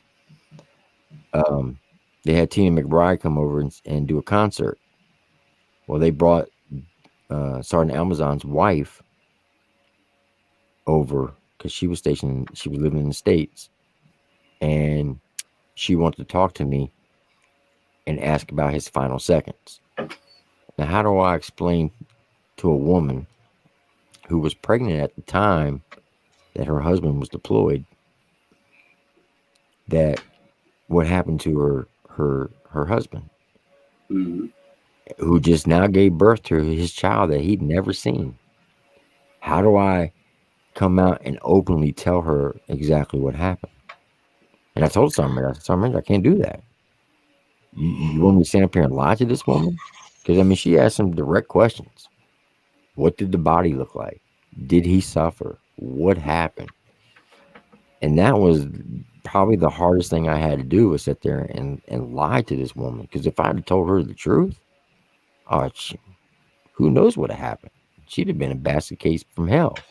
And I was shaking. I had the sweats. It's like I was almost like going through detoxing for being on crack for 20 years. I was that nervous and scared to talk to her. Well, you guys have heard my song "Hard to Breathe," right? Right. Have you heard that one, Alpha? I think, if I'm not, Jess, I think Jess asked me to check it out one night. I don't know. That's the one about Sergeant D that I lost in Afghanistan. Mm-hmm. Yeah. I couldn't even look at his wife. I couldn't even look her in the face for, I'd say, probably close to 6 months. I couldn't do it. I kept trying and kept trying. I could not fucking do it. Like, I don't know what it was. It wasn't like I blacked out or nothing like that, but I don't even recall even trying to confront her, see her, talk to her, nothing. I avoided the fuck out of her for like 6 months because I didn't know what the fuck to say. What do you say to somebody like that? Yeah. Exactly. It's the hardest thing I ever had to do. Mm-hmm. All those emails and shit. Like, what was his last words? What was this? What was that? And it's like, wow. Why was it a closed casket? Yeah. And that actually brings up a good point that I just thought of. Is this? I'm not getting into politics or none of that shit, but this shit that they're trying to do with the flag size that you can fly in Virginia. You can't, like, if I was to live in Virginia right now, they're trying to make it so the flag that they gave me the day that Sergeant D died, that was flying over our base in Afghanistan, I couldn't even fly because it's too big. They're trying to put a size limit on the American flag. Like, what do y'all think about that? Obviously, you're probably against it, but. Well, hell yeah. How are they going to enforce that when you have a military installation right there who's going to fly the garrison flag, which is humongous? Well, they'll probably get away with it, but like private citizens and businesses can't fly anything bigger than like a certain size. There's some shit. It's like, what the fuck? I will say politically, I'm damn near an anarchist. Like I'm a libertarian to a fault. And when it comes down to it, I'm 100% in favor of whatever gives people the most freedom. Mm-hmm. And when you start putting things like that into legislation, proposing all that, like, nah, come on now. Well, they're saying it's because of like everyone flying different types of flags right now, like the BLM flags, the gay pride flags, these flags, that flag. It's like, I think if you want to put limitations, go put limitations on those. Do not put a limitation on my American flag, though. Yeah, that's what I would. But I don't think there should be any limitations. I mean, if you want to, I could care less if somebody wants to wave a rainbow flag. Just leave me alone if I don't. Yep. I don't care what anybody believes, as long as you respect the fact that I don't believe that. What? A lot of the issues with the flags have nothing to do with BLM. It has to do with the American flags that have like the thin blue line or the thin red line is what people were having issues with them flying. And that's what started all the controversy with flags and everything. Was over people backing the police. The blue line is racist. It's like, no, it means you support police, you dumb fuck. Has nothing to do with it. Well, that's like this flag right here. The far left this past election said that, you know, the American flag, if you fly it, that's considered racist. Nowadays, yeah, basically. Well, I guess I'm a racist then, because I'm never going to stop flying it. Mm-hmm. Amy Lynn said, what is the best time you've all had while deployed, like your best memory and most heartwarming memory? I'll let y'all take that one, and then I'll get my answer to it. My best memory? Finding a fucking green bean coffee machine. That green bean, baby. The triple vanilla chai. Oh my God. If you ain't ever had any triple vanilla chai from green bean coffee, you are missing out on the finer things in life. That makes Starbucks look like shit. That's a fact. Bro, the fact that it's got the word triple in it should be a giveaway right there. I'm just saying. I'm not even trying to steal your story. We've talked about this. You know I mean this. Like, my best story, for real, me and my squad leader, we found this old beat up damn SUV thing. It was like chucked off to the side of the road by somebody. I don't know how it got there.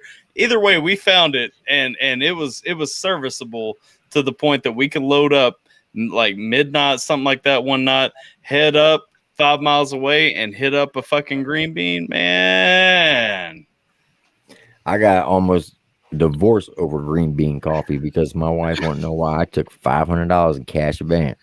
I'm telling you, on green bean coffee. I'm telling you, you get that triple that chai latte, like, man, like that thing, man, that thing is. There's nothing in this world can beat it. Nothing. And look, I've tried it at Starbucks. It sucks. If you, yeah, it does. It does. It is nothing like that. And I'm gonna tell you, if you want just a taste of what it's like, deprive yourself for a month. Don't drink pop. Don't drink your Mountain Dews. You know, whatever you're drinking.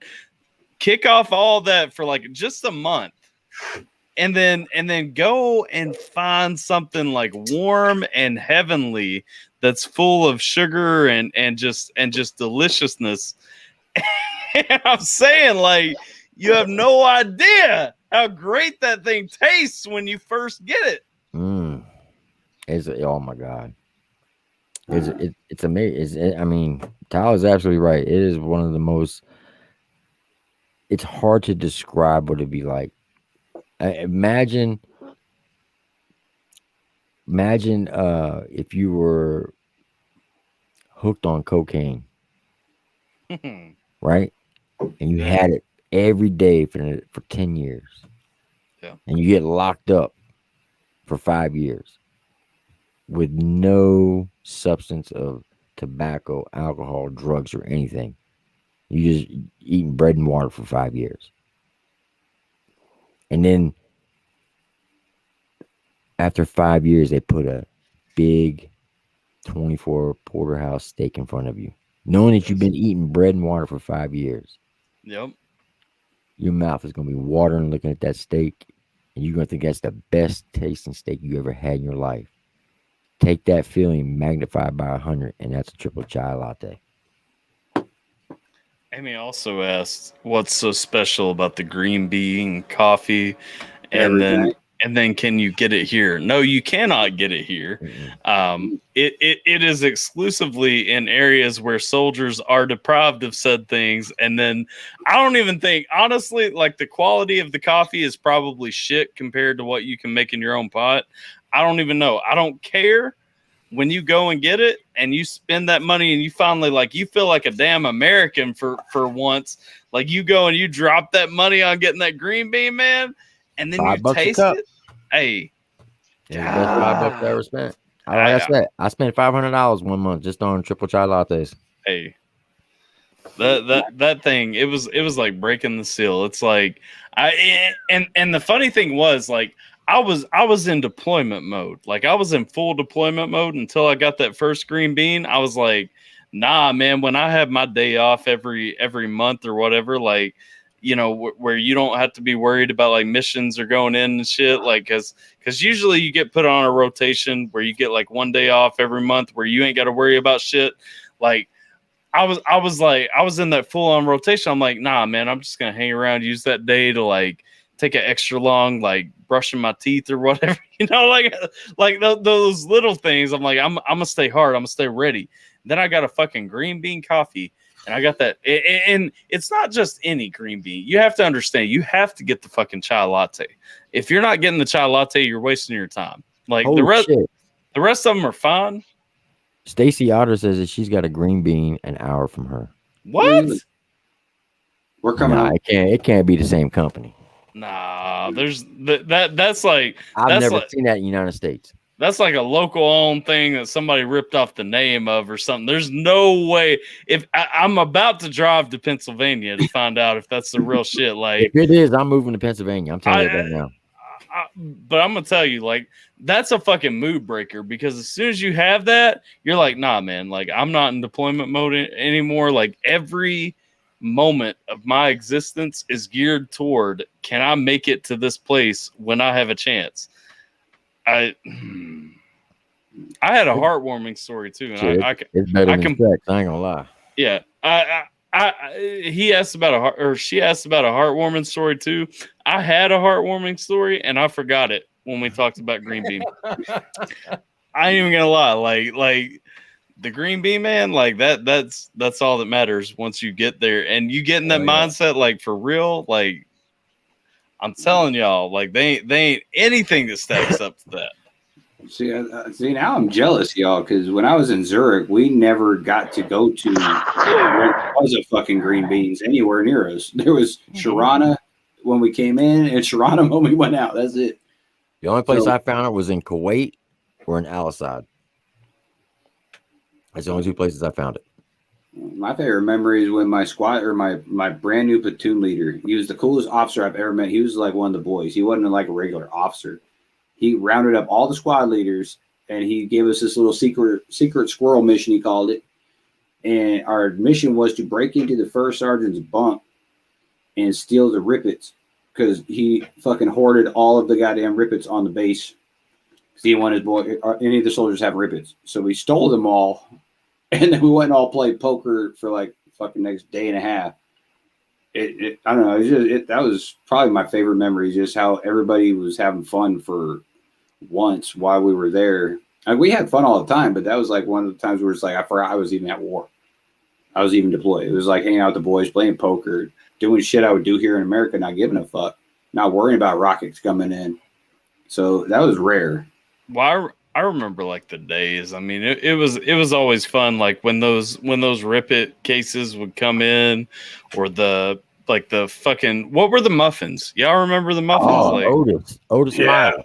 Yes. Spunkmeyer. Yes. When those things came in, like trying to get like the case of your favorite shit, you know, like trying to go out and scavenge before everybody else got it, like, and then run back and hide it and pretend you didn't have it.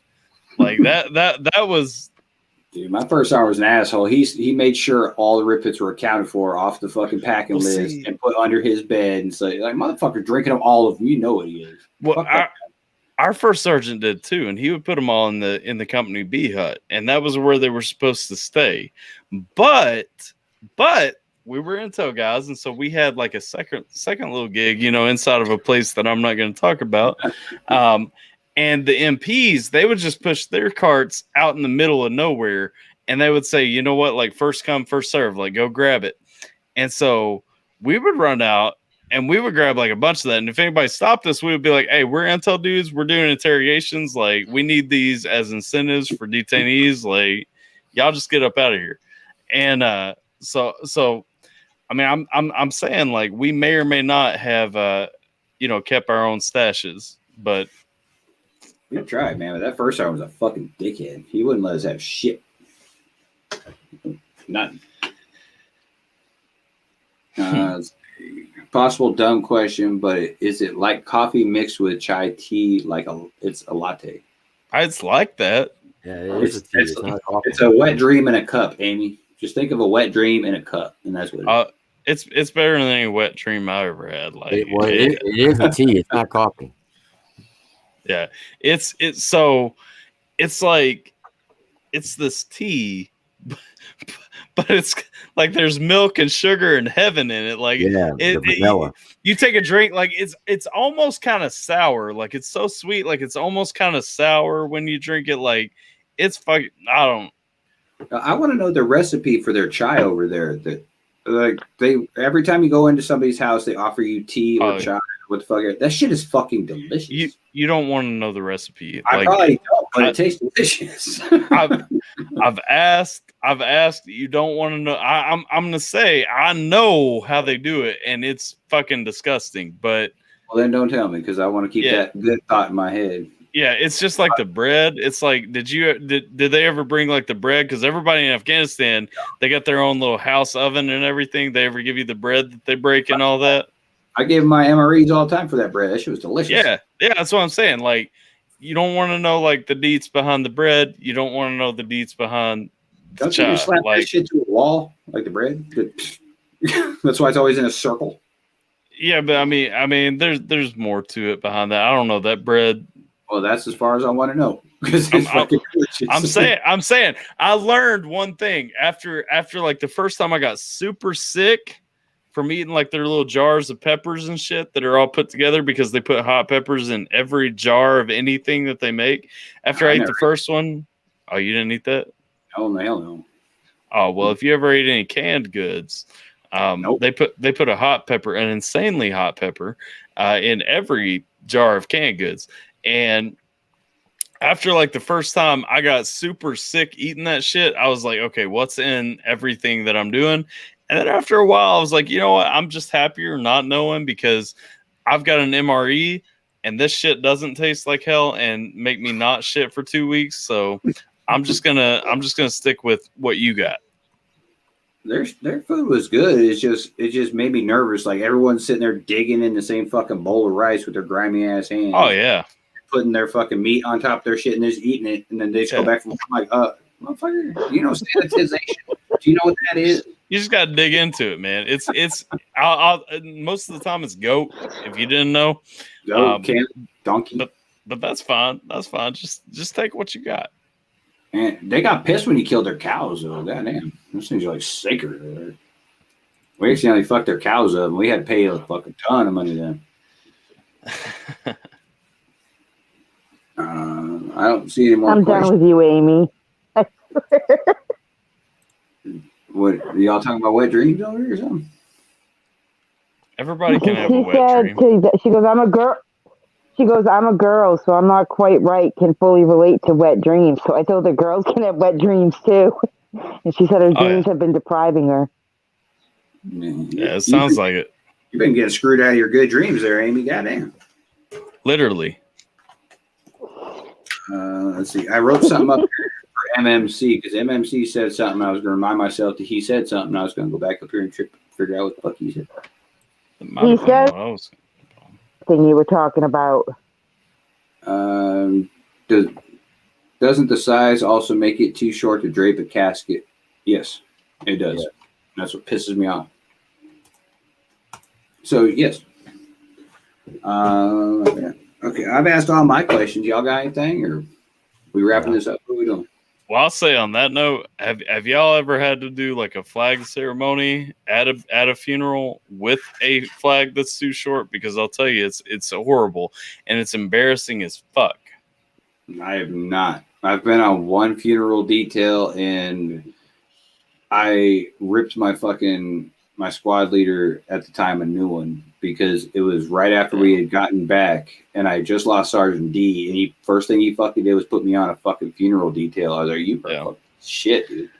Well, I was on a funeral detail once and it was my first funeral detail. I was a staff sergeant and I was given a flag that number one was not right at all. I went up to the E7 that was in charge of me. I was like, hey, I'm like, this flag doesn't work. And he's like, oh, he was in the Air Force. Like, it's okay.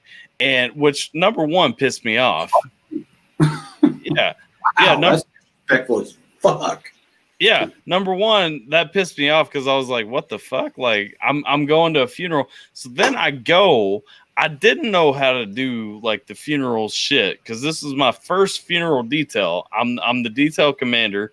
Like, we get out there and I'm having this E5 who has actually done one before. Like, me and him did the flag part. You know, we sent a private over with the trumpet and all that. And me and him are actually doing like the flag part, and we're there like getting ready to fold everything up, and like it's not folding right. And so like I'm like trying to like squeeze and crunch it to make it work, and he gets down and like gives it to the family, and I'm like,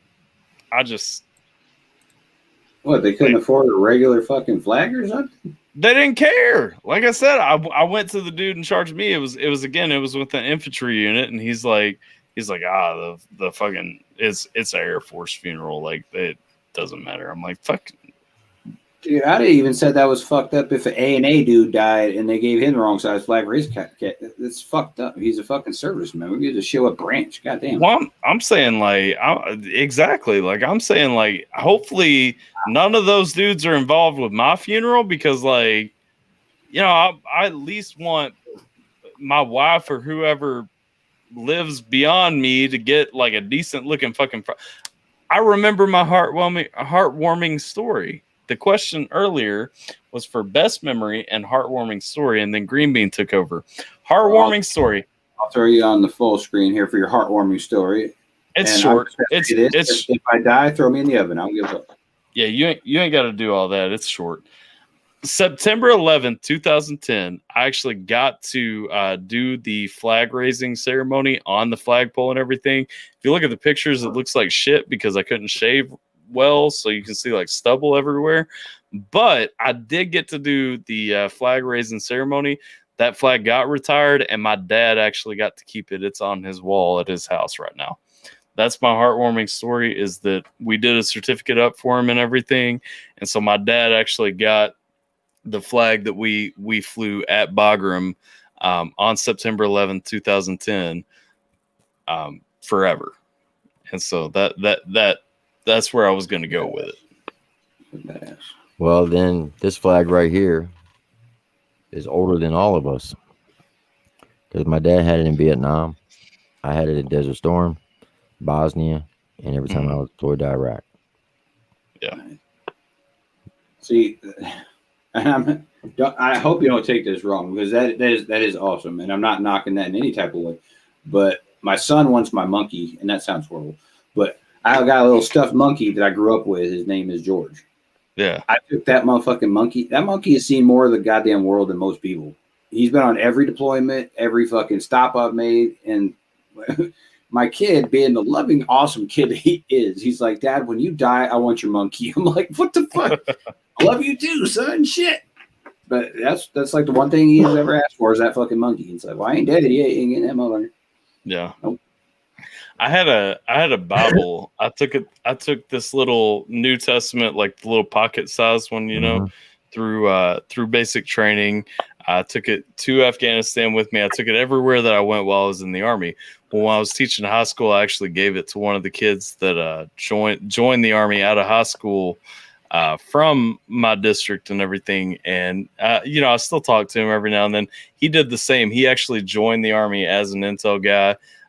Did the same, took it with him through basic and everything. It was in my breast pocket, like through all the sweaty shit and everything. It was in my breast pocket. So that was pretty cool because I got to like pass that torch, but did y'all have those privates that had like the big machete fucking knives that they always had upside down? I'm like, dude, that's a hell of an MRE holder right there. You got a good MRE opener.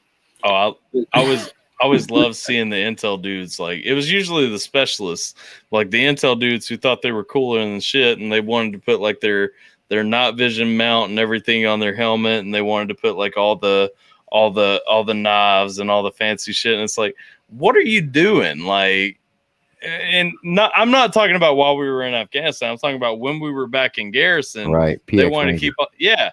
And I'm like, what the fuck are you doing? Like, y'all see my shit? Like, I'm just trying to have as little weight as I can have going on. Like, I'm like, I fucking got my patch. Like, I ain't trying to impress anybody. Like, we trying to stay lightweight and just get through this shit. Like, they're all sitting there though. You got these dudes, and see, with an intel unit, you can deploy to like the Philippines and stuff like that, and it's a deployment. And so you got these dudes who went out there and they come back like they got the big Bowie knife hanging over here, the Nogs mount hanging up here. It's like fucker, I've been to Afghanistan. Like, I ain't even trying to do that shit anymore. Like, let's go. All right, you talking about being lightweight. Now, infantry, they march everywhere, right? Mm-hmm.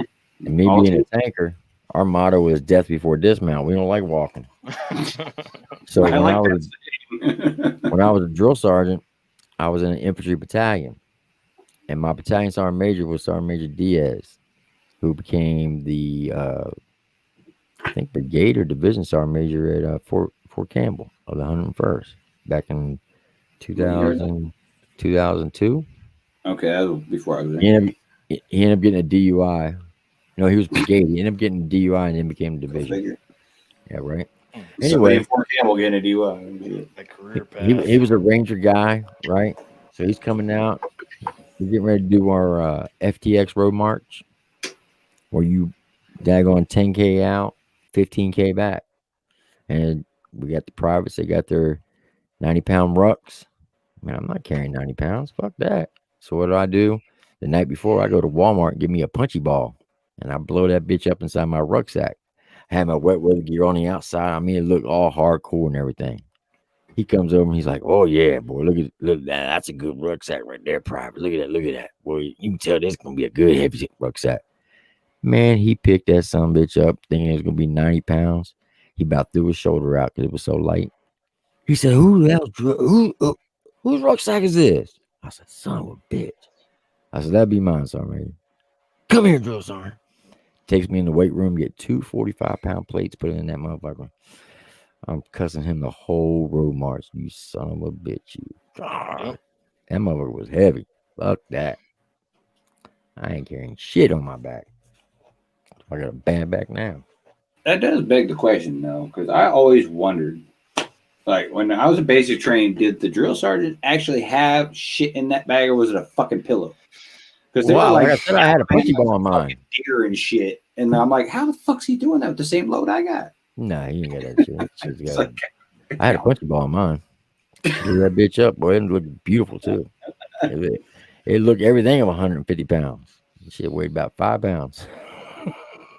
During that mission I was telling Alpha up there about, since he probably intel'd the motherfucker for me, Operation Easy, they decided to give us the dumbest fucking packing list I have ever seen in my life. Every soldier had to have that ain't on me. That's on your first sergeant. That's on some fucking buddy, and I'm gonna blame you because you're intel. Everybody had to have a whole roll of 100-mile-an-hour tape, a whole bunch of bullshit. That was actually your S3. It was just the dumbest fucking packing list I've ever seen. I was like, "What? We building a fucking clubhouse? Where we get there? Shit!" Like, everyone had to do a layout, TA-50 style layout, to make sure we had every item on that packing list, and it made no motherfucking sense. And then you had to add mortars to us because we were the weapon squad and our ammo. And I was like, you got me fucking bullshitting. What the fuck is all this? For the record, you can thank your S3 for that, and you will never see a greater difference of opinion than you will see between the S3 and the S2. Okay, right. See, that's the problem, though. We didn't have S3 on our cop. It was just you did. You did. You might not have seen them, but you had them. He was integrated. He's probably in the top. You didn't have to carry all that shit. Yeah. No, they don't have to do the shit, but they're the ones who the S2 will say to the S3, okay, this is what needs to happen. And then they'll say, okay, this is what we're going to add to it. And then they fuck everything up. And then everybody gets mad at the Intel guys because the S3 guys, who might I point out are fucking infantry guys. Yep.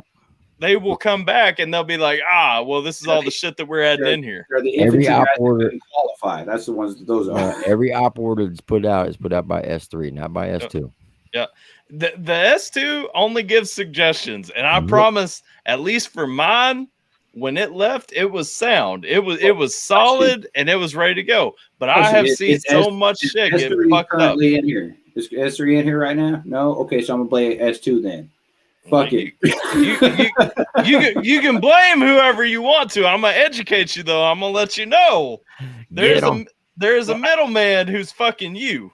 Well, if you can tell me what the fucking purpose is to have, we had the entire fucking platoon with 100-mile-an-hour tape, one roll each. Why? What the fuck would be the purpose? I'll tell you what the purpose was exactly. S2 at some point said, okay, these are the threats that you are going to encounter. These are the things that you need to plan from. And some S3 sergeant major who was feeling lazy that day said, fuck it. If we need 100-mile-per-hour tape for possibly this one thing, everybody's going to have it in case somebody goes down. What, blow up doll's got a hole in it? Goddamn. Yeah.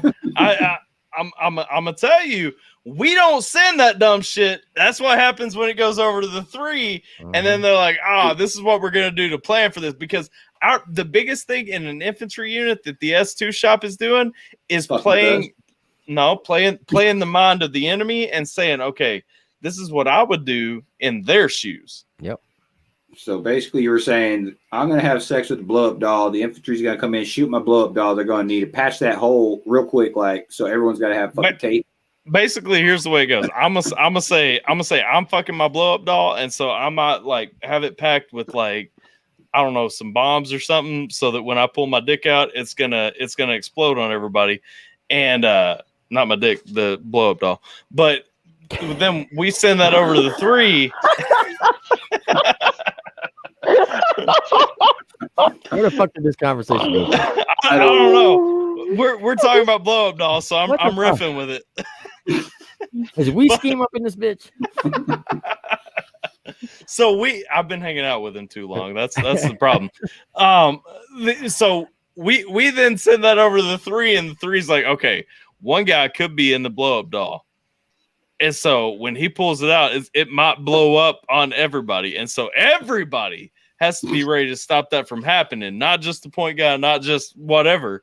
And so we're all gonna, take X, Y, and Z measures. And so the 3's who fucks that up. I mean, you can't blame us. Well, it was fucked up. That's all I'm gonna say. A whole box of chem lights. Why would anybody need a whole box of fucking chem lights? You go into a goddamn raid party with your fucking 100-mile-an-hour tape and your 550 cord and shit. Listen, man. I'm glad that I did not spend a ton of time in a 2 shop. I spent most of my time in an actual intel unit where we are actually accountable for our shit. And so, once you get to the 2 shop, like I said, you got that middleman with the 3 shop in the middle and everything. And it's like the 2 shop gets blamed for everything that the 3 shop. Apparently my cat's doing acrobatics. The 2 shop gets blamed for everything that the 3 shop fucks up. And they also get blamed for everything that the 6 shop can't figure out. And it's like, we start talking about signals and all this shit. And I'm like, I'm getting blamed for all that. I'm like, I have no damn clue how Army signals even works. That's a 25 series thing. That's over in the 6. And still everybody comes to me pissed off about it. You know what I'm saying? Because it's like, how many times you ever interact with your 6? Never. Because guess what? Everybody pissed off comes to the 2 shop. Everybody from the 6 comes over to the 2, and they're like, hey, can you hand this out with your shit? And we're like, yeah. And then everybody gets pissed off. And they're like, fuckers. Like, you Intel fucks. And it's like, Intel ain't got shit to do with signals. Like, what the hell are you even talking about? You know what it probably was? Is somebody in the 2 told the middleman, hey, you guys probably should bring at least 1 roll of 100 mile and a box of chem light. And then that dude did the telephone thing all the way down to my first sergeant, who's like, everybody needs one. He's like, Oprah all the fucking sudden. You get a box of chem light. You get a box of That's exactly what happens is we say, you know what, you might need like a couple of chem lights just in case, depending on how, this is the time window, just in case it could end up dark, like when this goes down. And somebody's like, it could end up dark. Fucking chem lights everywhere. Yep. Wait, whoever accused me of having a family-friendly show? The thing is, I have family-friendly shows. They just don't understand what part of the family I'm trying to appeal to, okay? Like, just because it ain't kids hour right now, don't mean it's not family-friendly. We're just talking to the dads and moms sometimes. Sometimes he talks to that creepy uncle that touches too much. Yeah. Sometimes we talk to the blow-up doll right before we pull out of it. Yeah, and explode all over people, apparently. Oh, my God. This went off the rails.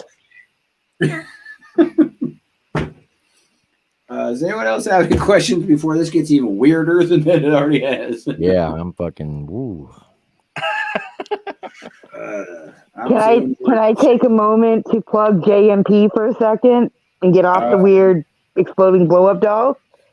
Yes, yes, because I'm out of basically every fucking question I got. Yeah. I just want to, JMP, we just signed a new artist. His name is Kyle Jewel. He goes by Jewel. I'm gonna put his page in the it's late, sorry. I'm gonna put his info for his YouTube page in the chat, and would love for everybody to go give him a listen, give him a sub. He's an awesome dude, and we're so glad to have him part of JMP. Actually, matter of fact, I'm going to give everybody that's here, the 13 watching, a little sneak peek. And I'm the owner of JMP, so I'm allowed to do this type shit. So fuck y'all. Did you clear it with your board? Nope. Sure didn't. You're half of it, so if you say don't do it, I'll probably still do it. So it is what it is. There we go. Hayden, hey, bro.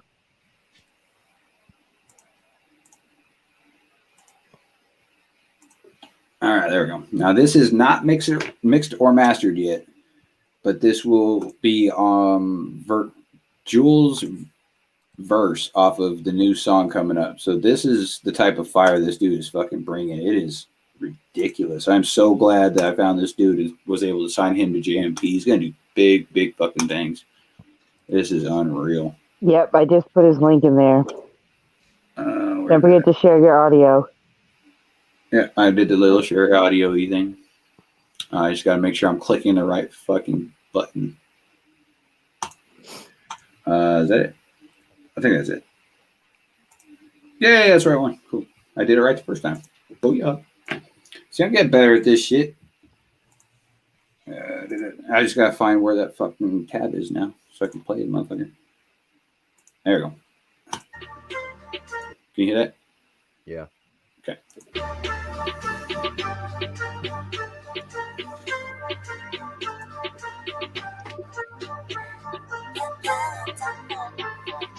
Lately I can hear them boo-hooing about people not viewing the music like they used to, but maybe they're picking and choosing, never choosing no losers like you. And you knew it, you had your chance but you blew it. You had your push but you screwed it. You're jumping up on the stage now and everybody is booing. Had you turn out, give me back the mic and let me show you how to do it. I'ma put you in the zone, bring it home like a king. JMP, repping for the team. Too many people with too many different opinions, too many whiny bitches making too many decisions. This country gonna grow some balls and kill this division. Until then I'm on my own business, worrying about the way I'm living. I don't give a fuck how you are, left or right, black or white, wrong or right. I'ma be a rock star in my own mind, real shit on the track. Tell what I said, motherfucking no take back. That's not mixed? That's not mixed. That's just raw. It's Who is like, that? that's Kyle Jewel. That is the shit. jewel. Where the fuck you find him at? I was actually thrown on a ENC Cypher 2 with him. Like, I'd heard of him, but I've never heard his music. And I was like, this dude is fucking ridiculously good. And then I was like, dude, you need to join JMP. And he's like, well, I don't want you to just give me a spot. I want to audition for it. I was like, okay, shit. So I took it to my board and I was like, well, this dude wants to audition, but I've heard his shit and he's really fucking good. So I say he's already in, but he wants to audition for us. And then he did his Cypher 2 verse and fucking destroyed that verse. Oh my God. Yeah, that's killer. He took Cypher 2. Yeah. Look, I'm gonna tell you right now, if he sounds like that on every track, this guy's that's like mainstream right there. Yeah. Have you heard his verse on Cypher 2? On the ENC Cypher 2? Oh, I'm definitely playing that one for you real quick. He took the entire Cypher. I think we put. I think you played that. Wait a minute, we did that one. I think it was the third guy. Wait, was that the number 3 guy? No. Yeah, no, he's not. He's not number 3, but he was number 1 on that Cypher. The number 1 guy. Yeah. Number 1 he was the first guy. Yeah, 1 and 2 and 4 was very good. Number 3, he sucked. Yeah, I personally, I was trying not to down talk at it at all because I was trying to promote it as best I could, but 3 should have been pulled. Yeah, this is how he raps. This is how the guy raps, Tyler. He goes, I went to the club, and next thing you know, I got a chicken sandwich, and I went to the car, and the next thing you know, I went to the house, and then my grandmother said, you got to go to school, and I got a job, and it was 9 to 5, and then I got paid, and then it hit it. No, I think you did better than he did. Because I could understand what you were saying. Yep. And I was like, what the fuck is he talking about? Well, like I was supposed to make a lyric video for the Cypher, and I couldn't because he sent me the lyrics, but the lyrics didn't match what he said, but I didn't know what he was saying. But I knew he didn't say what he said. It's like Jess said it perfectly. She said it sounded like a daggone marbles in his mouth and you need subtitles. Yeah. If you haven't heard that Cypher yet, yeah, you definitely got to check it out for Tyler. You're Tyler. You got to check it out for Jules' verse because like I'm on the Cypher, and I'll be the first to admit I did not have the best verse he did. By far. He killed it. He killed it. The second guy was all right, but third guy, it will make you want to fucking shoot yourself in the eardrum. Yeah, you're like, why? He must have the best hearing in the world. He's hearing stuff that we're not. Yeah, that belonged in the garbage can was Oscar the Grouch. Jess, who was that reacted to it? Gatsby. I think he said it best when he was reacting to it. He's like, I think this dude literally smoked a pound of crack, snorted some coke before he did this verse because he's going fast as shit to some beat that is not playing. Yeah, it makes no sense. It makes no sense. None of his words rhyme. It's just fucking. You know it's bad when Gatsby's going that dark with it too, because Gatsby's always trying to like at least find something that he can like about it. You know what I mean? Like, well, I don't know why I've always been the type that when somebody reacts to my music, I either download it or if it's a live stream, I record it so I can download it so I can send it to you. I got his reaction to it. It's fucking priceless. His face was just like, "What the fuck is that?" I'll be honest with you. When I hear somebody sing that I know they can't or rap. I know they can't. I'll be like, it's not bad, blah, blah, blah, blah. I'll try to give them some positivity. I tried to I didn't. I was like, I don't know who this number 3 is, but he sucks. I can't understand a word he fucking says. He's straight garbage. There was no silver lining to that verse. I always try to find business something. You can't find not 1 ounce. I can tell you right now, I can rap better than that guy, and I can't even rap. I'm gonna tell you what, I'm gonna play it right now. I want to see live reaction from Alpha Tyler. You tell me 1 silver fucking lining you can find in this. I'll tell you what. If you show me 1 silver lining, and be honest, and don't make no bullshit up, you show me 1 silver lining out of this fucking out of this number 3 guy, I'll go black for 2 months. You won't hear shit from me. Ooh. Well, see, that's a lose for us, though. That's not. I mean, I won't go live. Yeah, I won't do nothing. I'll just sit back for 2 months. You that confident? There's nothing good about this guy. I'm that confident, but we have a loophole in that. I'll bet you $100. How about that? Nah, I'm not gonna bet that because you've heard him. I haven't. Like, if he's that bad, like I can imagine somebody being that bad. Like, I'm not gonna make it. Look, look, play this hold shit. on, I want to hear. Hold on. You're probably gonna get mad at this statement right here, but I don't care. He makes Jason JV sound like Eminem. Oh, come on now. Like I'm supposed to. And MMT said, catch a bar if there is one. If you can tell me 20 words this guy says, I will pay you $50 right now. If you can tell me fucking 50 words he says, hell, even no, $50 for 20 words. How's that? That's my bet. I can't fucking understand. Yeah, Stacy says, what the fuck, Tim? No. Stacy says you can't go dark, you can't go black for 2 months. I'm telling you, because you're not gonna find anything fucking silver out of this dude. If you do, you're full of shit. Well, Tim said he wouldn't go live, but can he go live with Mikey D? So can we still get Tim? Yeah, I didn't say Mikey. So loophole. All right, here we go. The first one is my new guy, Jewel. He fucking kills it. Oh, he does. This is a straight banger right How do I not? Oh, he does. Because it's on my own fucking page. This one. Did you share audio? Yeah. I don't know. Can you hear it? Yes. Yeah. Oh shit. Yep. There we go. I want to see your face. Welcome to the ENC Cypher number 2. It's Jewel, boy. Here we go now. Yeah. I've been waiting so patiently for this opportunity to finally come around. Now I'm creeping up out of the underground. You gon' finally learn my name and hear my sound. Watch me running straight up on the king and I'ma steal his crown. Taking all the words and the food right out of his mouth. I'ma leave his hopeless skinny and starving and falling out. Who they gonna hit you right onto that finish line now? Tough guys better go and get your fucking guns out. That's all you wanna talk about, but I really highly doubt that you've ever shot a full strut bird with a moss bird coming to my neck and think what you gonna get hurt. You were coming at me, now I'm giving back what you deserve. You like to brag about being on top. I'm coming for your spot, send you back to the line. You're not top 10, you're 2-5.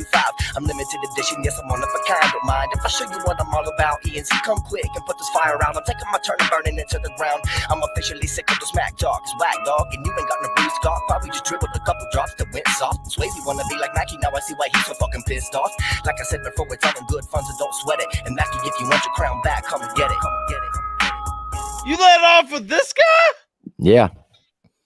Hey, number 2 is pretty good now too. Now I think his name is Kev. You can't lead the Cypher with that. That guy was fire. That was okay. That was Jewel. We just listened to him. I mean, I already knew he was going to be fire, but damn. Now comes Kev. Now the third guy, I think his name is DROZ. I think. Well, the third guy's the one that we're listening for, right? Right. Yeah. Yeah. Okay. Hit play. Where'd he go? Jekyll disappeared. Jekyll. He's probably talking to us. You mean to tell me that I've been fucking talking on you here shit? Ain't that about it? I do that often. Don't worry about it. No, the reason I went last is because that whole Mackie fucking diss beef thing that was going on. We decided to put me last because that makes everybody watch the whole thing to see what I said about Mackie. Which okay. Yeah, it was designed like this, but yeah, Jewel set it off really well. Alright, Big Kev, it's your turn. Okay. Careful, cause that mic's still hot. Yeah. Big Kev. Look, I'm a mastermind in this shit, code breaking this game since I was like 6, then I ended my teens. Well, that was a glitch, cause I didn't act tough like I spit in this bitch. Lubricate it before I go in. Gotta make sure my rhymes are flowing. When it's not, it's rough and raw, like not giving a fuck, my chops are slowing. Fuck that, I ain't down for that. I don't like the sound of that, cause the amount of rap talking about some designer bags are all cap, like the rhymes on my pad. They be talking all trash, lacking with the facts, fronting in the raps, which is really all cap. Now they got a fucking gat, bitches hanging in the strap of a belt that's in a trap, and I don't fuck with that. Now I don't wanna come and diss for some price. I just say what I write from the thoughts in my mind. They just happen to be sick when I write, so I'm thinking I might just leave it tonight. Big Kev. Yeah. All right, here we go. Okay. Big Kev solid. What's that? I said Big Kev's solid. I mean, there were a couple of nuances in there that maybe I would have timed a little bit different. But I mean, Big Kev's solid. Yeah, I said the same thing. He did pretty good, but his flow was off in a couple spots. Yeah. But all in all, not bad. Yeah. Should I skip to the last one or and then you go back to number 3? No, I don't want to though. Come on. I'll mute myself. Let's hear number 3. Here we go. 20 words.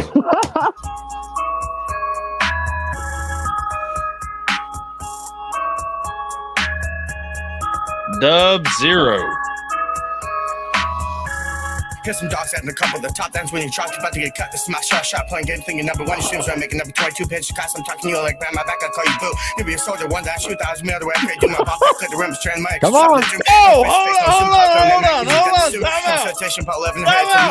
out. Is this guy speaking English? I swear to God, I heard Spanish in there like a couple of times. Like, is it English? It's in English. He sent me the lyrics.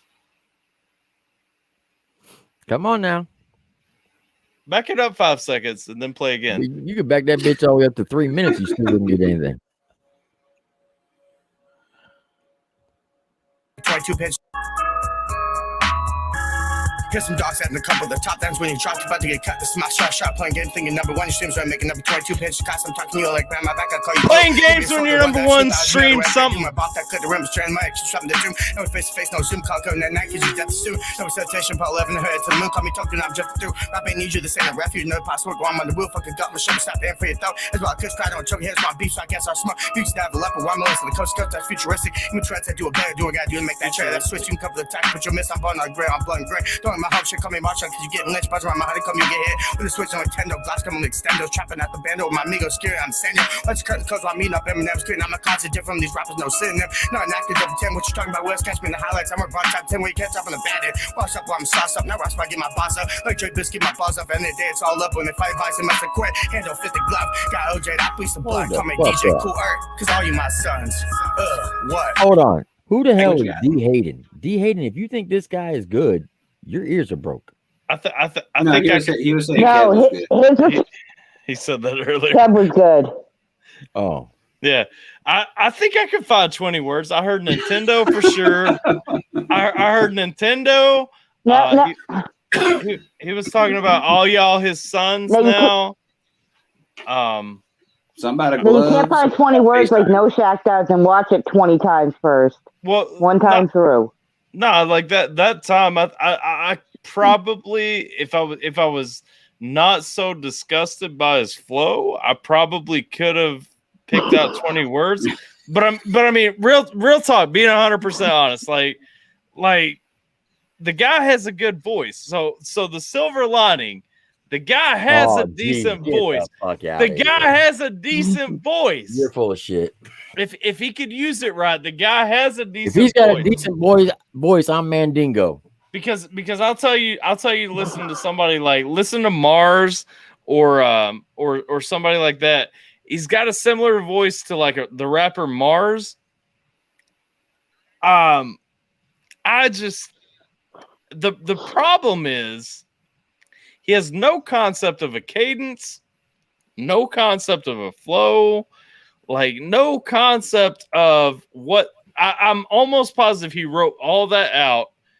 You said, let's do a cipher. He put all the words out how he had them written without editing them at all. And then said, you know what? This is my verse for the cipher. I'm going to make the timing match. But he didn't. No, I mean, he didn't do a good job with it. He timed it so that it went, but it's not timed. I get it. He sucks. It does suck. Hayden said he'd rather listen to his dumbass trainees talk than listen to that again. And Hayden is a drill sergeant in the Army. Yeah. I feel that. I think personally, when I'm doing my JMP cipher, if anybody, even Clip Monster, which I highly fucking doubt, submit something like this, I ain't putting it on. I wouldn't, man. Just killed the whole cipher. Not with you on there. I told you, as a business aspect alone, I wouldn't have let that with representing my company. If that was representing JMP, I would have been like, no way in hell is that going out, Jekyl. Clean your ears out. That just brings down everybody else that was on there that did a bomb ass job. That's the other part. Like, that's the problem. Even outside of like the timing, the cadence, the flow, all that stuff. Like, he's not stopping to say his words. He's just going. See, and my impersonation of him was 10 times better than that. Yeah, I could understand what you were saying. He's like a train. Like, he's like a train just running through it. Exactly. My problem it's like he took one breath and it's like, I'm going to try to get this whole thing done. Well, my problem is like, just because you can talk fast or rap fast does not make you good. Well, that's the thing though. The rap game right now is so oversaturated with like chop of flows and everything else. People think this does sound good. Here's my question: why'd you even put it on there? Why didn't you just go with 3 of you? It wasn't my call. It wasn't my cipher. It was ENC Cypher. He decided who was on it. It was supposed to have 4 or 5 of us on it. One person pulled out because she couldn't do it, and then he didn't even hear it until it was already done, put up, and then he did a reaction to it. But my problem with it was when he did his reaction to it, he even knew this was going to happen because Dub is known for going fast as fuck like this with no concept of cadence, flow, beat, anything. Just fucking goes crazy on shit. And he called it out before it even happened. But it's like, if I'm putting together a cipher, I'm going to put together a team I know is going to kill it. What else put one out? Like, I want to give people their shot and everything. Like, I've done ciphers with horrible fucking artists, but I don't know. It's his cipher projects. He can do what he wants with it. But I would never put anything like this out. But that Jewel guy, he's a diamond in the rough. So what are you gonna do with him? What's your intentions? He's definitely signed to JMP. I can't release a lot of new information that I just came into knowledge of. Jess was there in the meeting. A lot of big things are going to happen for JMP and Jewel as a result of being with JMP. It's not just going to be local YouTube stuff. It's going to be worldwide crazy shit. I can't get into details of it because of confidentiality reasons, but that's awesome. I'm going to take Jewel and elevate the fuck out of him. Congratulations. You deserve it. Thank you, sir. Appreciate that. And so do you, Jess. I keep telling her that, and she keeps saying, no, she don't. Huh? Well, I can tell you this from outside looking in.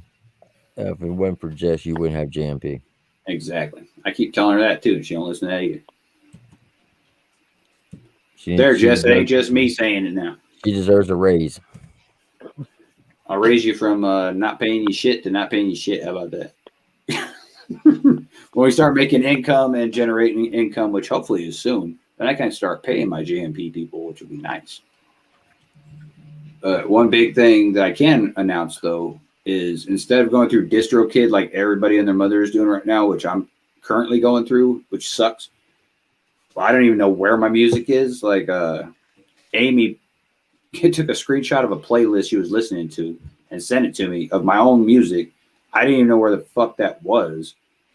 And it has other people named Jekyl, supposedly being me, on my playlist. I was like, what the fuck is this? And that's all through DistroKid shit.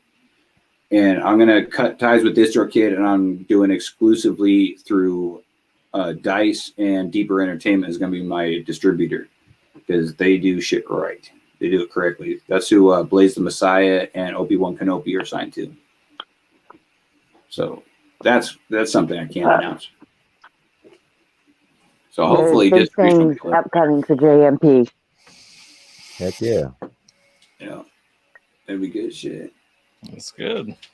And notice how nobody in the chat nor in this lobby said, "Hey, play your verse, Jekyl." Fuck all y'all. I'm waiting for you to play yours. I was just gonna cut it off. Yeah. No, you can't leave a song unfinished. Exactly. I can leave you a dub in your ear. How's that? Call me DJ Cool Earth, cause all you my sons. He said he valued his songs. See, Is that what he said? see, I'm gonna be real though. I'm gonna be real though. You're shitting on my verse already? No, this is a song. Sitting on the Jekyll, if you're shit. This is a song because of that verse from Dub. Like, I would record the reaction and then throw it back. Maybe only put it on Patreon, but probably never put on my YouTube channel. Like, what, the Cypher? Yeah, just because of the verse from Dub. But like, personally, I mean, cut that out. Like, it's solid so far. I don't know what you bring. You might fuck it up too. But I like, shit the bed.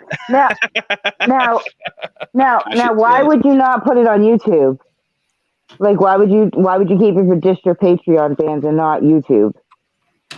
I try not like the negative things, like where I just don't have a nice thing to say about somebody. I try not to put on YouTube just because I don't want to be shitting on somebody that. So can you put reactions on Patreon? Well, yeah. I mean, you got to pay how are people extra. going to grow? I'm not in this business. You got to have criticism, and there's not always something good to say about it. Okay, time out. Because if I have something negative to say about somebody, if the artist has asked me to put it on my channel, 100%, I'll put it on my channel still, whatever the outcome may be. But if I find something that I'm going out checking out for the first time, if there's an artist, if I only have negative things to say about them, I'm not going to put it on my YouTube channel, because I'm not just going to shit on somebody with 50 subscribers and just shit on them. Like, I'll wait until I find something better. Oh, see, there's a difference though between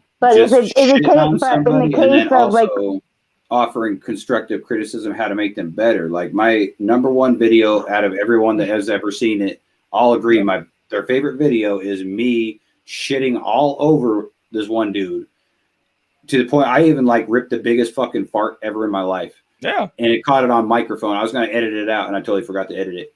And everyone's like, fucking thought that was the best thing ever. I bet he's good with it too, though. He was kind of salty about it. By not. That's what you get when you come to Jekyll for a reaction. But not putting it on YouTube, like, is punishing Jewel and Jekyll and Kev for blowing it out because the person decided to put number 3. So That's the difference, though. If Jewel or Jekyll had asked me to do this, if they'd asked me to hit it up, then I would hit it up. It would still be up.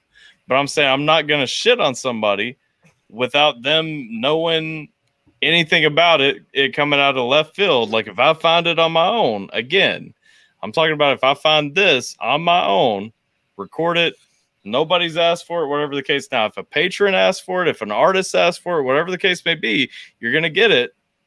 But I'm not going to put it up if I found it on my own. See, that's where we differ. I just put what the fuck ever up. Well, also, I mean, we don't differ that much, because also moving further, I very rarely do reactions that I'm just finding on my own anymore. I mean, it's almost always either paid through Indie Amplify or requested by a Patreon. So, I mean, like, I'm not just doing stuff that I'm finding out just surfing YouTube anymore. Yeah, I'm definitely backlogged on reactions, but anyway, here's mine. So you can shit all over mine. Feel free to shit on mine. It's awesome. And you know I'm gonna run with the brick.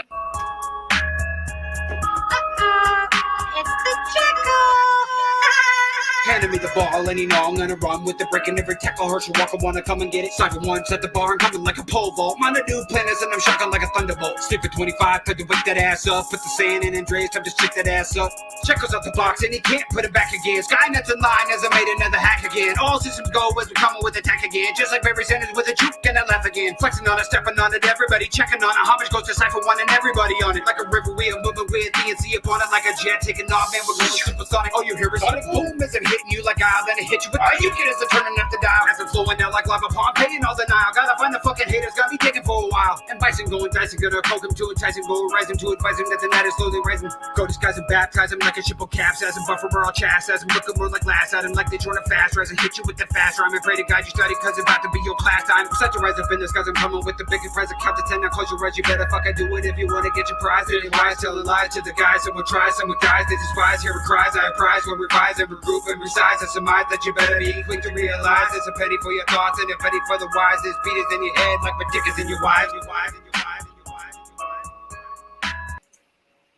So I'll say on that one, I mean that might be one of my favorite Jekyll flows that I've heard. I mean, your inflections and everything were on point coming through there. Now, did you say that was part of your beef with somebody? No, it was like that whole thing got all fucked up. Like that's like the 5th version of that verse for me. Yeah. Because I wrote a verse to respond to Mackie from Cypher 1. Yeah. And then that whole shit went crazy. And then he released a diss track on me. So I scrapped my verse on that and just did a diss track. And then I was still going to do a different diss towards Mackie on that Cypher. But then everyone lost their fucking mind, turned something that was supposed to be fun into something real and dumb. And friends were starting to fight with friends. I was like, you know what? Fuck it, Mackie. I ain't doing nothing. So I rewrote it again into that. So okay. I mean, I feel like you had a really solid rhyme scheme going on right there. I feel like you had a lot of really nice inflections kind of thrown in, especially near the end, not at the end.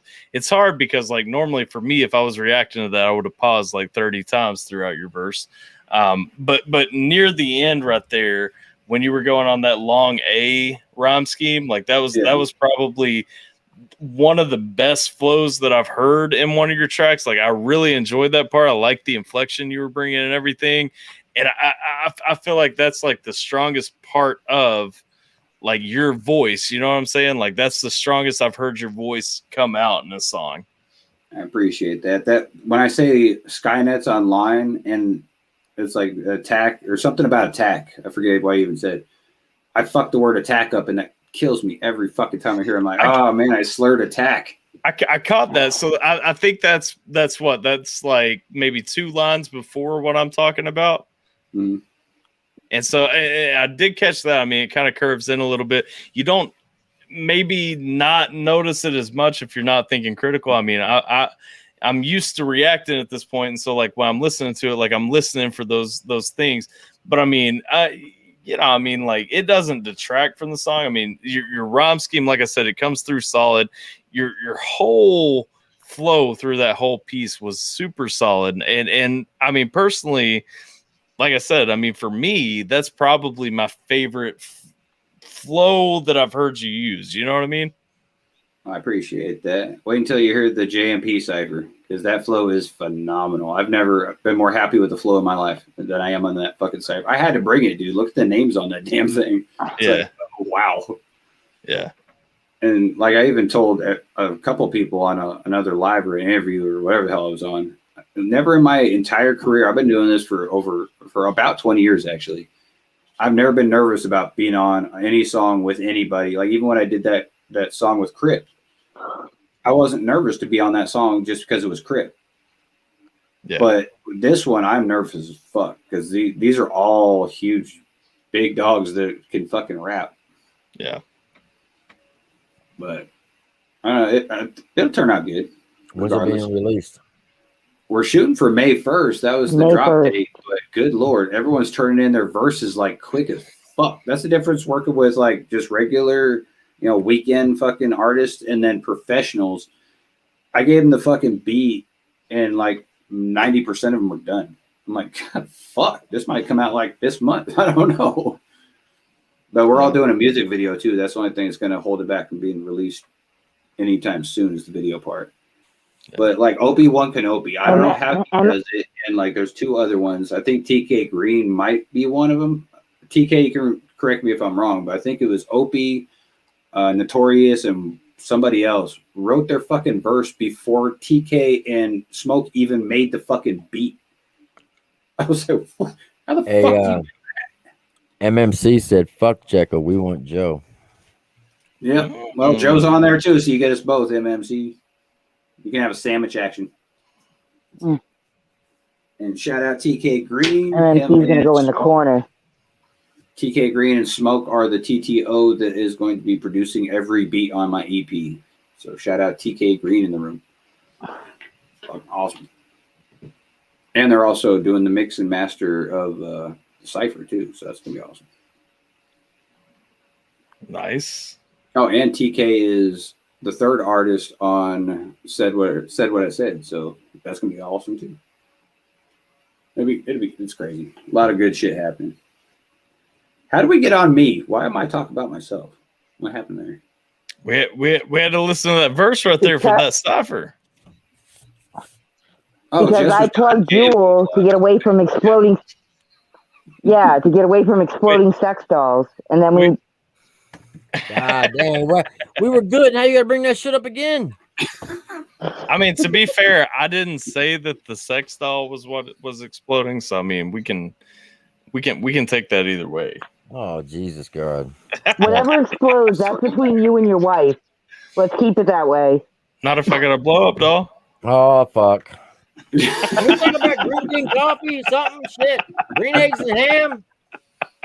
Hey, don't be racist, Triple. Don't be Dr. Seuss and shit. That's true. You can't be bringing Dr. Seuss into this conversation. All right, let's talk about box wine. Anybody got some good box wine? Yeah, man, you get that. that. You do sex dolls, but you cannot do Dr. Seuss on my channel. You gotta get barefoot on tap. Barefoot on tap. All right. Barefoot ain't bad for wine. And Tim gave me a new name. No. Tim gave me a new name. He kept calling me Tess the other night, and then when Mikey was trying to correct him, Mikey started calling me Tess. Kept saying Tess. The only reason why I said Tess because there's this Filipino lady I used to work with. Her name was Tess, and I spoke to her earlier that day. Jess, Tess, I don't know. It just kept saying Tess. Oh wait, what? Yeah. TK, that shit's mixed and ready to go. Oh shit. Ooh. Ooh. No, MMC. No, that's off limits. Can't talk about the We're not talking about that. No. What happened? Auto blow. Yeah. What? That must be some whiskey and something or other. Some reference. Y'all don't know about the auto blow. Yeah. I know about a shirt I never got.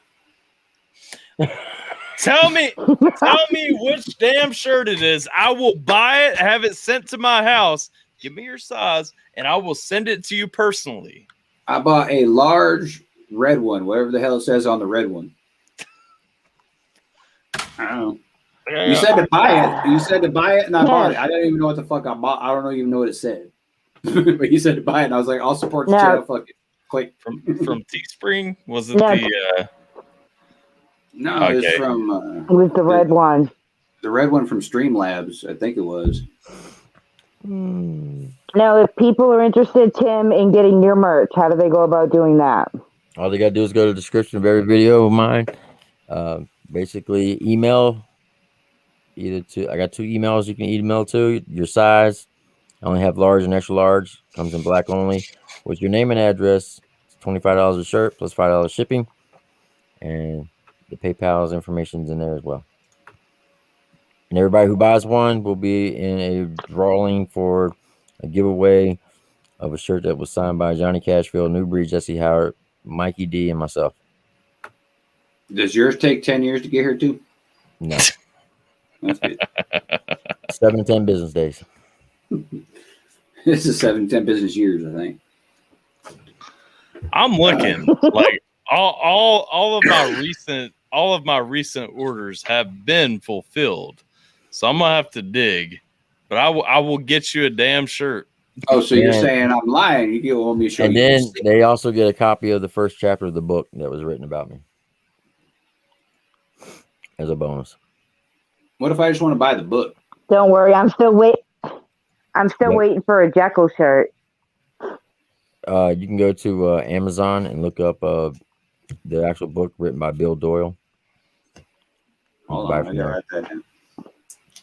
It's got like 18 different chapters. Each chapter is about a different soldier from Iraq and Afghanistan. What'd you say? Bob Doyle? Bill Doyle is the author's name. And the book's name is Behind Enemy Line, Under Fire in the Middle East. See, Shane got his 3 shirts. I'm just saying. I got that written down. I'll dig through it and I'll send your ass a screenshot of my fucking shit. That was a while ago though. But to answer your question, Jess, you haven't got a JMP shirt because COVID hit. And then dude's shop shut down, and then dude sold shop, and then now he opened back up shop with some other motherfucker running it. And now instead of paying $20 a shirt, I pay $20 for the design and then the cost of the shirt. So what? Hey, you need to go to BF Design Solution. No more than $12 for everything. Wait, who what?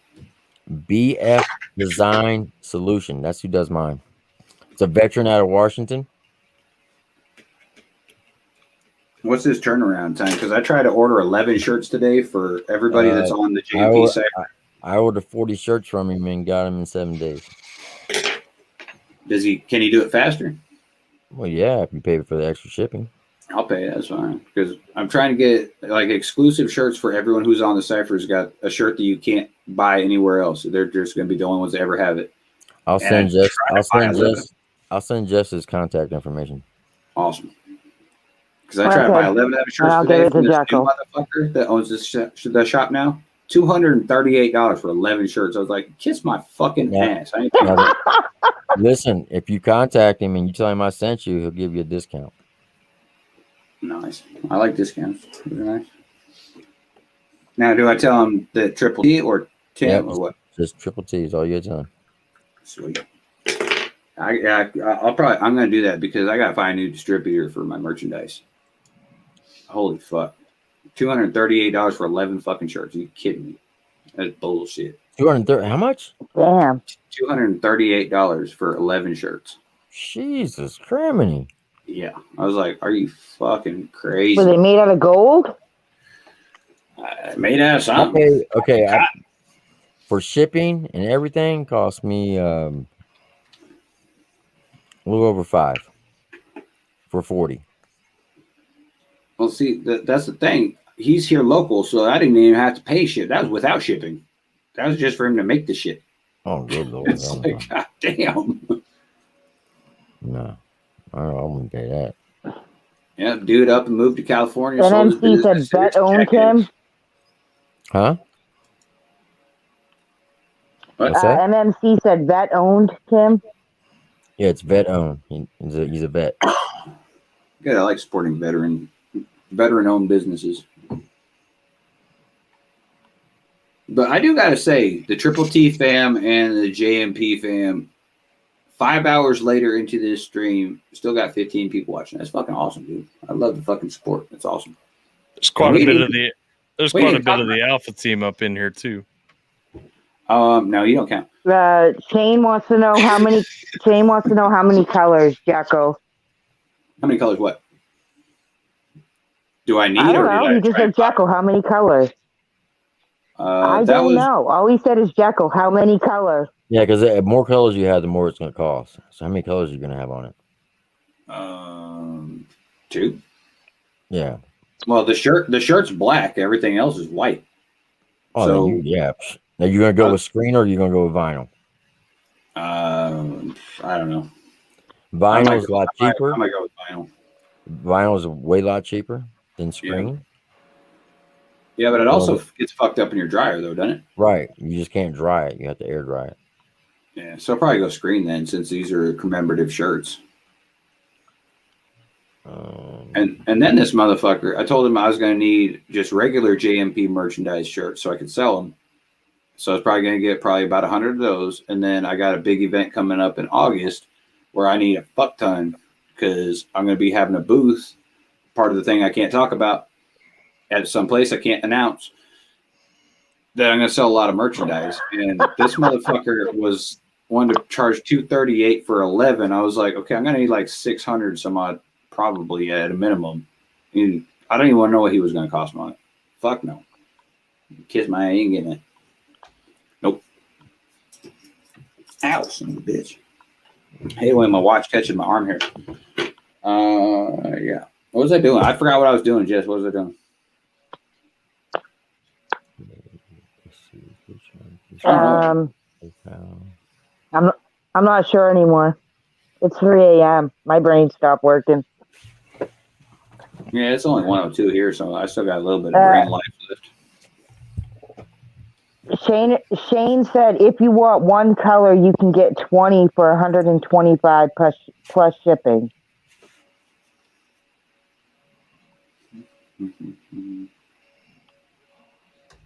Is that through what the hell? BF? What the hell? BF Design? Is that who Shane's just talking about? I have no idea. Oh, Jess, by the way, I ordered your business cards today. Okay. And I'll send that out with your laptop and shirts if I can ever fucking buy them and not get fucked in the ass by doing so. That'd be super. So I'm not big on the whole ass. At least somebody will know my. Hey, at least my business cards will know my title because I still don't know half the time. I don't even know my name, so I need business cards to say Jekyll on it.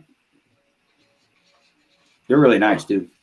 Turned out pretty good. And the bad part is I ordered 500 of all of the people in the JMP's position for $15, and I can't even order a shirt for under 20 from that motherfucker. It's like, what am I going to do with 500 business cards? I don't know. Yeah, you got 500 business cards for $15? Yeah. Where you ordering from? Office Depot. How many you get? 500. For how much? 15. It would have been 12, off, but man. I did front and back. You're getting ripped off. You better go to Vistaprint. Vistaprint, you can dag on 1,000 for a daggone $20. Are they good quality though? Hell yeah. Gloss and everything. Can you do both sides? Yeah, you can do both sides. Well, fuck. See, I got fucked again. Look at that. See, God damn it. I gotta write that down. Vistaprint. How long does it take to get here?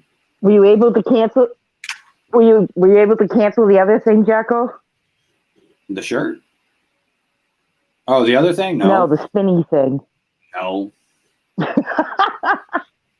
Fuck it. I'll see what it looks like when it comes in, and if it looks like shit, I'll send it back at that point. I don't know what else to do. I already bought it.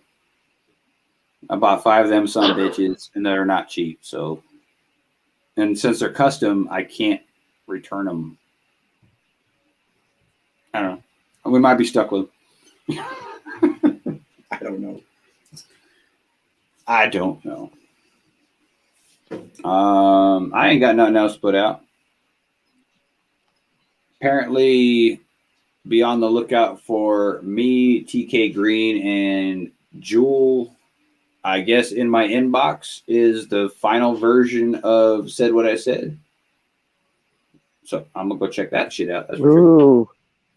And if it's good to go and Jewel blesses off on it, obviously TK is going to bless off on it because he mixed and mastered the motherfucker. So I'm guessing he thinks it's good. Get Jewel to bless off, and it might come out Saturday. Maybe. I don't know. Let's see what happens. So boom, there you go, Alpha. You got something to react to. Be watching for it. I will. Just make sure you tag me. I will send you the link as soon as it drops. Appreciate you. Oh, I always do premiere too. So you guys are welcome to the premiere of it. I'll let you know when that's going to be. I usually and try. Sometimes if we can live. Go ahead. And sometimes if it works out right, reactors or few choice reactors get a leak to it so they can react to it before the premiere so they can be in the premiere. But things don't always work as smooth with JMP, and sometimes I'm just getting the link to it as he's going live with the premiere. Yeah, usually if it's somebody I roll with heavy, or if it's somebody like I said that like the community's really rocking with, like I'll try, and when the song drops, I'll try and record during the premiere and everything. I get slowed down on the premiere, but at least I'm there. You know what I mean? Yeah. Well, people are always wondering why I always do premiere for everything. I just sent it to Jess. It's you get more engagement when there is a premiere because you get the the live views, the live count, the live interactions, all that shit. And it just helps with the analytics, I guess. I don't know. So I premiere every fucking thing. Yeah. So if it is good to go, it'll probably come out Saturday. Maybe. I don't know. I'll figure that out. But if you guys want early links, I can send you early links if you want to do a reaction to it. And then yeah. Send it over. I'll have the reaction ready, hang out in the premiere, and then drop it after. Sounds good to me. All right, I guess we're done. Would you want an early? No, I got some more JMP stuff. Oh, okay, never mind. We have JMP stuff. Tomorrow night, we have an interview with the one and only Buckshot Biggs at 8:00. Hell yeah! Wait, hold on. Is that gonna be live or is that recorded? Have you figured Saturday, that out? It's live, I guess. Okay. Of course, it's gotta be live. Okay. And then Saturday, the same thing with interview with Jason JV at 5 p.m. Eastern, 4 p.m. Central, 3 p.m. Mountain, and 2 p.m. Pacific time. Is that I got one all the live? time zones correctly. Is Alpha live? What? What? Wait, what? What happened? Oh, dude, I keep putting Tyler and then We're Alpha not when I'm talking about other people. Is Jason live? There we go. Probably. You should probably figure that out if that one's going to be live or not, because I don't know. I don't know what I'm doing. You always tell me what I'm doing. Yeah. But then you turn around and say you're not JMP. For that to be...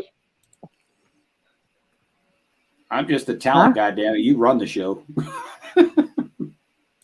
Yeah, they're both live because originally they were both set up for lives anyways. So that's right. True. Just show up at 3 p.m. Saturday and 6 p.m. tomorrow, and we're good. Yeah, if I don't try and beat up any more little kids. Well, that might be a good idea. You're the pretty face of JMP. I don't know about pretty, but hey, I'll take it. I can't think of anything. Oh, Jess, I think you already know because I think you were there. Don't think you're gonna fry your brain. Maybe. I know, right? But I think I already brought this up. During Hatter's fucking thing. I don't know if you you were in there for that or not. I was supposed to be doing there for the whole live. Okay, so you already know this, but I was supposed to be doing a feature with a dude, and I usually don't turn down feature gigs for people because I try and help out everybody that wants to fuck with me. I'll fuck with them. I'll give them a verse. I don't give a shit. Oh, that dude. Yeah, this dude posted some shit on Twitter. So anyone out there watching this in Alpha Land, Triple T Land, Jekyll Land, anyone, if you want to do something with me and you put something on your fucking Twitter that says that you have sex with your own daughter, I don't give a fuck if you're joking. I don't give a fuck if you were just, I don't care. I will not fuck with you no more. So I obviously pulled out of that fucking feature, and I don't even know who this person was, like DK something or other, not DK rap artist. I thought you were about to say DK rap artist. No, it wasn't like, DK rap artist. What the fuck was his name? No, I forget who he was, but I had to block him too because he was adding people in the messages that he was saying that shit to. And his name is IDKY. And breaks off his ass. I don't fuck with that shit. That's just that's some inappropriate fucked up shit. There's not even a fucking funny joke. If it was a joke or whatever it was, I don't know. But he said, "Hello, my name is Ronald. I live in Atlanta, New Mexico, and I love voting for Trump, having a beard, and having sex with my own daughter. Nobody fucks my daughter besides me." It's like, wow. So he's saying all Trump supporters are inbreds. That's what he's coming at. Okay. I don't know if that's how he meant it, but about that. I'm not going to be on that feature now, but he already put out all over his Twitter that he lined up a feature with Jekyll, but now he's going to look like an asshole because Jekyll ain't featuring with you. Nope, sorry. No. That hashtag ain't coming anywhere near us. Yeah. What the fuck? I say some pretty off the wall fucked up shit, hole. but that's just wrong. Yeah. Yeah. And if it's too fucked up for Jekyll, then you know it's fucked up. Ow, fuck my shoulder. But with that being said, I think the stream is over. I think, even though there's still 18 people here just listening to us meander and ramble about shit and looking at our monitors and clicking on shit. And, I don't know. Like, that's what YouTube's about. Pretty much, yeah. That's the way we roll. Don't you know? All right. Well, I appreciate Triple T. Appreciate your time, Alpha. Appreciate. Wait, hold on. I'm trying to collab with me too, but fuck that. Yeah. Fuck TK. Run. And I don't know if it's a guy or block a girl. Him, TK. Block him. It sounds like a dude, but at the same time, his little Twitter tag says he is a TK fangirl. What? So I don't know. I don't know if he self-identifies or is that liquid, whatever it's called, whatever. You got some gay shit going on? Sound like it. I have no fucking clue. But I appreciate you guys coming through. I appreciate everybody who came through in the chat. I appreciate Caliber. Am I forgetting anybody, Jess? That was in here? No. Well, I just want to say thank you for doing this. I thought it was dope as hell. It's always good to talk about military stuff and things that we did and lived through. Brings back good memories, bad memories. Yeah. So I appreciate you doing this, and Tyler, appreciate you as well, and Jess, and Jekyl. You know your fucking infantry. Yes. That's all right. God will forgive you one day for not being me. No, he won't. Oh, I would always enjoy the chance. I mean, I feel like we all get stuck in our lives, and you guys can relate to it, I'm sure. But we all get stuck in our lives and kind of out of that bag in a while, and it's nice to reconnect with that peace every now and then from people who actually know what that looks like. You know what I mean? I mean, it to me, it's like a pause. It's like a pause from all the bullshit, all the drama, all the whatever else is going on. It's just, you know, kick a minute back wherever we're at, fucking talk about that thing that I mean, honestly, is that to some degree is at the core of who we are. You know what I mean? Yeah. Definitely. And it's like that. I would always have to like stop everybody. And for the last 5 hours and 15 minutes, we can put all our differences to the side, no matter what our beefs may be, arguments, and come together and be like, no, remember this, remember that. Because no matter what, whether we agree or disagree on certain things, we will always be connected because of the military. Yes, sir. So I thank both of you for your military service. Thank you, man. Because it is great Americans like you two that kept this country free, and for that, I am truly grateful and thankful. Not only for your service, but knowing that you fought for our future and our kids' future, especially my grandkids, and I appreciate that. Yeah, and I appreciate you guys' time to be able to kick back and just talk military to military. Like, I'd have to stop sometimes and explain some shit to the chat, but being able just to talk with a veteran is fucking awesome because you don't have to explain shit. Mm-hmm. Like with my civilian friends, I'm always like talking militaristically, and they're like, "What the fuck is that? What is that? What is that?" It's like, never fucking mind, dude. Because civilians suck. They really do. Yeah, I love everybody. But I'm just saying, civilians irritate the living fucking dog shit out of me, especially if you're in a store and you're walking and they're just like fucking slower than shit, not walking with any purpose in their fucking life, and you're like, "Oh my god, move." I tell that to soldiers all the time. When they're in the military, the worst thing you're going to have to deal with is dealing with civilians when you get out because they have no concept of what you went through. Yeah, You can try to explain all you want, but they'll never know unless they lived it. It doesn't seem like they have a purpose in anything. It drives me fucking nuts. But with that being said, I'm gonna roll the outro and broadcast. Love you all, and if y'all ever need anything, let me know. All right, bro. Have a good night. Y'all have a good one. Man that is died. What took a see, yes, the same boy comment start looking for, yes, ladies called the god. What's up? Okay. No. Making new offers at all these little kids.